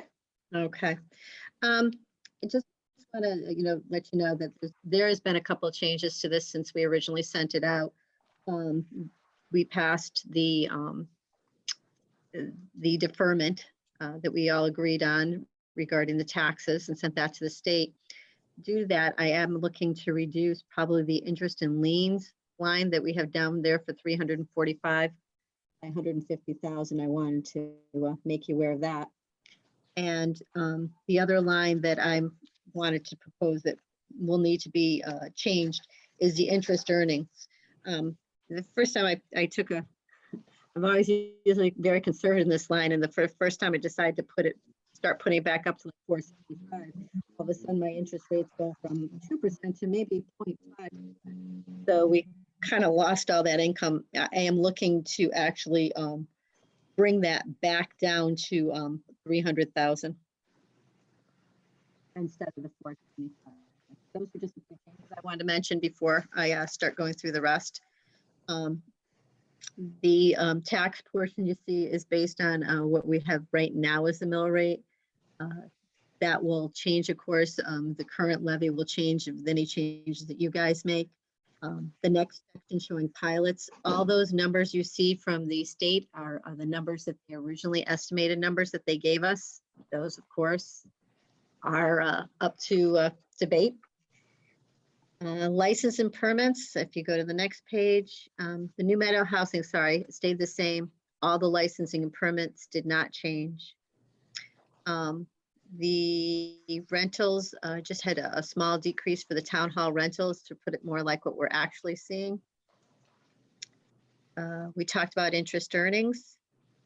The next one, fines, slight reduction for blight because we're not actually seeing that. And the other thing is, these are all compared to our estimates, by the way. These snow removal fees, we haven't been budgeting that. We can, it's not a huge amount, but it all depends on the weather and stuff. It's nothing that we've actually budgeted before. We usually get about $1,000. The next page, the Conservation Commission. Their amount is compared to last budget. It's our current budget. It's decreased by 1,000. Compared to our estimate, it's actually increased by 2,000. It fluctuates every year, so we brought it down a little from last year's budget, but brought it up a little from what we estimate for this year. Recycling rebates is the next change you'll see down there. We're not getting the recycling rebates, needless to say, and we're seeing this might need to be adjusted again, but we left it at the current adopted budget, but we're only really estimating that we'll get 5,000 this year. Small change for the other. This is under sale of town-owned property, just to keep it in line with what we're seeing. The next page you'll see under state aid. Once again, I told you all these figures are as per what the governor gave us as a proposal. If you look under 6007, alcohol and drug abuse, that's one of the grants that I mentioned to you that we were going to move over to the miscellaneous grant fund. And school building grants, that is that reduction you see, they don't have any other building projects slated for the next fiscal year besides town hall one, and the money that we do get back from the state for that goes back into the bond project. Doesn't go in the general fund to offset the amount that we'd go out for bonding. And the last page of revenues, we had a high amount of encumbrances that we planned on closing at the end of this year. I don't see that happening next year, so we're going to see a reduction, a little, at least 20,000 reduction from what we're estimating. The next one you see is the United Way grant. Once again, that's the grant that I moved over to the miscellaneous grants account. So we saw the expenditures move out of the operational. Now you're seeing the revenues. And the other ones are the next one you see is a transfer from public building funds. That was for a closed project. I don't have any right now that anybody said. I know a lot of them mentioned, but I don't have budgeted any projects that are going to be closed. You see a slight increase for the transfer for the cemetery fund. That's based on how much the operational budget is. It went up $940, so increase of that. And after that, there were no other changes. Okay. Deputy Mayor Bedrejko. Yeah, Janet, can you just refresh my memory? What's the Mashantucket Pequot Fund? Where does it, that just goes into our general fund? Yep. State aid. No, it's just that there was several articles in the paper this week about how the casinos have, I mean, their revenue is down 60 to 70%. So that's one of the state aid numbers that can fluctuate. That's the number we actually, it funnels through the state. We don't get it. We get it directly from the state. Those are the numbers they give us. They, I am sure, are going to be adjusting the state aid based on all the revenue that they've lost. Okay, thank you.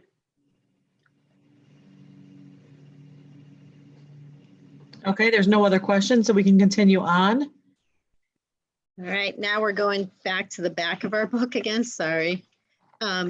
This is miscellaneous, the insurance. You're gonna go to 910, municipal insurance.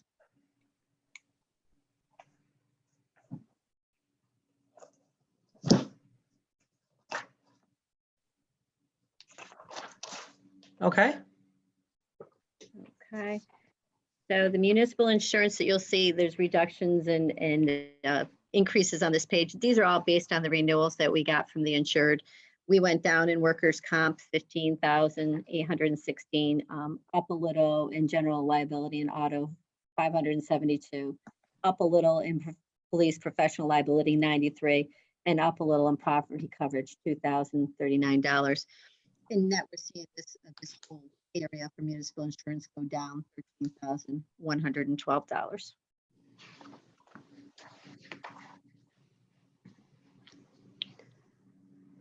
Okay, we're good. Okay, next one is Greater Hartford Transit District. No changes there. Okay. Next, you see the employee benefits. The first one you'll see is medical insurance, and you see, although what we're getting for renewal for the actual insurance stayed flat, we did have a increase in the actual determined contribution for other post-employment benefits. That it was actually like a little over $200,000 increase of what we have to contribute, but it was offset by a few little decreases we had in the other areas. Life insurance just went up slightly.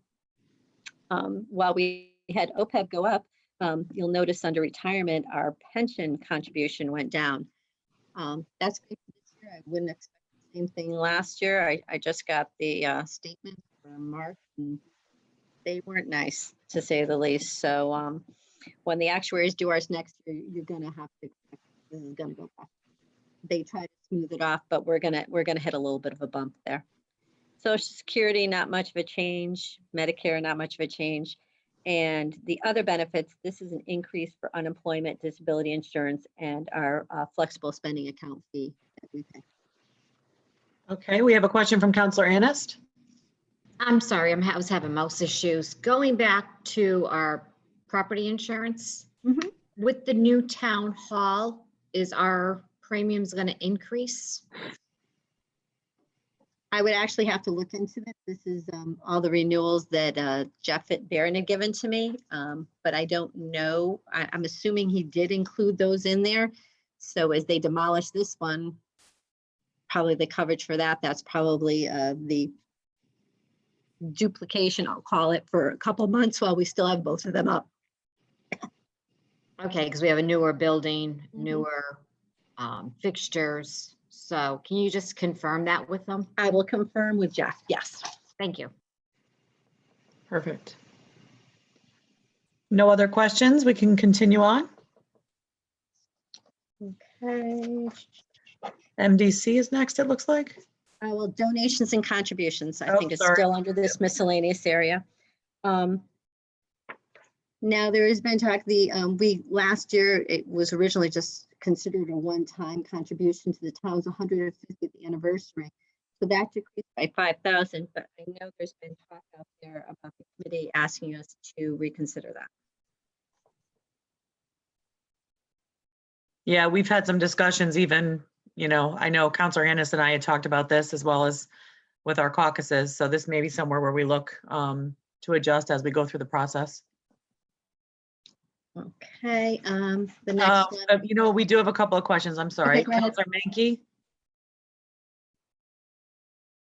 Tim, you're muted. No. I certainly would be in favor of increasing this back to the 5,000. I think with them trying to raise money for a celebration of our town, they're going to be severely impacted by everybody else's downturn in business, and I think we should at least give them what they got last year, if not more. Thank you. Counselor Deputy Mayor Bedrejko? I thought I read somewhere that the Memorial Day Parade is being canceled. Oh no, this is for next. Okay, yes. So would the fact that we're not going to have a Memorial Day Parade this year, the $5,000, could that be somehow moved to the 150th anniversary for next year? No, you're an operational, it's an annual budget. So once this year's done, that money goes back into the general fund. Okay, but so okay, thank you. Would the 5,000 from the parade committee have to come back, or it just kind of sits in their account till next year? I don't know that they've asked for it yet. I'll have to check on that. They usually request it. If they did, you could say, I'll check and see if they've already requested it and received it. We could say, hold that for next year, and you could switch it over there. Okay. Because I Counselor don't I'm sorry, Oops, I don't sorry. automatically send it out to them. They have to request it. Okay. Counselor Mankey? You're muted, Tim. I don't believe it's been requested yet. Okay. Counselor Minor? Yeah, I think it's similar to what Janet had just recommended or thought of. Is it possible for us to just add it in to the 150th, and that would be a net increase if the Memorial Day did not draw against it, it would end up back in the general fund? Is that possible?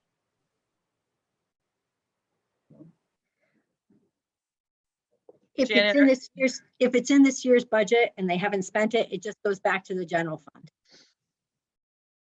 fund.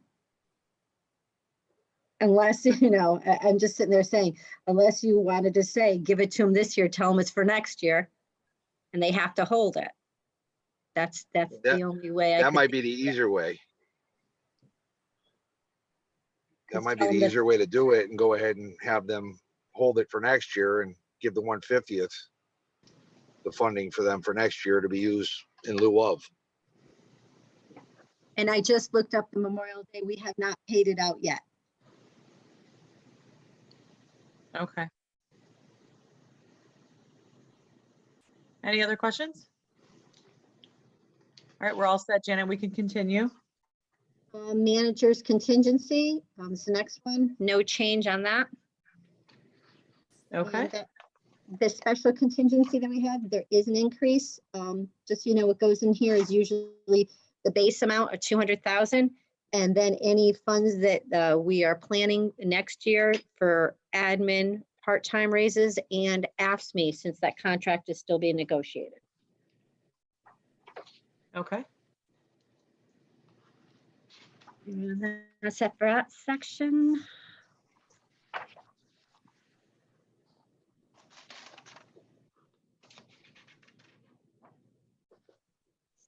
MDC is in the next section after this, right after debt. Okay. MDC, you'll see, has raised 357,300.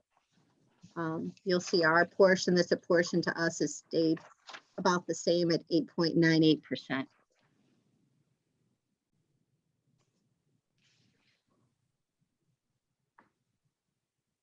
Okay. I don't see any hands up. We're good. Okay. The next section, keep going a couple more sections back in your book. It will say ELLR Board of Ed. Yep. It's the Employee Leave Liability Reserve Fund. We actually had the actuaries do a study for us, the first time it's been done in like 10 years. And they saw that we could reduce the amount the town portion contributes. And there's a little bit more that we have to put towards the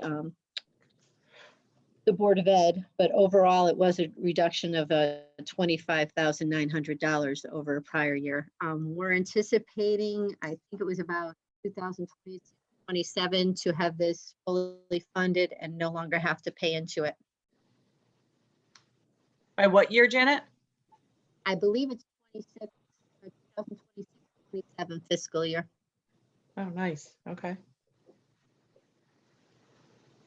All right, there's no questions. We can keep going. Okay, now we get down to the special funds. Keep going a couple sections.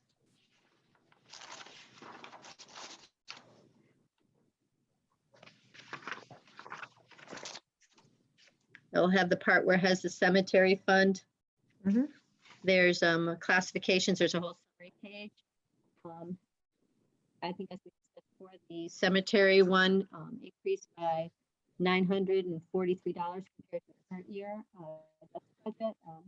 These funds are the ones we transfer over to the general fund to cover their operational expenditures. Okay. For road maintenance, road aid maintenance, it's a decrease of 10,000 for pavement crack sealing.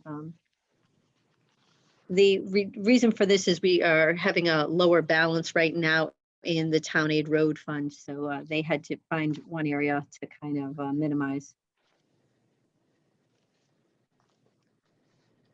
Okay. For LoSiP, there is no change at all. We're staying flat, and we, according to the current proposal, we are supposed to get the money next year. We'll see what happens. The Recreational Enterprise Fund, they did show an increase of 134,817 for program expenses, mainly summer camps. They had an expense for that of 70,259. For youth activities of 18,500, for aquatics of 18,600, for special events for 26,700. This is in line with the increase that they're expecting to see in revenue of 156,509. And of course, as a reminder, any fund balance in this fund that's over $1 million is transferred to the recreational CIP account.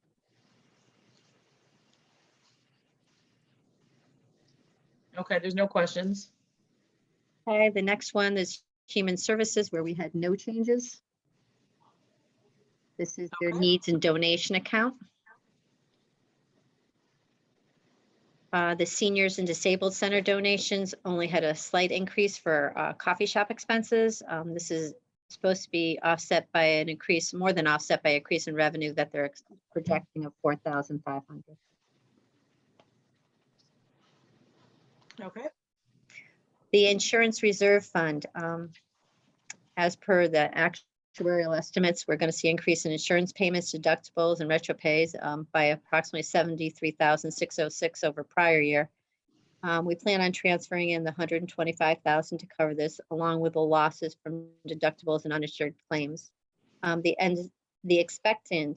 estimated ending fund balance for the 1920 fiscal year, if you look down under that estimate column, the third one from the left, is 847,374. It stayed very healthy. The last couple of years, we have reduced the amount that we've been transferring in. When I originally got here, it was 175,000. We reduced it to 125,000. This is just to make sure that we can handle any unexpected things that do come our way. Okay. CIP program. This shows the 125,000 that we transfer in.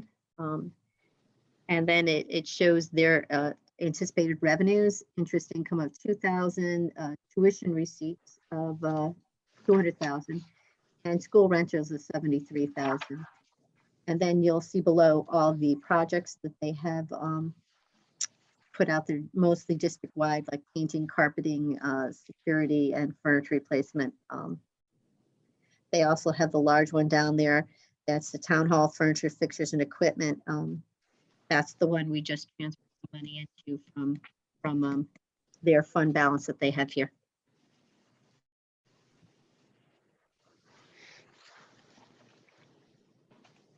Okay, we're still good. Okay. The next one is the health benefit fund.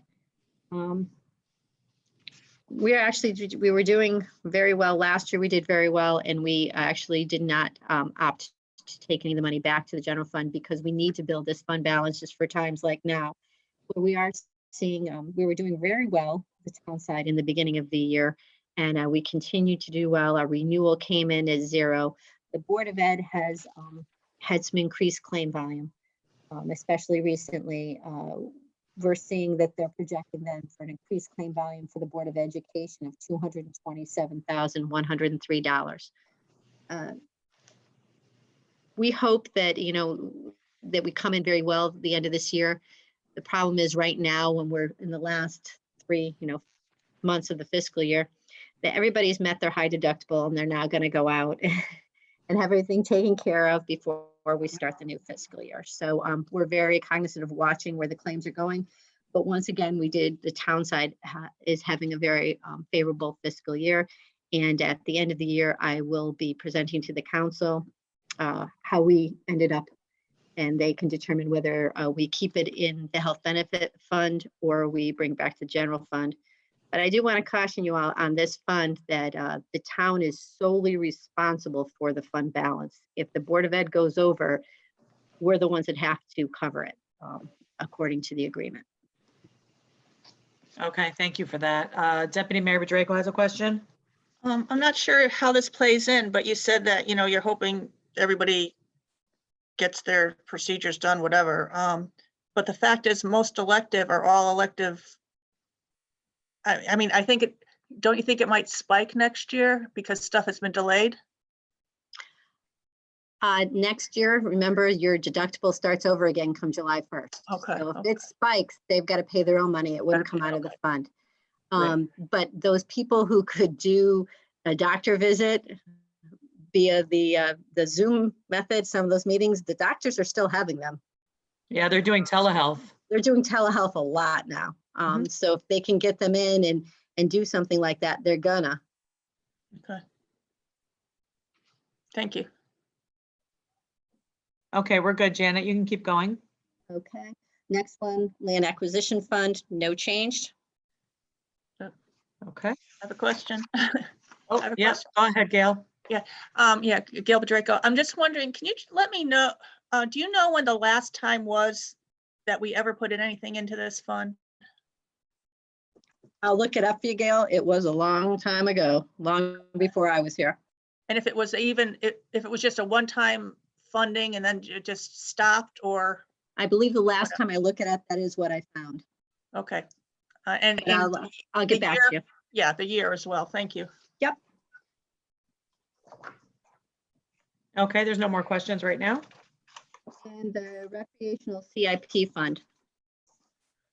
This one has a reduction in expenditures, and that's just due to the fact that there's a reduction in what they'll be receiving over from the enterprise, the recreational enterprise fund.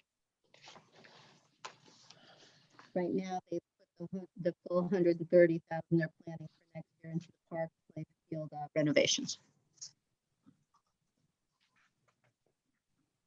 Okay. And that's it. All Good right. job, Janet. Good job. Whew.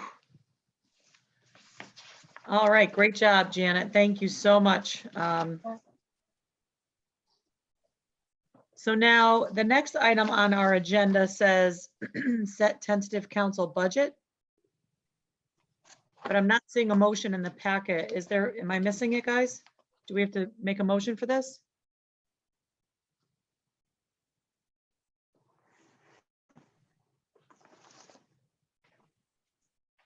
I'm looking at Janet or James. I know when I looked back, it looked like it was simply finance setting the budget amount.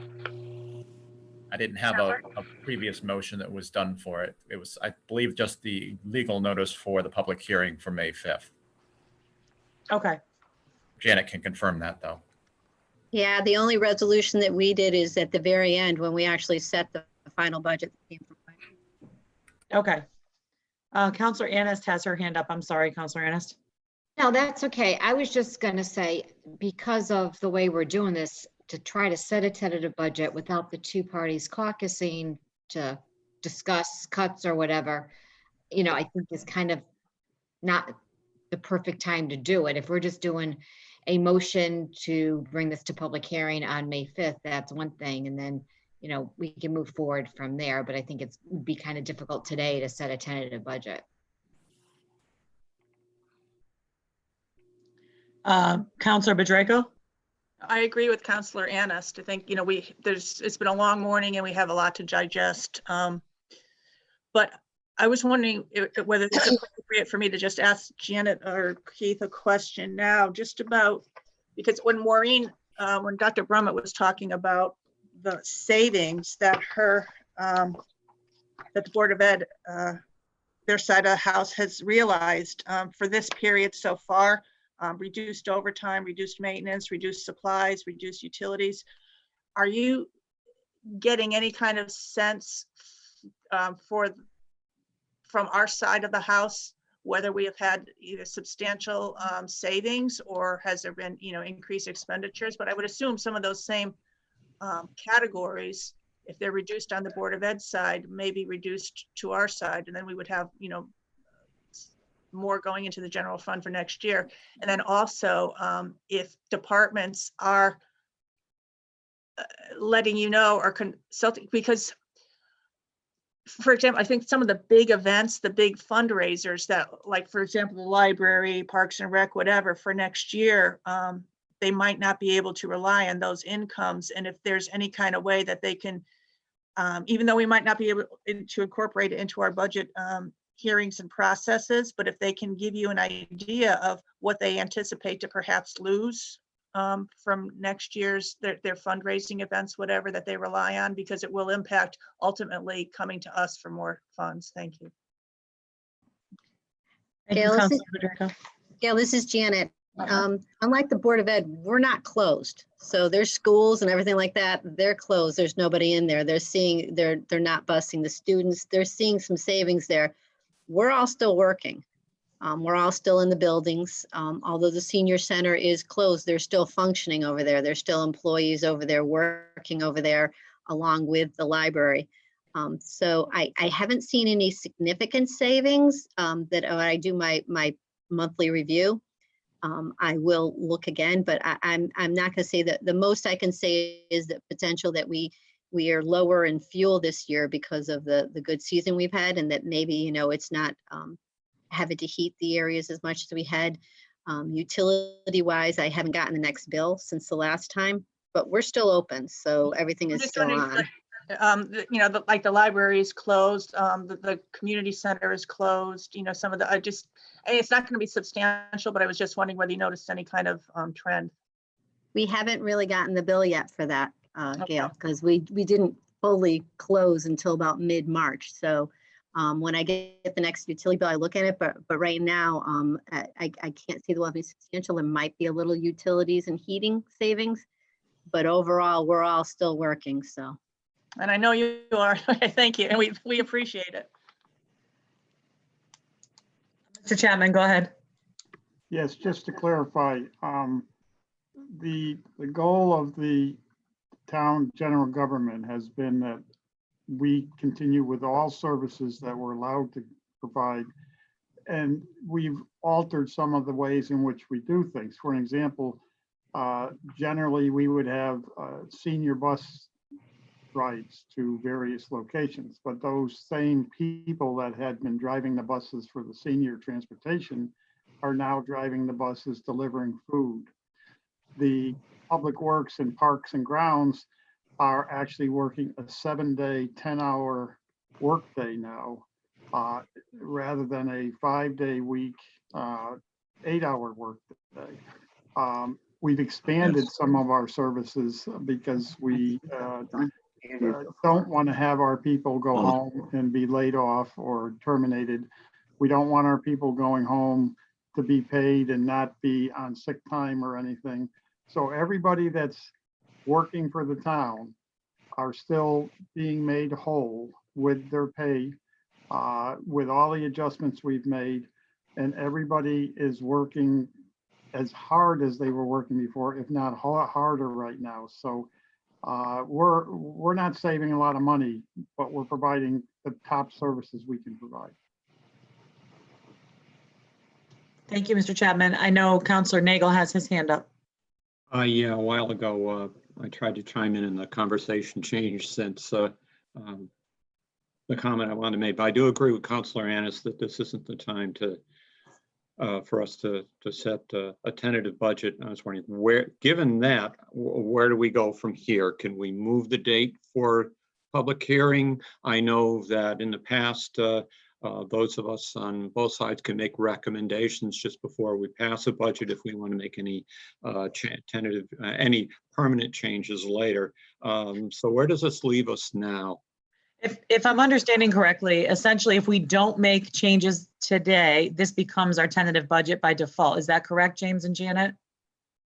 That's correct.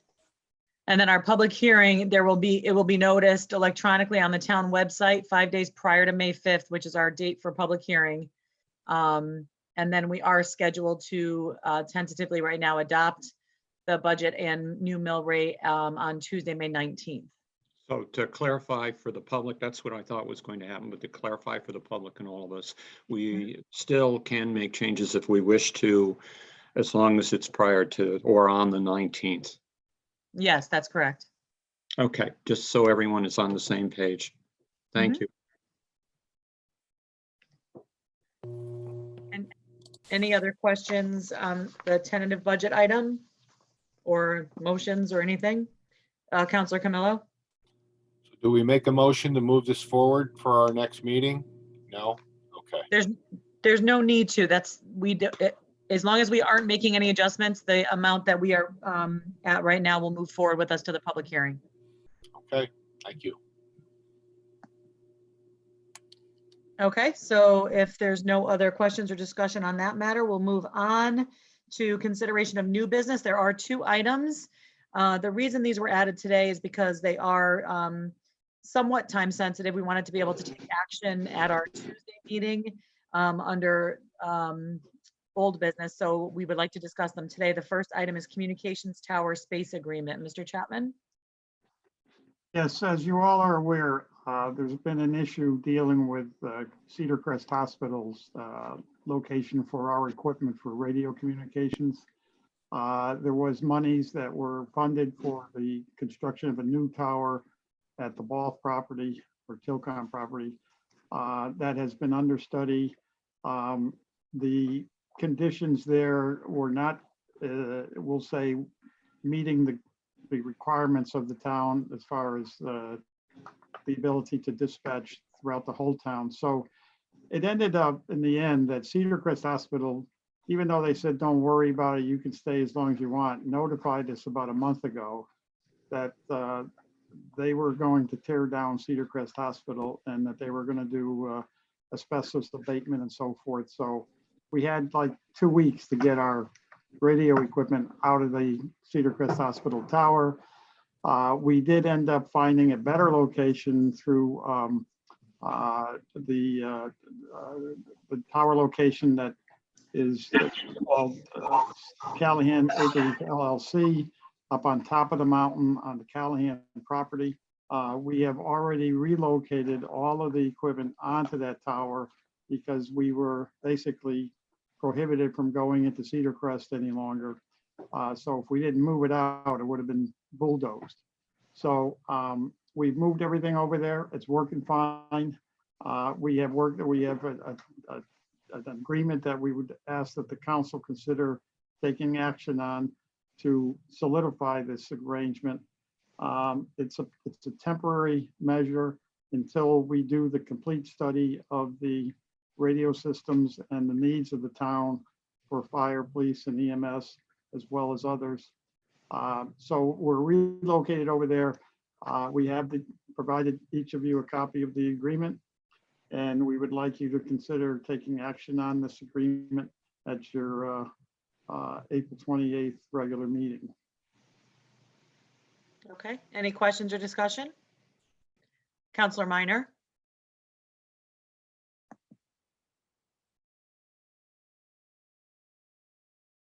Counselor Minor, you're muted. I'm not sure if you're speaking or not. Sorry about that, Chris Minor. Question for Keith. With the previous account that was established for the radio tower replacement that was funded, and in lieu of looking at a full-scale tower radio replacement possibility, does it make sense to close that project out and return it to the general fund if it's going to be a bonded project to proceed with the balance? Does that make sense or no? The monies that you have budgeted for the installation of a new tower on the Ball property, I think it was like, what, 270,000 or something like that. Some of that money has been expended on the study that was being done, but let's just say there's 240,000 left. That money will not be needed for a tower in that location, and we're not sure what is going to be needed until we do the study with the committee. So I think what I would suggest we do at this point is get guidance from our finance director and see what she suggests to do with the monies that remain in that account. Okay, I was just thinking it might be more prudent for us, especially with everything else going on, knowing that it is not anything that would come close to, requiring the whole radio system upgrade that may potentially come down the road at a later point via bond. If we wouldn't be best served to just close that out. But yeah, Janet, if she could look into that, it'd be great. Thank you. Okay, she will do that. I'll do that. Any other questions? All right, seeing none, we'll move on to the next item, which is Indian Hill Country Club additional appropriation. Mr. Chapman, if you would. Yes, the roof at Indian Hill was reported to you as being in need of replacement. We proceeded to get quotes on replacing the roof. It has mushroomed somewhat in that all of the HVAC systems have to be replaced as well due to the age of the systems. So the cost of doing the entire project is increased by about $72,000 from what was anticipated. And we're asking the council to consider providing that $71,650 at your meeting on April 28th as well. Okay. Any questions or comments? Seeing none, we will move on to public participation on the agenda items only. Mayor, Councilor Minor has a question. Oh, I'm sorry, Councilor Minor, I didn't see that. So I snuck in at the last second, sorry. Real quick on the replacement of the HVAC equipment. Was that ever put into a forecast for CIP for both projects, or was that something that was done outside of it? Yeah. Hi, Chris, this is Janet. No, that was not put in. Originally, the idea was to propose it for next year, but there was a feeling that we wanted to get it done as soon as possible. So we had transferred, as you know, money earlier in the year to try to cover this project in this fiscal year. It came up that they have the new caterer in there, and we wanted to make sure any improvements that were done inside didn't get ruined by any leakage. Okay, no, I think that completely makes sense, having a new caterer in there to give them the best possibility of a good facility. Okay, thank you. Any other questions, guys? All right, I don't see any, so we will move on to public participation on the agenda items. I'll click over to our attendees. Any of our attendees that are listening, if you'd like to participate, please choose the raise hand function so we know you want to be recognized. And we'll just give it a few moments.